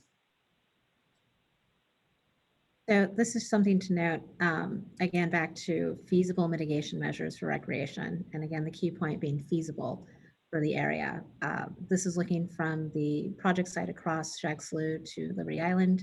I would note that those are trees, not bushes on the other end, and are currently submerged in water, which would take out some of the access to the hiking areas in the footpaths. We've gone over several of the feasibility options that were included, and the fact that the site is not removing access to small watercraft or kayaks. We've just relocated the launch point for that. We're increasing access for emergency services and enforcement by putting in a boat agency boat ramp. And we're also opening up which is currently a private site, to public access with navigable waterways. Next slide, please. One of the policies that we marked as not applicable was raised by the appellants, whether or not we were impacting delta flow objectives. The proposed project does not significantly affect flow in the delta. Potential changes to delta flows and water levels were modeled and discussed in the draft and final EIRs, hydraulic and hydraulic system analysis. The proposed project's potential to alter flows in the delta was modeled regionally in that system analysis. It's included in the 100% Basin Design Report Appendix A, and it was modeled in the analysis of salinity changes throughout the delta, which is the Appendix X that was presented earlier in the water quality. So it was looked at in two different modeling objectives. Flows at the State Water Resource Control Board flow objective locations are calculated by the models used in this analysis, and no evidence of significant flow changes was noted when analyzing salinity outputs in the delta-wide model or in the hydrology ones. So the State Water Resource Control Board objectives were also incorporated into the analysis used, and the cumulative impacts in proposed project and 30 other projects with potential impacts to delta flows were analyzed in the draft and final EIRs and found to be less than considerable. Next slide, please. So we have reached our RP1, prioritization of state investments in delta levies and risk reduction. And this is one of those areas we mentioned this morning where, based on the evidence in the record, reasonable minds can differ as to what would be the appropriate use of delta levy funding. And we recognize that this is a constant issue in the delta, and noting that it is reasonably so a priority for discussion. However, we do note that the district's evidence for prioritization doesn't really change the idea or the fact that we have discretionary use, and that this was a reasonable funding investment for the department to make based off of the evidence, particularly in the flood section presented by Kyle Bickler earlier. Prop 1 requires multi-benefit projects. As noted in the chronology of the project provided in the record, this project started as an RFP and was combined to be multi-benefit and to be able to combine the goals of the flood protection plans with restoration. And as noted, the copies of the contracts are in the record, that the agreement between DWR and RD 2098, the levy funding is only for the additional part to make the levees resiliency and to withstand earthquake, flooding, and sea level rise. So it's a 100-year design water surface elevation and large levee improvements needed to provide protection considering the 100-year water surface elevation, plus 6 feet of freeboard, plus 1 foot for resiliency and climate change adaptation. But the base of the levee and the improvements to the cash house levees are all being funded as part of the restoration project and not as part of the flood funding. And it's to also note, modeling predicts no change to flood stages and cache and Haas sloughs, so there will be no impacts to RD 2060 on that side. The localized stage reduction in the yellow bypass benefits RD 2068. And This once is the court reporter, excuse me. Ms. Taylor, I really need you to slow down, please. Take some deep breaths, slow it way down. It's getting to the point where I'm having trouble understanding what you're saying because you're talking so quickly. I'm really sorry to interrupt, but the record is suffering at this moment. So please continue. do you Thank need you. me to repeat the section? Just back up to your last paragraph, beginning of your last paragraph, please. Thank you. So the modeling predicts no change to flood stages in the cache and Haas sloughs, so no impacts to RD 2060. Does have localized stage reductions in the yellow bypass, which benefits RD 2068. A key point from the earlier presentation about RD 2068 mentions that if the levees fail, the solution is to flood the neighboring Reclamation District, which is RD 2098. And this also ties into a point that was made by the Delta Protection Commission, that the U.S. Army Corps of Engineers has funding available for levee improvements, which requires eligibility in PL 8499. RD 2098 and 2068 are currently not eligible due to the current state of their levees. As part of a solution for that, the two reclamation districts have joined together and are presenting a system-wide investment framework, which requires the successful completion of the Lookout Slough project in order to support their basis for PL 8499 eligibility. So once Lookout Slough has been completed, RD 2068 and 2098 regain eligibility in that program. And that engineering report was prepared by MBK for 2068 and 2098 and is included in the board materials for this section. Next slide, please. So this concludes our presentation on the Delta plan consistency for the Lookout Slough project. We're again ending with a lovely picture of the Shane's cattle in the background. We do note that there were a few other policies referenced by the appellants, I think transparency in water contracting and reduce reliance on the Delta through improved regional water self-reliance. We don't meet the definitions for those policies, and that has been explained in our written record that has been submitted. So in conclusion, I think the department is going to stand that we have provided substantial evidence to support the decision-making of the design of the project, the mitigations that were feasible to be incorporated, additional mitigations that were made to benefit the Delta and to conform with the Delta plan policies. And we stand on the evidence of the record submitted and our written submissions. And we welcome questions from the council once the rest of the presentations are completed. Thank you. Great. Thank you. Thank you, Ms. Taylor. At this point, let's take a 5-minute break. So let's return at 2:21.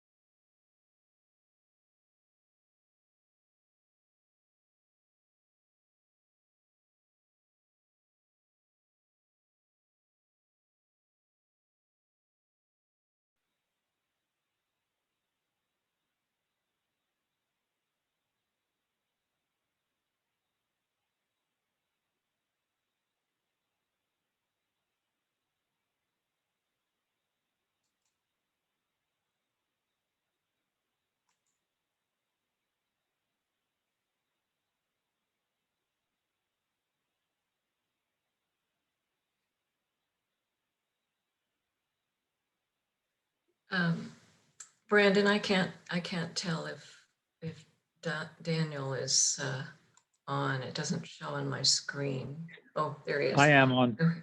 Thank Hi. you, Daniel. Madam Chair, we are broadcasting and recording. Great, thank you. Then let's continue with closing presentations. Up next is the Delta Protection Commission.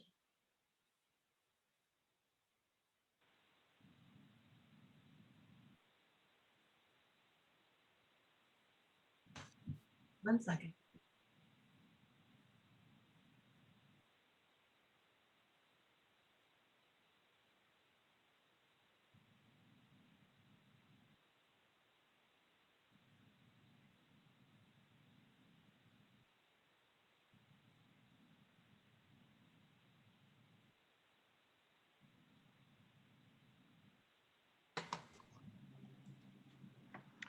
Hello again. Thank you, Chair Tatayan and members of the council. I'll be very brief here with my closing comments. And I appreciated the presentation by the DWR team. In closing, I would just say that DWR has paid insufficient attention specifically to the recreation impacts created by their project. They have not employed best available science, and frankly have only critiqued the data gathered by Appellant Liberty Island Access without offering a good rationale for why they did not gather sufficient, or for that matter, any data of their own, and instead relied upon estimates without any grounding in on-site field data. I would just ask that you remand the project, allow DWR the opportunity to get this right. Otherwise, it really makes a mockery of the co-equal goals, not achieving water supply reliability and restoring the Delta ecosystem, but accomplishing both in a manner that protects and enhances the unique Delta values, including the recreational values of the Delta. And frankly, it also is really contrary to the council's oversight of the Delta plan, which rightfully recognizes the need to protect Delta as place values. I'll only offer in closing that we do believe these problems can be remedied and allow this quality habitat restoration project to move forward, but it should not move forward without rectifying those problems.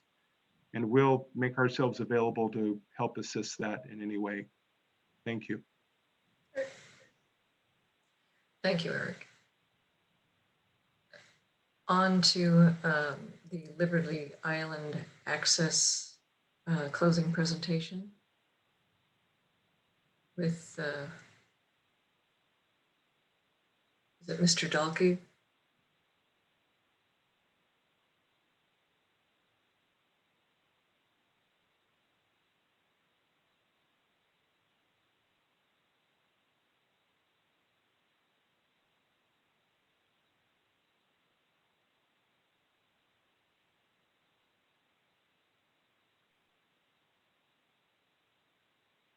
Hello, can the council hear me? Yes. Okay, sorry about Good that. afternoon. Good afternoon. Let me start my timer so I'm cognizant of the time here. There's a lot to cover. DWR, they had most of their content here was in their rebuttal. I'm going to begin going as much as I can in chronological order with the different aspects that were brought up by the various speakers. One item that was brought up was this issue of, hey, we had meetings, we had prior public input. Why is this coming in so late? I've surveyed my members on this issue explicitly, and we found that about 75% of the people who joined our organization were completely unaware of this Lookout SLOUGH project prior to our launching of our website and our organization. So I don't know what DWR did to promote public input for this project, but I know that I went out there and I put up a sign on the bridge, and in one day I had 19 people sign up. So it's very surprising to me that they claim that there's been public input through this whole process, while 75% of our members had no idea that this was even going on. Second point I'd like to talk about would be the legality of access. Liberty Island Ecological Reserve are public lands open 7 days a week, owned by the California Department of Fish and Wildlife. So I don't know where this this characterization of our members and our recreational users as being illegal trespassers is coming from. This site is open.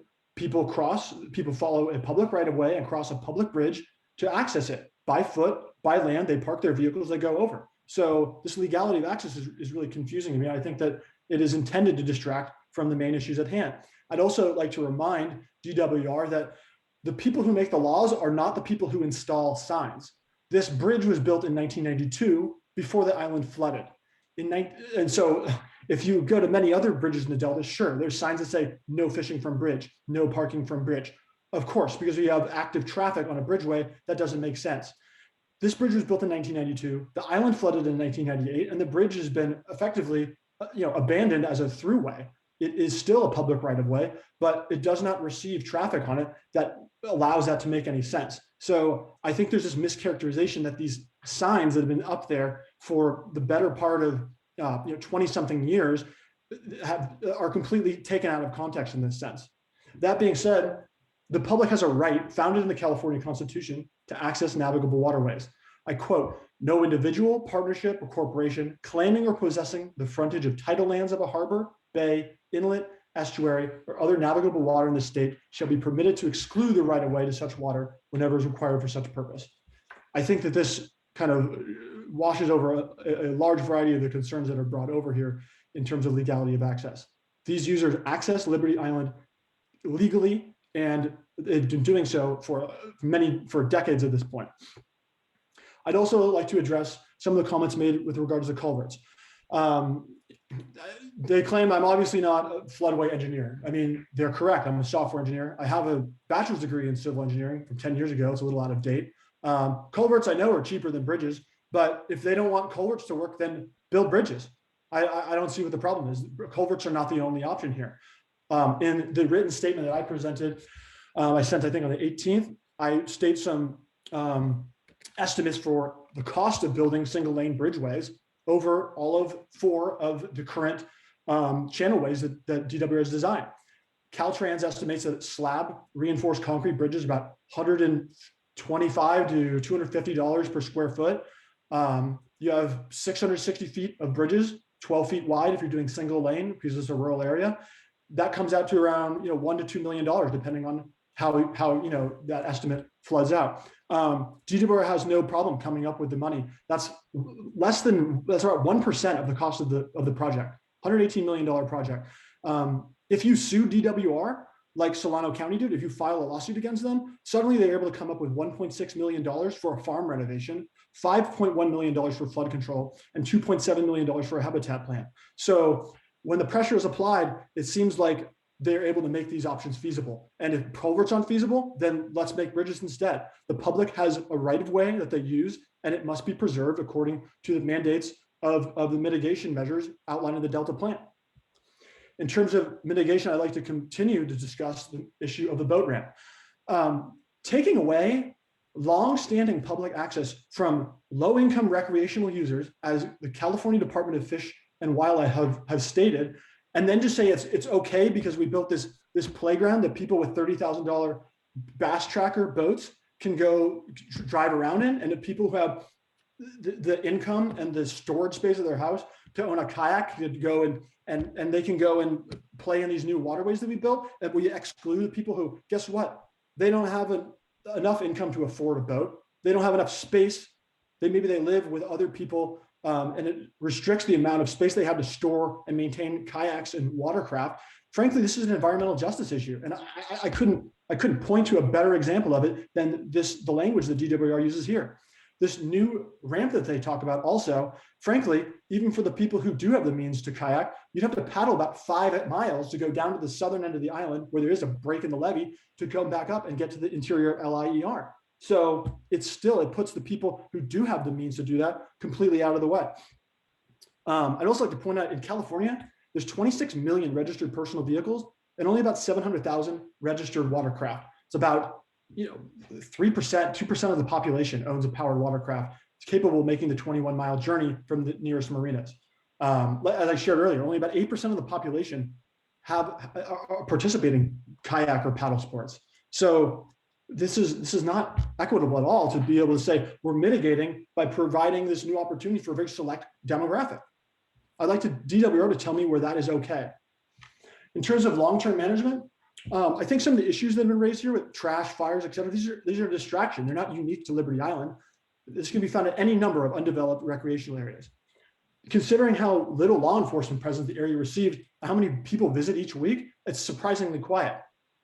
Yosemite National Park had 19 fatalities and 530 car accidents in 2019. I just went on a walk on our lunch break to my city park over here. There's some trash that people had dumped, but we're not shutting the park down because somebody dumped trash. No, instead you improve the law enforcement strategy so that the 99% of the people who visit can continue to enjoy the public land safely. And this applies to Liberty Island just as much as it does to any other public lands. with regards to the habitat plan that they bring up with Solano County, again, they make it sound like it's this goodwill offering that they brought up. Read the April 28th, 2020 article in the Daily Republic, and it'll highlight to you how this is frankly just a response to a lawsuit that Solano County had to file against DWR in order to get any mitigation for this. There's one comment made on feasibility. It wasn't totally clear to me. They showed pictures of trees along the levee, and then it kind of implied that you can't hike it or something. I don't know if any of these DWR officials have hiked on any of these trails. I have many times. They go from the bridge, you can go 1.5 miles south all the way until you hit the break in the water. So I don't really know the basis for that. One gentleman here came and I forget his name offhand, speaking to the survey research methods, and then critiquing the surveys that I gave. I like to remind everyone, it's not my job to provide the council with best available science. I'm providing the best available science that I am able to provide as a software engineer who has a job on the side and is effectively doing this on the weekends. This gentleman said, you don't need to know the actual numbers. Sure, but it's not that hard to collect. I went out on a weekend, I was able to do it. I have a PhD and I could get in my car and go down there and count cars. Hard to come up with estimates. They had nearly a decade to be collecting data on this. How long has DW been involved with this? How hard is it to collect these estimates? They need 150 days. They've had that many times over. DWR admits that they had many site visits, yet there's no recreational data. They also failed to mention the fact that the inconsistency with the single census tract, and how does that work with their other assertions of dispersing users over about a 1 hour radius? It's not consistent. One thing I would like to also say is that the record is frankly incomplete. DWR did not address any of my points on the incompleteness of the public record. My slide 48 that I showed earlier shows a letter to Charlotte Biggs, for example, from one of our members, dated on February 1st. Where is that letter in the record? Where are any of the letters that the director of DWR and his staff stated that they were receiving when I had a conversation with them on February 1st? None of these are on the record. The record is incomplete. The record is incomplete. So how am I supposed to come here as an appellant and say that I have proved consistency with a record that doesn't have the evidence because it's been selectively cherry picked out? That's not something that I think any of the appellants here should be expected to do. This being said, this project fails to be consistent. The co-equal goals say shall be achieved in a manner that protects and enhances the unique cultural, recreation, and agricultural values of the Delta's evolving place. Consistent means substantial evidence in the record to support consistency. How is this project consistent with respecting local land use when it clearly eliminates whole categories of longstanding recreation patterns? How does the record show best available science as required for consistency? Best available science doesn't mean a slide with agency logos. And I think I've demonstrated that in my earlier statement. DWR has failed to conduct some basic fact gathering or analysis, and appellants like myself shouldn't be forced to rely solely on a record based on DWR's inadequate investigations. That being said, I think that I've clearly been able to show how the record is inconsistent and incomplete. And the record shows inconsistency with the Delta plan and is furthermore incomplete. Thank you very much.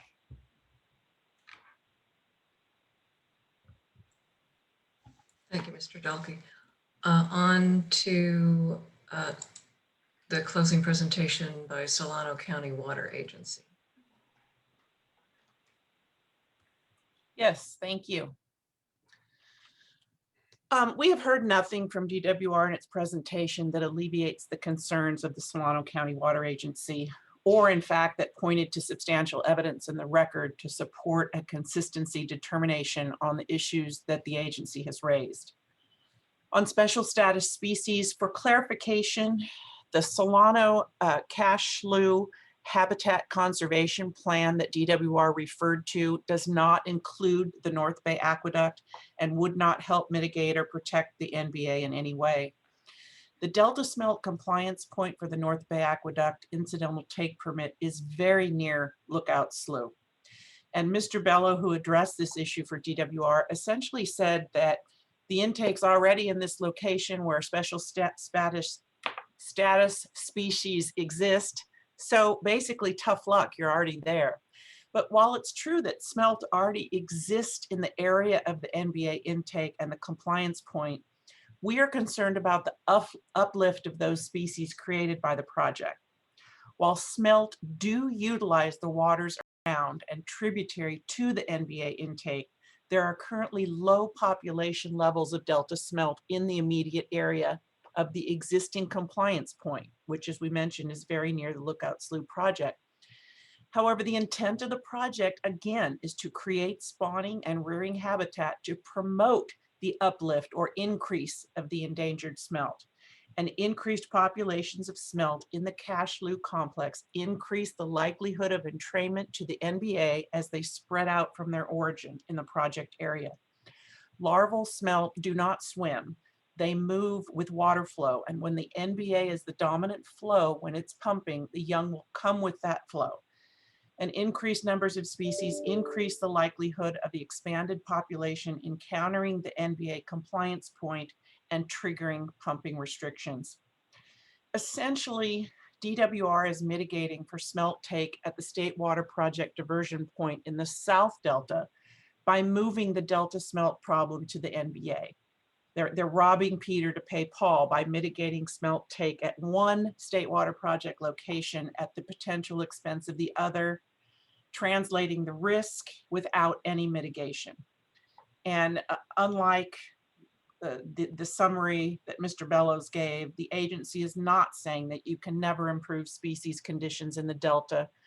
We are saying that if you're doing a project in the Delta that requires a Delta plan consistency determination, you must do so in a way that does not adversely impact the water supplies of other Delta users or impact their water quality.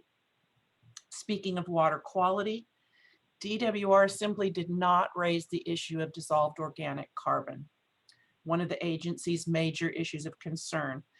And I will just refer you to a document that the agency included in its original filing with the council, the December 2010 Dissolved Organic Carbon Literature Review and Evaluation of Liberty Island Conservation Bank, which did a negative declaration, wherein Mr. Brennan, who you heard from earlier and is the current expert on water quality for this project, stated, as the area of marsh restoration increases or is located closer to drinking water intakes, the impacts of individual projects or the cumulative impacts of multiple projects are likely to increase dissolved organic compounds at a drinking water intakes. A discussion of the cumulative impacts of restoration on DOC was not included in the Liberty Island negative declaration. But as Mr. Brennan stated, it should have been, since large-scale restoration is anticipated for the Delta. In addition, a statement in the 2006 State Water Project Watershed Sanitary Survey, which is also in the record, highlights the concerns by North Bay Aqueduct users, stating monitoring has shown that the NBA has some of the poorest source water quality in the State Water Project due to high levels of organic carbon, turbidity, and coliform bacteria. The project will simply exacerbate that existing problem. And finally, on invasive species, DWR's response was that state and federal agencies will provide oversight and that it should be left to its own devices to employ mitigation as it has done previously. Again, the California Department of Fish and Wildlife Lindsay Slough restoration is a good example of a state restoration project in close proximity to the NBA with state oversight that has harbored and continues to harbor invasive plant species, specifically water hyacinth and Brazilian waterweed, with little to no accountability. The agency submitted pictures of the extensive invasive species currently in place in that project area with our submittal. They're in your record. And DWR has provided no information on how the Lookout Slough restoration project would be any different from the problems with that Lindsay Slough restoration problem, which is under the same state and federal oversight. So we don't think anything has changed. We have seen no evidence to support a consistency determination on these issues. We look forward to working with DWR to try to mitigate for these issues, but as currently stands, the project cannot be upheld as consistent with the Delta Plan. Thank you.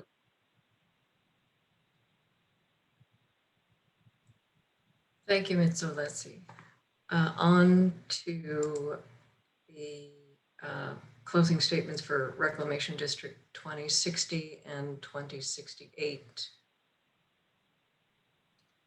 Thank you. Yes, good afternoon. And before I begin, could I have my partner Scott Shapiro also admitted as a presenter? He is general counsel for the Reclamation Districts and will comment after I've spoken for a few moments.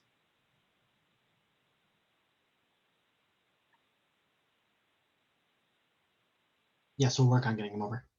Terrific. Thank you. And again, I'm going to comment first, so you have a minute or two. So I would like to provide a few of the citations that were requested by staff during my initial presentation. First, staff asked for evidence in the record that related to our concerns about flood issues as to 2068 and the loss of 40,000 acre feet of flood storage. I'd like to refer the council to FEIR comment letter 12. It's comment 12-7, in which we asserted to the department that this would propose removal of potential 40,000 acre foot loss of storage in Unit 109, a permanent and irreversible modification in the Unit 109 operation, performance and level of flood protection afforded Unit 109. That issue was not addressed by the department. Specifically, at draft EIR section 4G-30, you'll see the genesis of that 40,000 acre foot number. That is where the department discusses the addition of that area constituting 40,000 acre feet of additional storage, and the recognition that the levies at issue are in Unit 109. With regard to fish increases in the areas where my clients' intakes are located, I would refer you to comment letter 19 in the final EIR, in which my clients articulated concerns about additional species being brought to the area and the costs that this would result in for potential upgrades to intakes or moving of intakes. In addition, a comment letter 14, which is from Solano County Water Agency, raised the same issues. In addition, there was a comment letter from North Delta Water Agency that I believe acknowledged that there were probably 30 to 40 diverters in the area that could experience lowered surface water elevations and regulatory restrictions and increased costs associated with greater presence of endangered fish species, specifically mentioning RD 2060 and 2068. And that's comment letter 9-3. In addition, in several comment letters, my clients asserted the cost issue that they projected would be associated with potential screens or other intakes. Intake upgrades in comment letter 12-11, comment 12-5. Having provided those citations, I'd like to pass the presentation to Scott Shapiro for a few minutes, who will address several issues, and in particular, DWR statements regarding flood risks to RD 2068, and that is simply an issue of 2068 needing to fix its levies. So I'll pass things over to Scott Shapiro. Thank you, Catherine. Good afternoon, Madam Chair, members of the council. I do have 3 points to share with you today. There was a comment, as Catherine Olschlager indicated, about the interaction between Reclamation Districts 2068 and 2098, and at least an allusion to 2098 not having resources and 2068 having many resources, and 2068 shouldn't rely on 2098 from a financial perspective to solve those problems. That comment represents a fundamental misunderstanding about the relationship between the two, both on a political, legal, as well as hydraulic perspective. First, as everybody knows, water does flow downhill, and any floodwaters that enter 2068 naturally flow downgrade or downhill to 2098. It's not a case at all of 2068 seeking to deposit water there. Secondly, the relationship between the two is really established by the Army Corps of Engineers project, which connects the two into a single unit, and they share a levy. There was never an Army Corps of Engineers design to have a levee between them. It was always indicated that it would travel that way. There was also some concern or statement about that it was 2068's maintenance that was causing the problem. Actually, the outflanking that Catherine Olschlager spoke about, where water could flow around the top of the 2068 levee, that is the design of the Army Corps of Engineers project for which the state of California signed a contract and provided assurances. The state of California accepted that. 2068 is merely a maintenance agency implementing maintenance for a project that the state of California has provided assurances to the Corps. Likewise, to the extent that the 2068 levees are overtopped, it would be because there is a design flaw and the levees were not constructed to the height they should have been. And again, we are merely a maintenance agency. The state of California is the partner with the Corps that accepted the project in that state. A second quick comment is that there was some statement about the Lookout Slough being a required project in order for these districts to be in PL 8499. As you may recall, PL 8499 is the Army Corps of Engineers program that allows the Corps to come in and help in the event of emergency and to repair afterwards. There is something called a SWIFT, which is a system-wide improvement framework, whereby local districts are able to participate in that program, even if they are not currently in compliance. RD 2068 has filed a letter of intent to be in the SWIFT program and is preparing a SWIFT to submit. The SWIFT has nothing to do with the Lookout Slough project. The Lookout Slough project is not required, just to be clear, is not required for 2068 to be in at PL 8499. A final comment for me to share is there has been a number of comments about DWR claiming that its analysis reflects compliance with D1641, the water quality standard from the board. It's important to note we're talking about agricultural impacts here. There is a higher standard in the North Delta Water Agency contract, and we really think that is the appropriate standard. I'll return it back to Catherine Olschlager for any final comments on behalf of the districts. Thank you, Scott. And I will just close by reiterating what Ms. Alesi said. I think that we have heard from DWR that essentially potential impacts to intakes as a result of increases in species. I believe the response was, well, it depends on the design of the particular intake and that it is sort of to be determined. Nowhere did we hear any evidence to contradict the reality that increases in fish populations are going to increase the risk of take and entrainment, which therefore is going to increase the likelihood or certainly assure that upgrades to these facilities are ultimately required. Ultimately, again, we hope to work with DWR to improve some of the deficiencies with regard to this project. But again, we believe this project is fundamentally inconsistent with the Delta Plan in a variety of respects, including the co-equal goals. With that, we'll close and answer any questions that the council may have. Thank you very much for your time. Thank you, Ms. Olschlager. On to Central Delta Water Agency closing presentation.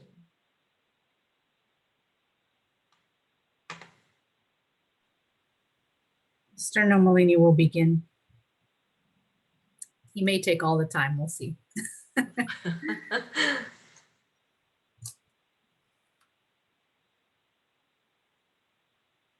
Dante, are you there?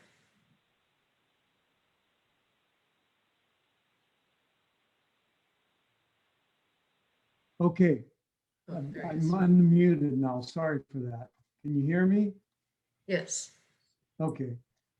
First of all, I think it's important that the Stewardship Council focus on the response 10-8 to our presentation of evidence in this case. There was no satisfactory answer to the question as to why the Vogel study, which is the premier study on predation on Lower Liberty Island, was not cited. And the excuse was that it's in a different geographic area and involved different habitat. Well, again, I repeat, the study and the date on that for the record was April 2011. And this study was presented and a critical item of evidence in hearings before the State Water Resources Control Board. And there's no excuse for any person doing an analysis in this area not to have accounted for and recognized the study results, which involved actual testing and location of predatory non-native fish in that area. So the area is immediately adjacent to this proposed project. And it found that these deeper waters, the open water and the tidal water, became critical habitat for further propagation of these non-native species, particularly striped bass and black bass. Now, what we have up on the screen is an exhibit that shows what the resulting open water would be and what these various little meandering channels are. And the response that we get to the issue of predation is as follows. Currently, there is no accepted or workable approach in the region that would fully exclude harmful, invasive, and predatory species while still allowing delta smelt open access. So we have created a situation of conflict here, or we will create a situation of conflict between the objectives of propagating delta smelt and at the same time creating more habitat for predatory species. And the policy of the Stewardship Council plan is not to create more habitat for predatory invasive species of the non-native type. Now, the answer that we heard here is not supported by substantial evidence.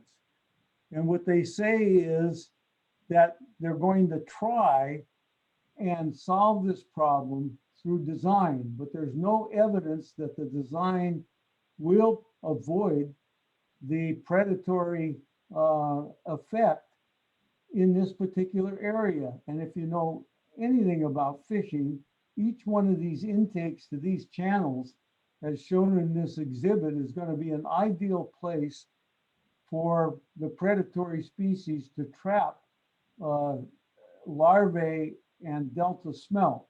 And as the tide water goes in and out, so will all the food and so will all the predator activity concentrate at the trap points. And if these people would honestly look at and consider the Vogel article, which other experts have recognized, and these people should have recognized it as well, they will understand this conflict. Now, with regard to this site, the sea level rise will change the intertidal areas and the open water areas dramatically. DWR is citing a 10-foot sea level rise when they make their pitch for a single tunnel.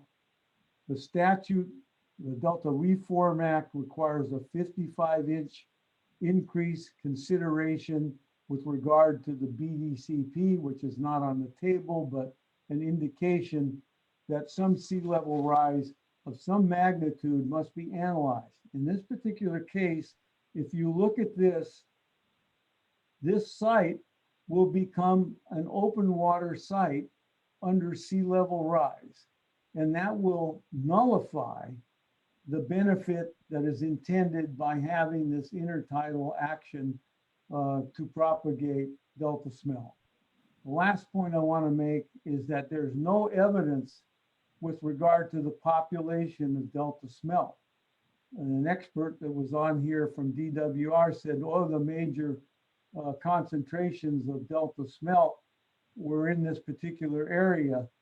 Well, they may have been some time ago, but I think the recent tests have been that there are simply 2 smelt that were caught in the last 2 years. The smelt originally propagated to a great extent down in Suisun Bay. And that's where the interaction between salt and fresh water, the null zone, and all of that existed. So conditions have changed dramatically. And this project has not analyzed and not forthrightly addressed predation or the impact of sea level rise on this particular project. Thank you.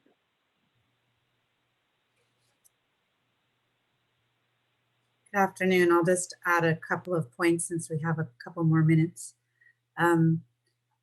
With respect to the ERP1 and the flows, I didn't hear anything in the closing that really addressed the concern about changing the flow pattern through the Delta and what that might mean and how that would be inconsistent with the ERP1.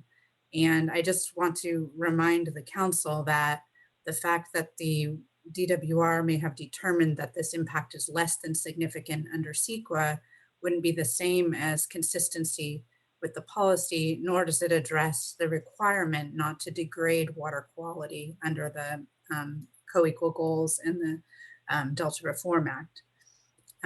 With respect to the risk reduction policy of the council, RRP1, we didn't really hear anything about how this project would balance the goals laid out in the current version of RRP1, which the top goals are protecting urban and adjacent areas, protecting water quality and water supply, especially the freshwater pathway for conveyance. And then the third is talking about an increase in channel margin habitat. So really the minuscule level of flood improvement that was shown on the figure by DWR doesn't address the highest goals, and nor was there an explanation of how the project does that as required by RRP1. With respect to the best available science, we also didn't hear any substantial evidence about how the project or DWR actually, for instance, the modeling followed the council's best available science guidance. Instead, we saw a slide with a whole bunch of different agencies that had maybe looked at or had some kind of input. That's not the same as following the policy and the Appendix 1A that goes with it. And then just last point, there's a lot of mention of these 200 meetings. I will just say, personally, having participated in the process leading up to the project approval, having a number of meetings does not mean that the input is taken into consideration and that the project is being developed in conjunction with and in respect for the local land uses and the public. And I think, there wasn't really any substantiation of how DWR had made changes that really addressed the concerns. And I know with respect to the concerns that my clients had raised over the course of this, really, we were left at the end of it without those concerns being substantively addressed. Instead, we were told that they weren't important and that they didn't require mitigation and that everything would be fine. And yet there aren't mitigation in place or requirements in place to make sure that everything is fine. Like I mentioned before, the project can't be turned off or modified really once it would go into place. And that's what we're concerned about, especially as conditions change, sea level rise, increased salinity that would be coming from other directions, or cumulative projects that would also take additional water out of the Sacramento River system. So, for instance, with respect to the final EIR extra meeting, we weren't even allowed to ask questions, those of us that were able to attend. So, it was very, I guess, nice to have the PowerPoint in the meeting, but, really in terms of the interaction, I was left with a feeling that the input from my clients was not taken into account. And the proof is in the pudding of what you're seeing here today, where you have all these concerns. And we've tried to do a good job of tying it to the council's actual authorities in the Delta Plan and in the policies to show that this project is not consistent. So we would ask that you remand it to the DWR to correct those deficiencies. Thank you. Thank you, Ms. Meserve and Mr. Nomalini. Council members, that concludes the closing presentations. And if you have any questions, now is the time to ask them of any of the parties. I'm sure. I do Done. have a question, Council. Let Dan go first. Okay, Daniel. Oh, thank you, guys. I have a question for the department. Just if someone could respond to the concerns that have been raised, at least anecdotal evidence that I think one group said that 75% of their members were not aware of the project at all. I'd like to hear a response to the concerns about inadequate public engagement and outreach. And specifically, I'd like to hear the department's response to the suggestion that the project has a disparate impact on lower income people, and that the mitigation measures also do not take into account or have a bias that excludes lower income residents. Okay, Charlotte, if you're available to respond on the stakeholder outreach, then I can answer about the allegation of disparate impact on lower income people.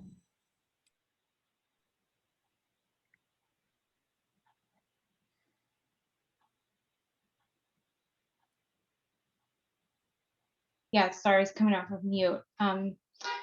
Yes, in our record, it's easier to refer back to the chronology that we submitted as part of the record, where we took, we captured all the groups that we met with as we developed the project, and took into consideration their input as we designed the project.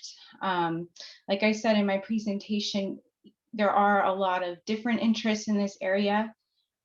Between recreation, the landowners in the area that don't support public access, agricultural, water agencies in the area. So I think that we did our best to try and balance the input that we got with our regulatory agencies that also are mandating that we do this project. And so certain design aspects, I think Rachel touched on, the fact that the project has to be under a conservation easement that restricts public access and recreation, which is common practice and a requirement of California Department of Department of Fish and Wildlife.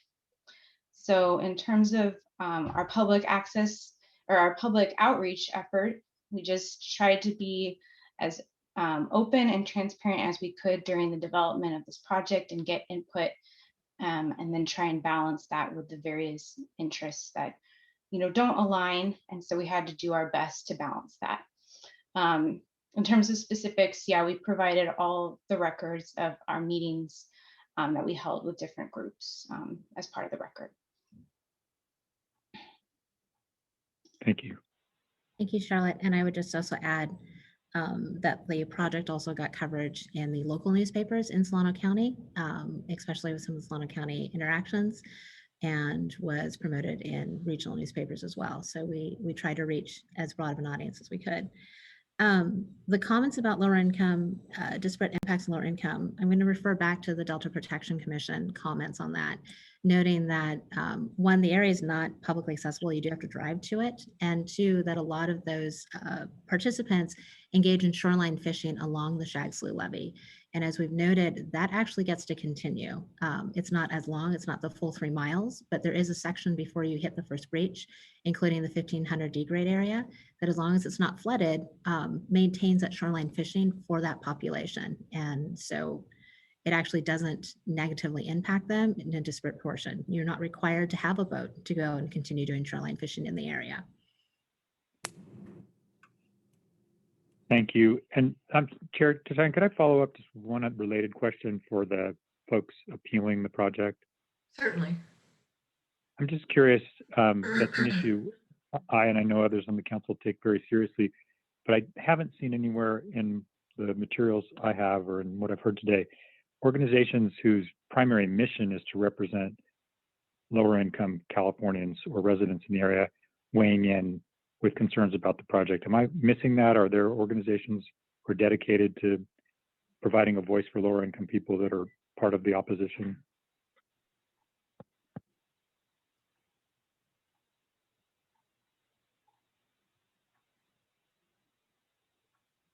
I mean, I'll speak to the fact that Liberty Island Access represents people of all incomes as respect to how they recreate at Liberty Island Ecological Reserve in SLOUGH.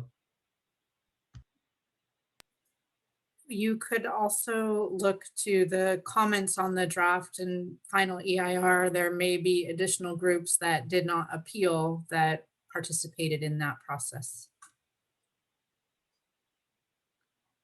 Thank you.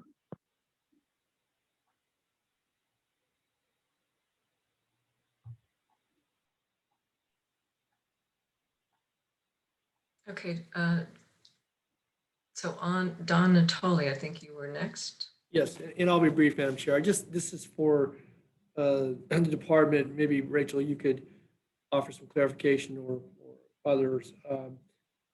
Your characterization of the access, the rights to access, you made some distinctions about, well, people weren't really supposed to be parking on that road. They weren't supposed to be fishing up the bridge. There was trespass. Would you, and I don't want to misrepresent what you said, but at least from a department standpoint, could you help me understand what the position that's been taken? I get it about what the altered state might look like, but I want to know about how when I heard you earlier this morning, and I asked a question in your opening comments about, a public road and a bridge is, barely 20 years old, I guess, or 30 years old, excuse me, but what is the position on that? Because you said it in your comments here this afternoon. So if I could just have you clarify that, please. Sure. So for the first part of the analysis was looking at existing uses and also how those uses were being handled in the area. So the bridge, while it's not that old, I think it was built in 1992, is not being currently maintained at all. There's some structural issues with it, which is also why there's no vehicles allowed onto it. And the no fishing signs are actually fairly current and maintained by Solano County's Public Works.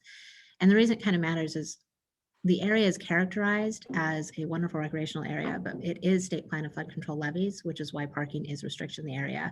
And it has been an area of concern for the local landowners and for the county, which is why that was taken into consideration in the analysis.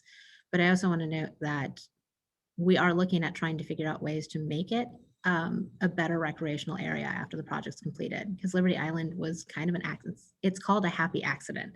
They didn't intend for that land to flood. They didn't intend for it to turn an ecological reserve, which is why there's a lot of limited uses on it, because there's still infrastructure and other equipment buried underneath the water that makes it unsafe for some practices. So there's a lot of complicated factors into it, and noting that we're trying to maintain as much recreational access in the area as possible through the project. Maintaining access to that particular bridge wasn't feasible with the project design. And I do note there was a comment about putting a bridge over or a culvert that's a 1,500-foot degrade that you want to put a slab concrete bridge over and anchor it in a flood levee that is not designed for the structural impacts of that.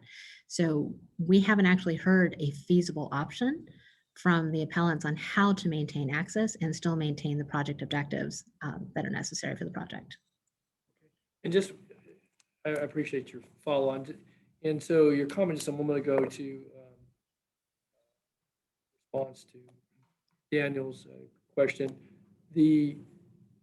so is the position that by providing about a quarter mile of bank fishing with the proposed project, that somehow that's equivalent to 3 miles of bank fishing that's currently in existence?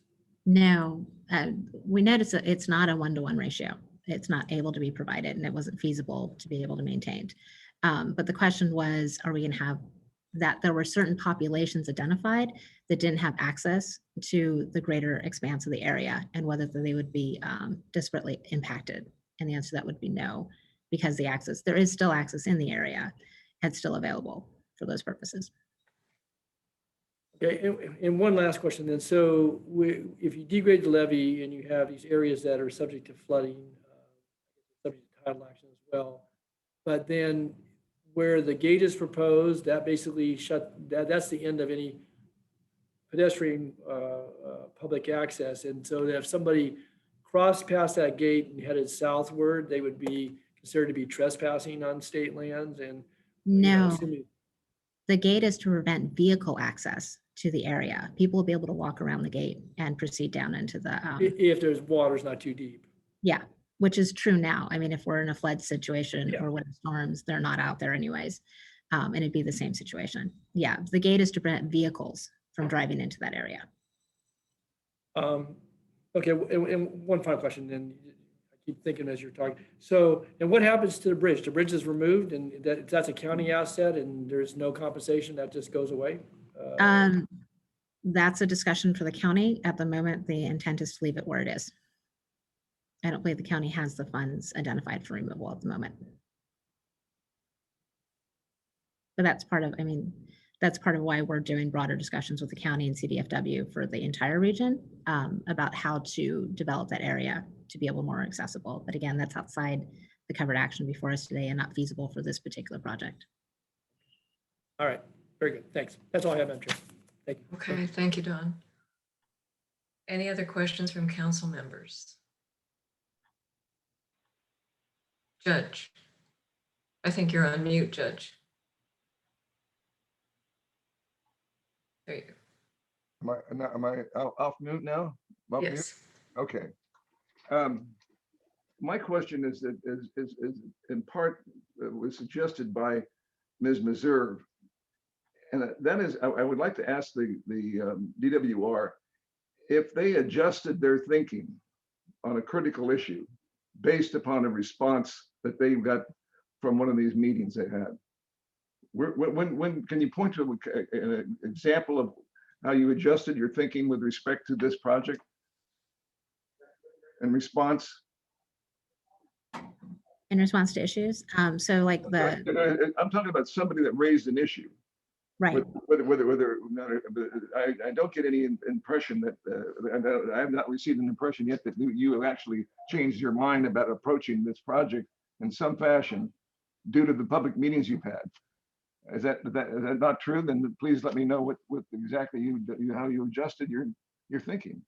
Sure, Judge. The clearest example is the RD 2060 discussions on the cash cost levy. The original intent was to breach that levy, which would allow the food connectivity into the cache slough, which is one of the project objectives in order to be able to make the food web more effective and to be more efficient. But their concerns about potential water rise on their levees was why we had the design change for that area so that there would be no breach and there would be no increase of flow in the cache slough. Another item, and I believe we just sent the PowerPoints in from some of the discussions of Fish and Wildlife Service, is as Heather mentioned, the project went through over 20 different designs. Earlier designs tried to figure out how to put culverts in. Like we tried to figure out how to maintain access to that bridge. And the fishery services just could not make it work with their modeling and their ideas for how that need to be best protected. So that was something that also had to get modified in order to meet the project objectives. The boat ramp is another example that was not considered part of the project and we weren't going to include it, but that was a direct result of CDFW's concerns about access for their boating and for enforcement activities. And so we made several design changes directly related to requests from state. Use that boat ramp, by the way. Who is entitled to use the boat ramp? So it's a public agency boat ramp, which means the general public is going to have the same access they have now, that they can hand walk now a kayak or a small craft to do it. But those with keys to it will be Solano County and CDFW, and I think Division of Boating and Waterways. So they will be public agencies with enforcement authority that have access to be able to take their larger craft down. And again, that's a safety request from those agencies to limit access for that purpose, because it's not an official boat ramp for the general public, but it will be allowed for small craft.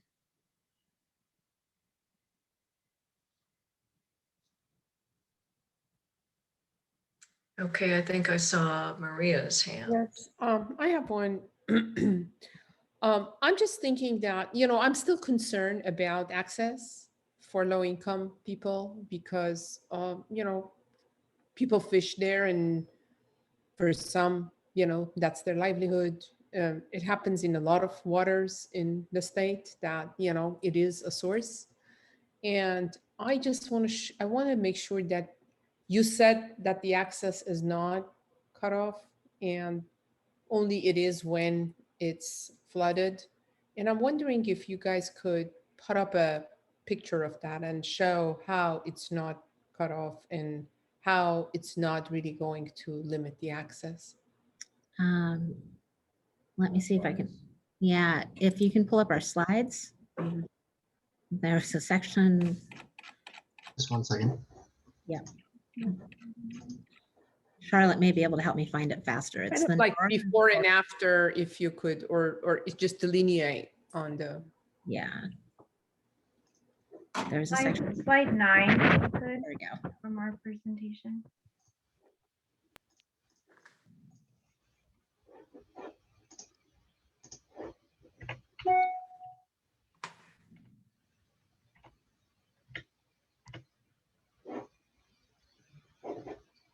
Is that the right one?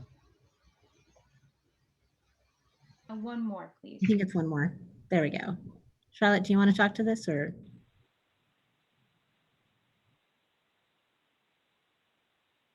I think you're on mute. Sorry, I'm Charlotte. on mute.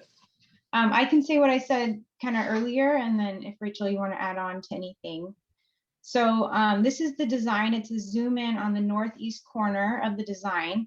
So you can see Liberty Island Road. This is the future conditions of our design. So not how it is today, but how it would be post-construction. So you can see the dash mark kind of coming from the north, right at the top of the project area. That's Liberty Island Road. And so we're proposing that it will basically end there at the Shag Slough levee. There'll be a turnaround area, which doesn't exist today. Today, it just goes straight up and onto the levee, and then you can drive down south on the levee. So there'll be kind of a new area there that's a turnabout.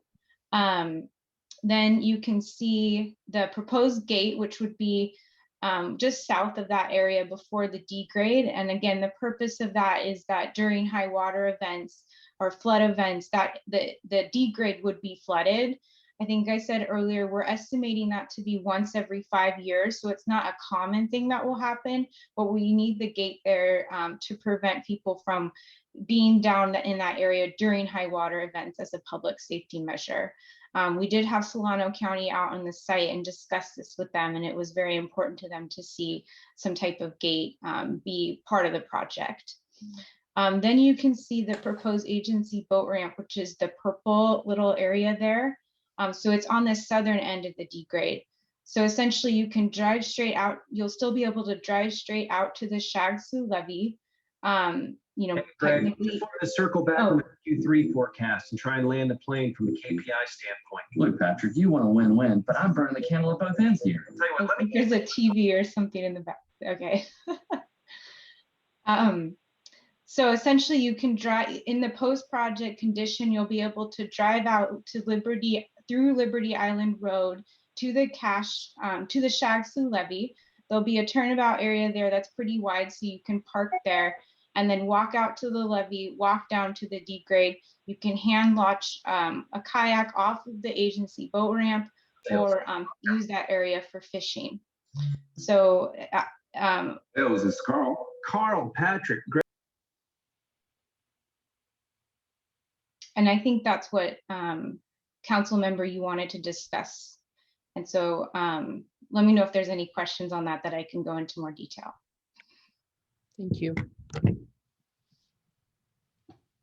Thank you. Any other questions from council members? Virginia. Yeah, not necessarily a question, but really kind of, I just wanted to get some confirmation and make a statement. So it became really apparent hearing the testimony from DWR and with all of the appellants that public access was really going to be an issue as part of these proceedings. And I did hear in the closing presentation from DWR that they are creating, again, 20 miles of new water access. I just want to clarify, Charlotte and Rachel, this new 20 miles of water access is going to allow, if you will, not just motorized boaters, but hand launch users as well as land users is what I'm going to call them, people that don't have either a motorized or non-motorized, but people who want to go out and just take advantage of the site, be able to walk out there, enjoy the nature. And again, that equates to what Maria, I think, was saying, people who have, who are of lower income, to not be able to exclude them from being able to access these grounds. Is that correct? I can go for that one. So I do want to note something about the site itself. It's titled marshland, so it's going to be pretty muddy for big parts of that. But yes, the channels are fairly wide. I think some of them we noted are 400-foot wide at the beginning, will allow for motorized and for non-motorized kayaks to go into.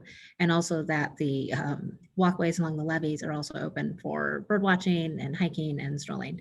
So yes, that also, like we noted, it's currently a private site, opens up that 3,400 acres. There are some restrictions, especially in the tidal wetlands area because of the conservation easement. But again, it's going to be muddy and not easily accessible, but there are other opportunities within the site for them to enjoy. Great, thank you.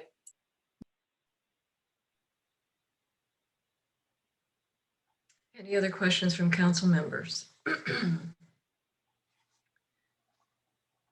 So for clarification, could we pull up the slide that was just on the screen? And I just want to confirm my understanding, which is that there will be a gate for public safety, and that gate will be located at about the corner up north here at the end of those the black dotted line. Is that right?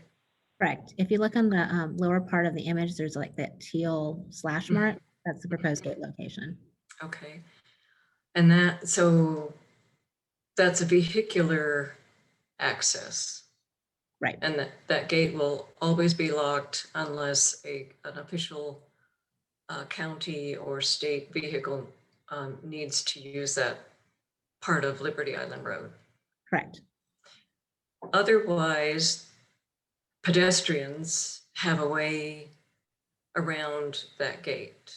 Yes. And therefore, they still have access via this northeast corner of the project site. Correct. Okay, thank you. Madam Chair. Yes, is that done? done? Yeah, I'm sorry. I was looking through the notes from the closing arguments. I just wanted to ask department representatives, if I could, to the some of the information was in the closing arguments from the Central Delta Water Agency. Two quick items. I don't know how quick they are to respond to, but one, how was sea level rise accommodated in the planning as it relates to what was said that we'd have this tidal area, but that would become, I think, using Mr. Nomalini's description, would become an open water site versus tidal marshlands. And then the other one, just a simple, I guess, was the Vogel study or article taken into account? He clarified for my morning question that it was in April of 2011, which is not that dated. So I'm curious, kind of two different topics, but related, one on the predation and the other one on the sea level rise. Okay, Kyle is going to take the question about sea level rise. Okay. We'll start there. Okay. Hi, good afternoon. So there's a couple of different aspects of the sea level rise, how we considered it for the levee design. We added a foot to the design water surface elevation. And so that results in 6 feet of freeboard, which is a standard freeboard height for a yellow bypass type levee, plus 1 foot. So you end up with 7 feet of freeboard. The levee itself was designed to withstand that higher water surface elevation if it does occur, if sea levels indeed do rise. The interior channel network for the restoration area, the canals, the grading out there, there's definitely 3 to 5 feet of relief and even more in some places, so that the majority of the canal network will still be a canal network if sea levels were to rise by a foot or so. And then Nate Bello is going to address the Vogel study. Okay, thanks, Kyle. Sure. Hello. Thanks for the question. So I'm familiar with the Vogel study from 2011. If you look at the citations from the primary literature and to be included in the package and in our supporting information, most of the primary literature that we've cited is more recent than that. There's been a lot of research done in the last 10 years on delta smelt and fish in the delta.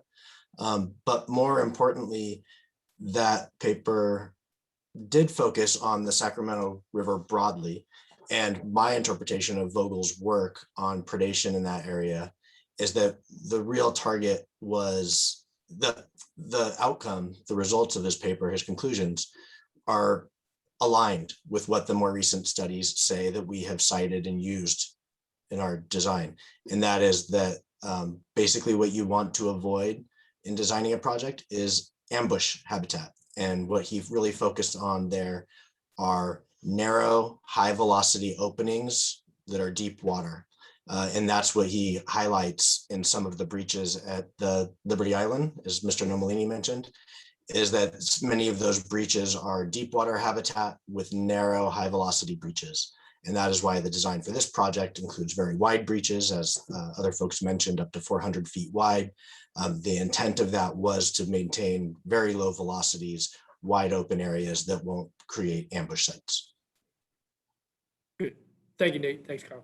That's all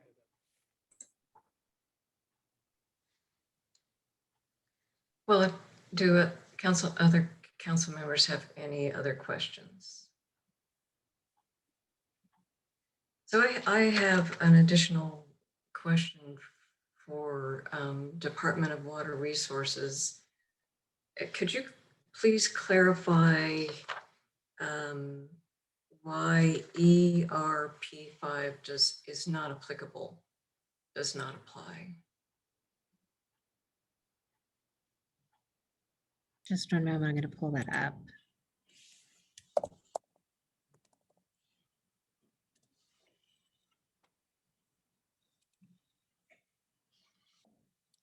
Invasive species. So again, this was one of those ones going back and forth with and talking with the DSC staff on is the phrasing, is whether or not the project itself will improve or introduce invasive species. And our answer is that as a native ecosystem, it doesn't. But which is also why we noted that invasive species are existing on the site as it is now, because it's not a native ecosystem and will be a problem for future maintenance. And so we do have the invasive species plan for it.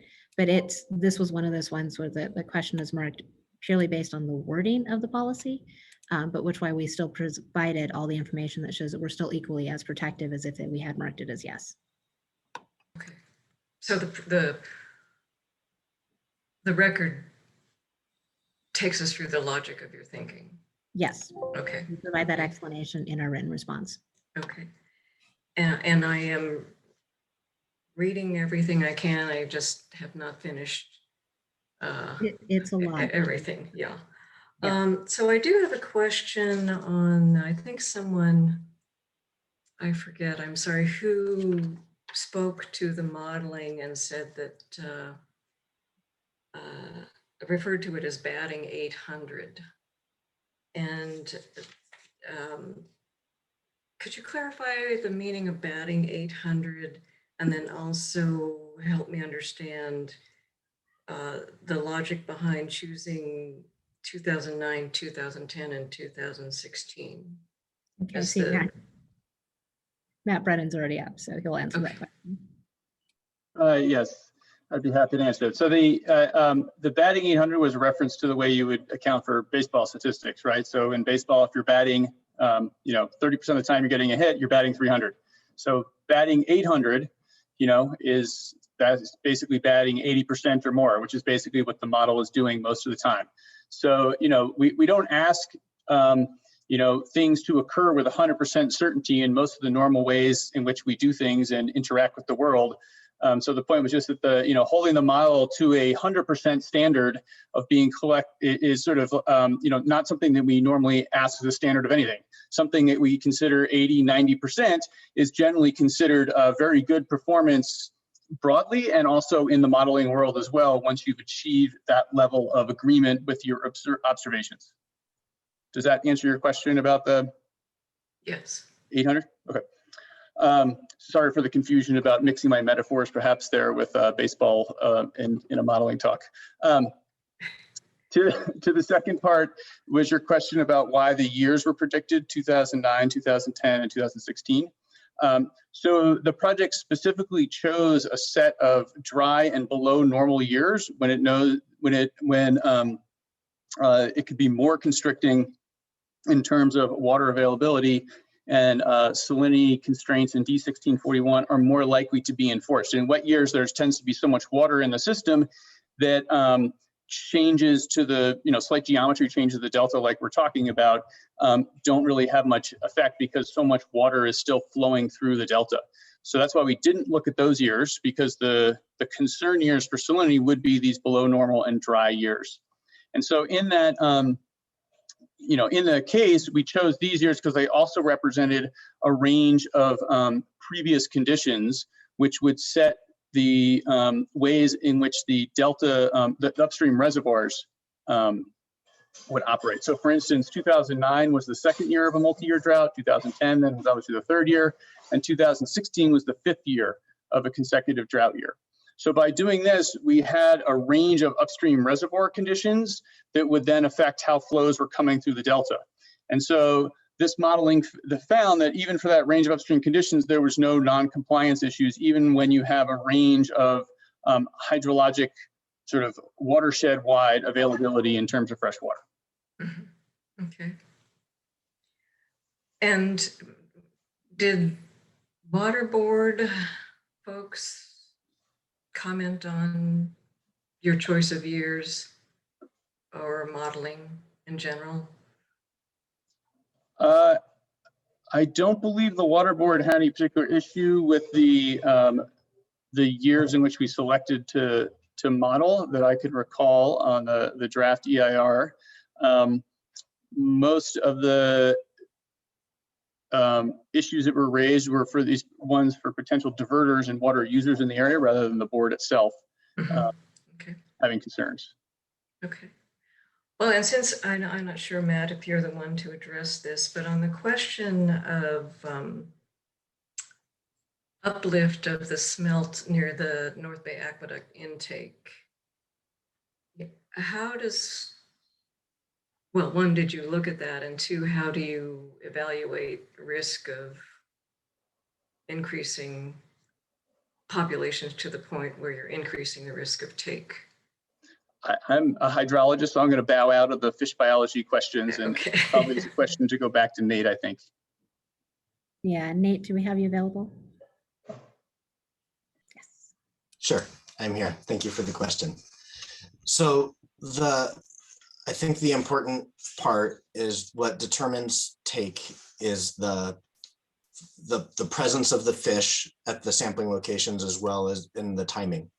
And for Barker Slough, from what I understand, I'm sure the appellants could explain this better. What I understand is they have a very low threshold for presence. And if there's 3, I believe, sampling locations, if there's 1 fish observed at those 3 sampling locations, they need to shut down. And so if that goes to, we would have to go from 0 fish to 1 fish, is my understanding, in order to make that case. And so from our understanding of the project, our understanding of the populations in Cache Slough complex, well, one is the population dynamics of the species are very complex. And so we're not able to really predict what's going to happen with the populations. As Mr. Nomolini said, recent surveys have been resulted in very low numbers. But the result of the project, where we're putting food and habitat in a place where the percentage of the population is already known to be through most of the seasons of the year, we don't expect that to change the season of use. So it's not going to change we don't expect that to change the timing of where the fish will show up. Where the fish already are, we can't really say what that population is going to do. The current state of the science doesn't allow us to predict that. Does that answer your question? I'm sorry. Yes, yes. Susan, I do have a question. Go ahead, Judge. Kind of bothered me. In the example, I was asking about how you adjusted your thinking. I don't know if you recall that. I think it was Ms. Taylor. I forgot who answered the question. It was. The examples you gave were restrictive of recreational uses.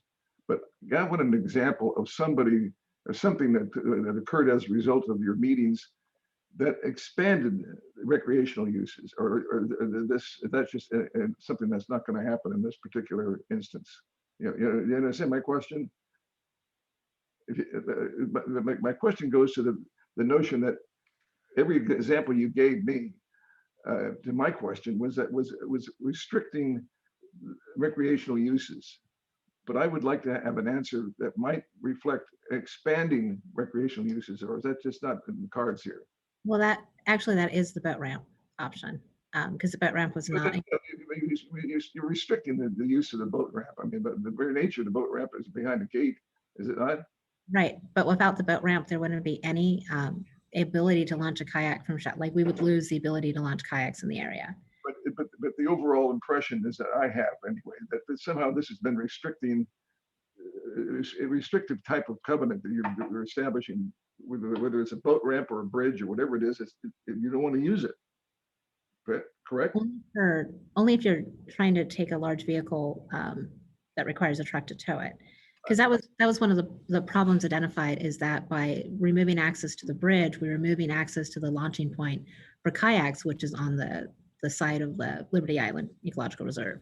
And that was one of the considerations in developing the boat ramp, was making sure that it could accommodate kayak launches from the public as well on this side of Shag Slough.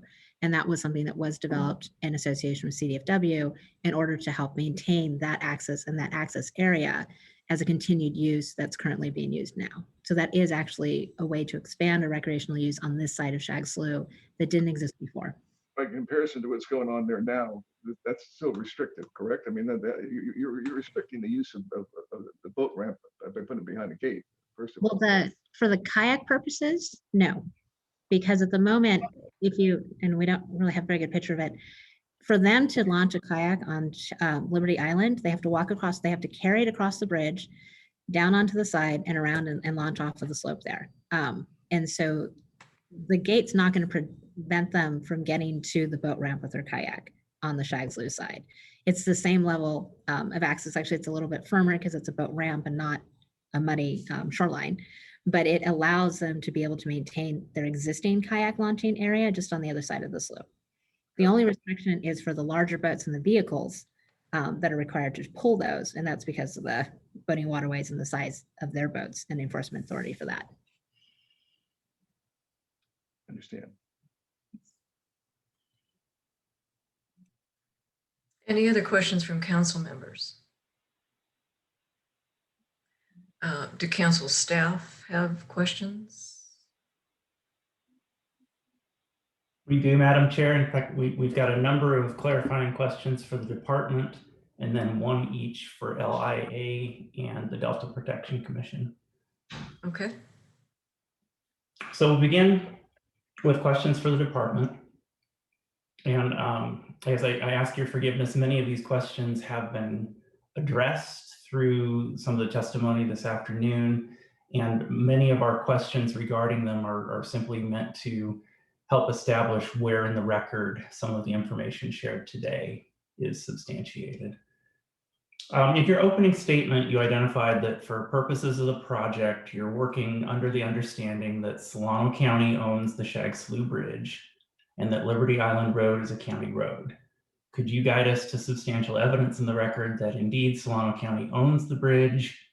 And curiously, just what is the status of the request to vacate the road at this time?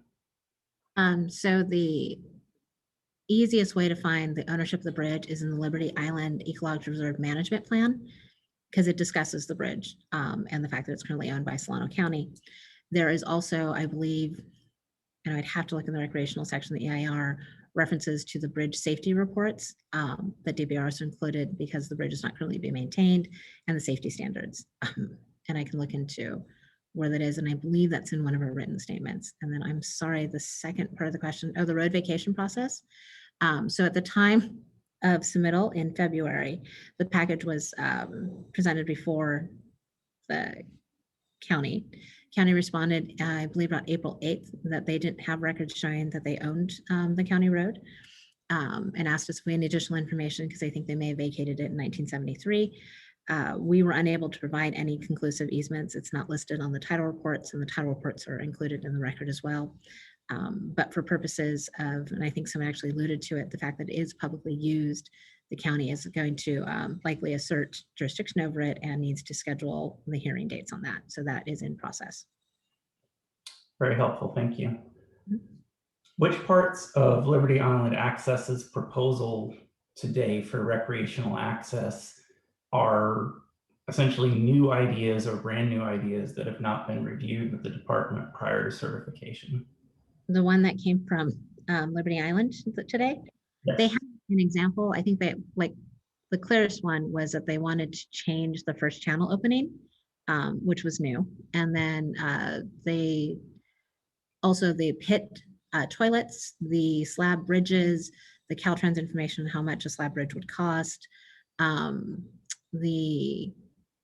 don't remember all of them. Basically, there's a comparison because you can see the presentation they made to DWR and then the presentation they made today. But a lot of that was new in developing recreational facilities at the site. Excellent, thank you. And then earlier on in the presentation, Ms. Biggs shared a map of the site, and this is something we've been discussing since, that showed an access point at the northeastern corner of the site and mentioned that public access there would be provided for launching kayaks and shoreline fishing. We just have a series of questions regarding this to help guide us to where in the record some of these things are established. I'm wondering if you could guide us to evidence in the record substantiating the project would provide public access to Liberty Island Road north of the northernmost levee breach. So between north of the D grade or First D grade. First D grade. I believe, I was like, we'll have to look at it. I believe it's in our designs that shows that there's going to be, the road is continuing through that area. Basis of design report. Thank you, Charlotte. 100% basis of design report will show that and detailed. It also showed the turnaround point, because we had to make an area large enough for vehicles to turn around, including big rigs, and the design for the road. There's elevations and plans that you'll see in that section. And just to clarify, from some of the materials we've reviewed, was there an earlier version of the design that showed that gate over more on the western edge, the northwestern edge of the project site, and then that was relocated? I think, Rachel, if this part of the design has been the same 30%, 60, and 100%. Okay. So there might have been very early on design that modified it, but the road has been going out to Shag Slough Levee since the 30% design. Okay. Thank you, Charlotte. And similarly, could you guide us to specific evidence that substantiates that the public access for bank fishing would be maintained along that northern edge and then that northeastern corner of the site? So again, since the 30% design, I think that because it's not a sanctioned use today, it's not an explicit use, but the access would remain just based on the fact that you could drive straight out to the levee the same as you can today. Okay. And just to clarify, we're discussing both bank fishing and fishing by boat being possible from these locations. Yeah, the boat fishing is again described in like our SEQA recreational chapters in the record. And then also, if you could, I think you have clarified, but if you could offer support from the record regarding whether the boat ramp that's created by the project would be accessible to the public to launch boats, including hand launching for small watercraft. Just essentially how the record supports that pedestrian-based access for kayak launching would still be supported. I think again, the best probably place to look for that is in the design, the basis of design report. that shows the design of the proposed boat ramp, how wide it is, and how you'd be able to walk through that area. The gate, it's not a fence, so it'd be very similar to, I'm trying to think of a good example, like the Dick Fazio wildlife area and the western Yolo bypass levee. In that area, there's a wide gate that you can step over and then walk down the levee, but you can't drive past. So that's the same proposal that we're using here. Okay. And typical for state plan of flood control levees where you can't drive on them. Okay. And could you indicate where in the record the map that we've been using this morning to illustrate and zoom in on that northeast corner is drawn from in the record?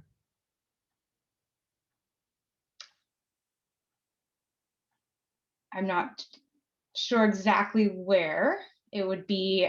We submitted many graphics like that in the record. So I don't know, Rachel, if we can get back to them on that. We submitted a lot, so. That would be fun. Yeah, we did. Okay. We can follow up with you on that. Yeah. How would parking near the gate work? Again, in the, I guess the 100% design, 60% or 30% design would show the turnabout area. So it's a wide area that's been designed for a truck that has a trailer, a boat trailer. So it's, parking would be first come, first serve in that area. And so the design shows the turnabout area at the base of the levee, or at the base of the levee, and what would be the dead end of Liberty Island Road. Okay. And what is, I guess, what is the plan to make clear that the ramp then would be accessible for public access?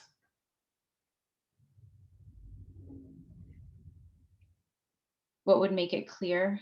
Maybe you could restate the question. Or would there be signage indicating that as a permitted use, or other indication that the public does have access to that ramp?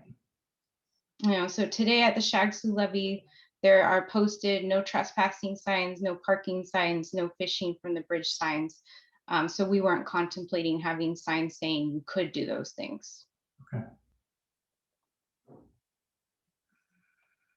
And could you help us with evidence describing that the levee roadways would be accessible to pedestrians? Similar to how they are today, it's just, it would be accessible. There's no signage today saying that it's accessible for that use. Okay. And is there any evidence in the record that documents your determination that public vehicle access to that boat ramp needs to be restricted for public safety purposes?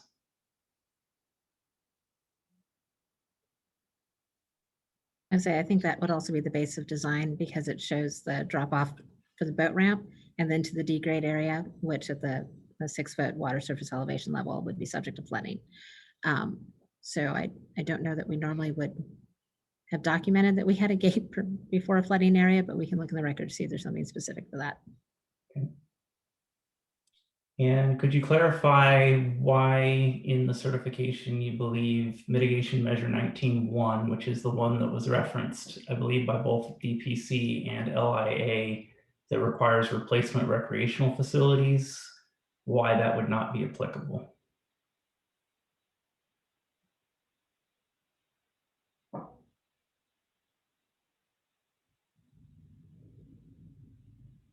I think I would have to go back to look at our written responses, but I believe our response to that had to deal with the applicability, whether it was a feasible mitigation measure under the policy. Understood. But we can follow up with that as well.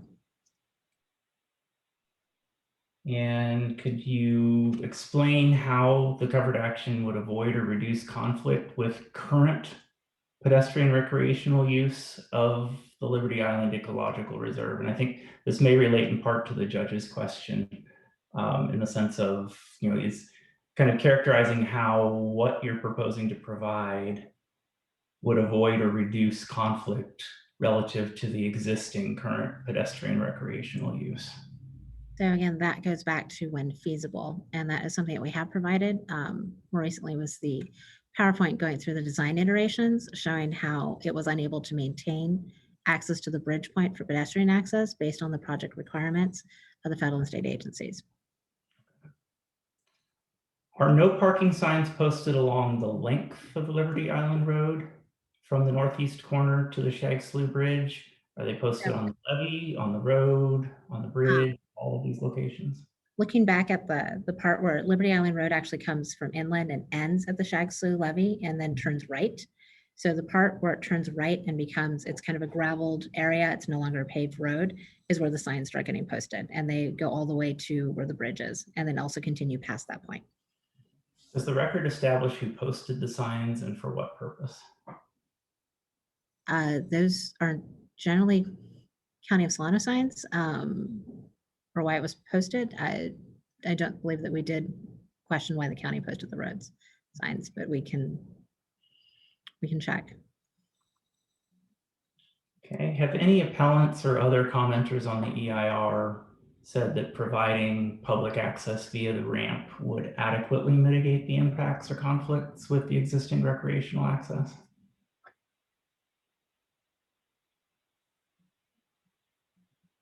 I don't know when that comment would have received. Normally through the process, they would have submitted comment letters on the draft EIR, and then they had the opportunity to present comments on the certification of consistency, which they chose not to do so. You'd have to ask them why they chose not to submit the letters during that time period, which would have been included in the records submitted before the council, but we did not receive any comments on the certification prior to submittal. Okay. Mr. Bickler stated that RD 2098 essentially cannot keep up with existing O&M needs on the deficient Shag Slough and Cache Slough levees. The districts have stated they're concerned that RD 2098 would not have capacity to perform adequate O&M on the new Duck Slough levee, and that would impact RD 2068. Can you explain how DWR has accounted for RD 2098's capacity to perform that O&M post-project? Certainly. So there is a section in the administrative record that's labeled RD 2098. And what it looks at is we included the fact what their current assessments are and what proposed assessments are would be in order to include the cost to properly maintain the RD in its post-construction state after the Lookout Slough project had been developed. One of the key points we noted is RD 2098 has not increased its assessments since the 80s. So it's currently underfunded. And one of the key concerns was once the levee had been built and most of the site was subject to inundation, whether or not DWR would remain part of RD 2098. So if you look at the materials we provided, we noted that once the project is completed, DWR becomes about a 54% ownership of the land within RD 2098 and has made a commitment to remain within the RD and to pay assessments based on that property in order to ensure sufficient funding for RD 2098 moving forward. And that was also presented to the Central Valley Flood Protection Board and is included in the record. And it's, I believe under the original table of contents, there's a section labeled RD 2098 with all of those materials in them. Thank you very much. Ms. Biggs mentioned that the long-term management plan that's being prepared would include the invasive species management plan for the project. Can you please clarify if the invasive species management plan is already in the certification record or if that would be a new component of the long-term management plan in a future draft? Yeah, it is already in the record in the AMMP and long-term management plan that was submitted. Invasive species management is part of that plan. It's incorporated into the long-term management plan and adaptive management and monitoring plan. Okay, almost done, I promise. Could you please guide us to evidence in the record to substantiate your claim that the use of culverts in place of levee breaches would be inconsistent with FRP restoration guidelines?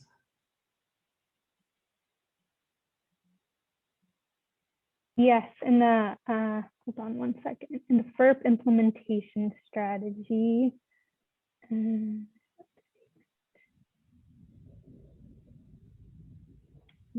second, says to minimize the use of artificial highly engineered systems and features to achieve restoration goals and focus instead on restoration of historical, physical, ecological, and biological processes. So minimizing engineered things like culverts is part of the FERP implementation strategy and also required by the agencies that give us habitat credit. Solano County Water Agency has claimed that the draft EIR failed to include analysis of the project's effect on organic carbon, that the department could have conducted this analysis based on CalFed water quality targets. Please explain and offer support from the record regarding whether this CalFed target was analyzed and why or why not. Matt? Thank you, Rachel. Yeah, so we look back and review the CalFed record decision from 2000, which is something that is a goal-setting document that sets a future goal for total organic carbon. Dissolved organic carbon is a part of total organic carbon, of 3 milligrams per liter. But that's not a currently enforced water quality standard. It's just this goal for the future. And it is unfortunately a goal that the NBA does not currently meet, particularly during the wet season. And the CalFed plan also calls for, trying to help address this issue with a combination of measures, which include alternate source water, source control, and treatment technologies. And since this target is sort of a regional goal for the Delta, it's not really the responsibility of the proposed project to meet this goal for the NBA. However, even though it's not sort of directly applicable to the project, DWR, as part of the process, did look at the potential for DOC to become worse at the intake. As the water agency staff mentioned in their closing argument, I helped them in assisting with some methodologies to do that about 10 years ago when I worked for them for those prior reports that they quoted. I'll point out that those prior reports said that restoration could worsen DOC at the NBA AdTech, but it depended on the size and the location of the restoration, as well as depending on the evolving science that gives us explanations in terms of the type and timing of DOC that would be generated by crops versus changing the land use to wetland plants. So I had that in the background and used that to look at the particular questions for this site. As we documented in responses to the final EIR, the things that we considered for potential impacts were, first, we looked at Liberty Island, which is this big unplanned restoration project right next door of similar size that's been breached since 1998. And looking at Solano County's own data, since Liberty Island has been breached, there has been no indicated change of increases at DOC at their intake. And in fact, there might have been, there's indication of a slight decrease over that time period since Liberty Island has been breached.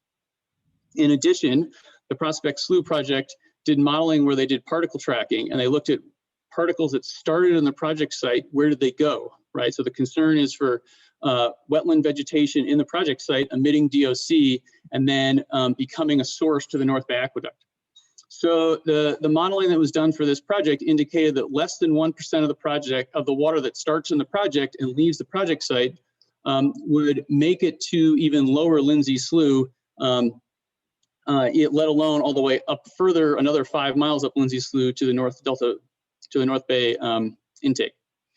The modeling that we did also showed that the majority of the water that's in the project site would be there for relatively long residence times. This is by design. It's part of the food web objectives to allow food web detritus to sort of cook up and be used in the food chain.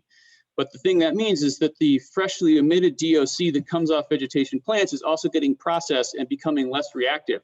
So because of that long residence time, and because you're talking about less than 1% of the water actually making it to the North Bay Aqueduct intake, that the DOC that would get there would be less likely to form the disinfection byproducts, which are the water quality concern. When you have DOC in the water at a certain level and you add chlorine products, it creates these disinfection byproducts that are of concern for the water supply folks.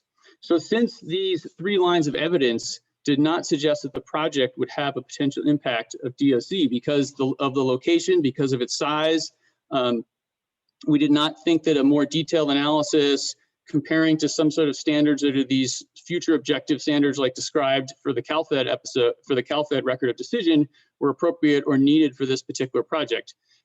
Some of the larger projects that we were referring to in terms of might have impact were things like BDCP, which are projects that were on the order of 60,000 acres rather than the project's 3,000 acres. Thank you. And then sort of last question on access. Based on the comments that you've made today and what's in the record before us, what's your assessment on the level of access today and then with the project? Would it be the same? Would it be less? Would it be higher or lower quality? Would it be afforded to the same number of potential users? Just any assessment that you could offer on that that could be supported by the record.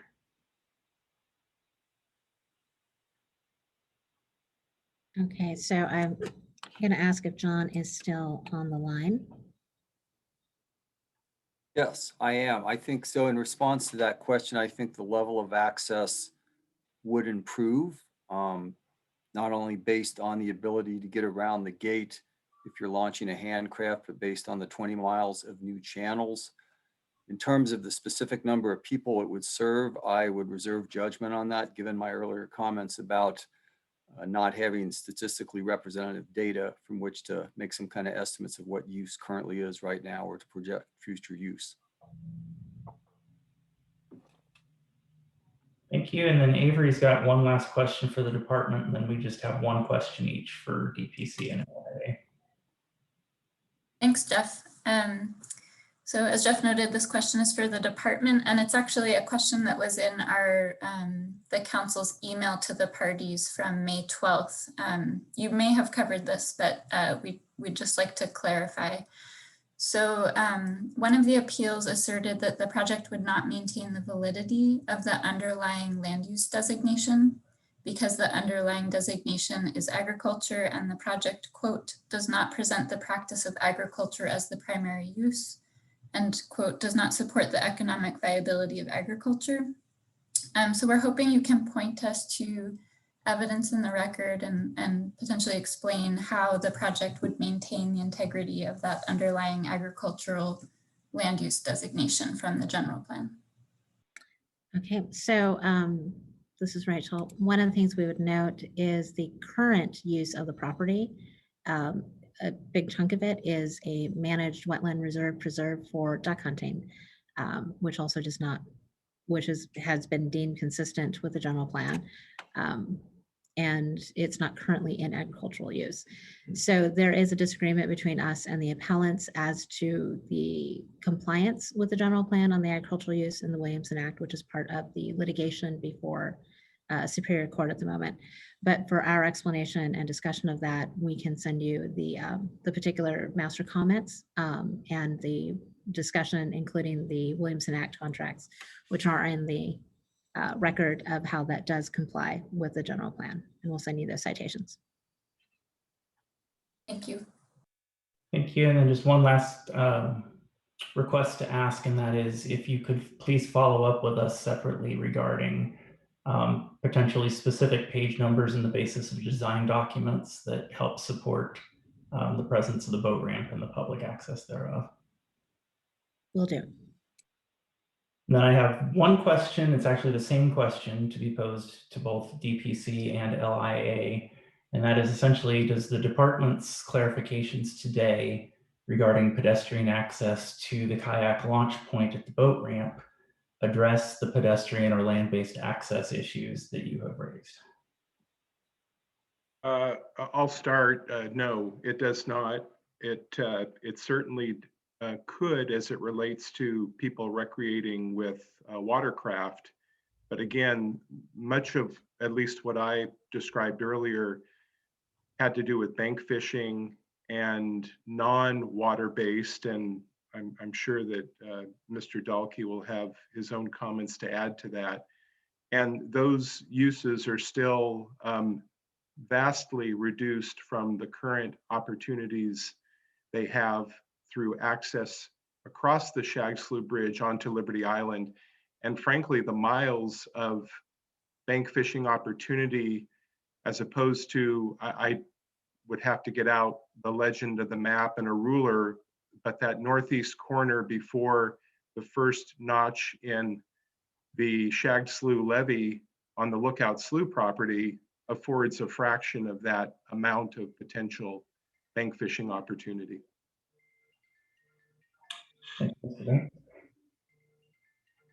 Yes, if Eric's finished, I might add, no, the proposals and the discussion brought forward by DWR do not address the pedestrian issues. I think there is a little bit of there's been conflating how recreational use operates here. There are people who certainly bank fish along Shag Slough. They park legally, I might add. There is a no parking sign right about 30 feet from the bridge, but the entire length of that 1.5 miles of levee does not have the no parking signs. To counter what Ms. Taylor has said, if you go out there yourself, you'll see that. You go on Google Street View, you'll find that too. But there are two components. There's people who fish on Shag Slough, and there's a large component of people who go into Liberty Island Ecological Reserve, state public lands, where they launch into the interior of the island if they have a kayak, where they hike along the trails. There's about 1.5 miles of trails going south and about the same going north, maybe 1.2 miles going north along the eastern side of the levee on Liberty Island Ecological Reserve lands.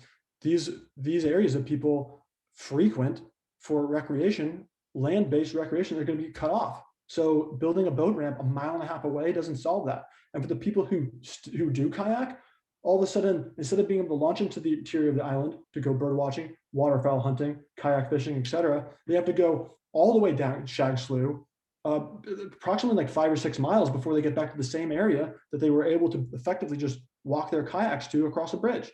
So I would say no, this notion of an agency boat ramp that sure will let people launch kayaks from doesn't mitigate. As I've demonstrated already, there's a huge portion of the demographic that visits Liberty Island Ecological Reserve, and they do so via land-based means for land-based recreation. So it doesn't mitigate. I hope that answers the question that was presented. Okay. Thank you very much, Mr. Dalkey. Madam Chair, that concludes staff's questions. This is the court reporter, excuse me. I'm requesting a 5-minute break, please. Oh, I think we're about to end, Catherine. I need to take I'm going to take a 5-minute break. Okay. Okay. Thank you.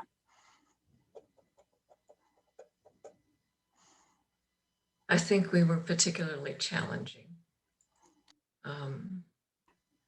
Not particularly. It's just the length of it. I was told this was ending at 3. But, oh, I see. So I will be back in 5 minutes. Thank you. Okay.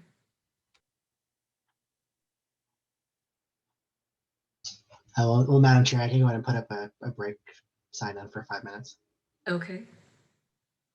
Thank you, Brandon. We'll be back at 4:15. Madam Chair? Yes, Don. I just want to add, are the Delta Protection Commission meeting, I'm going to have the vice chair start the meeting. It was scheduled for 4 o'clock. How long do you think we'll go? Probably another 15 minutes after we reconvene, do you think, or even that long? I just need some idea. Well, actually, I was about to say thank you to everyone and okay. and the meeting. Okay. So I'm imagine. Be shortly thereafter. Okay, that's good. Yes. That's helpful. I'll let my vice chair know that I'll be joining them. Okay, thanks. Okay. Okay.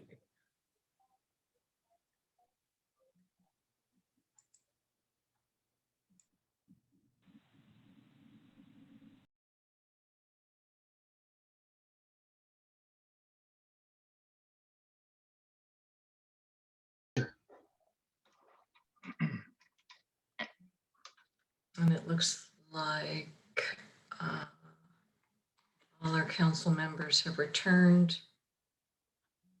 We are recording and broadcasting. Great, thank you.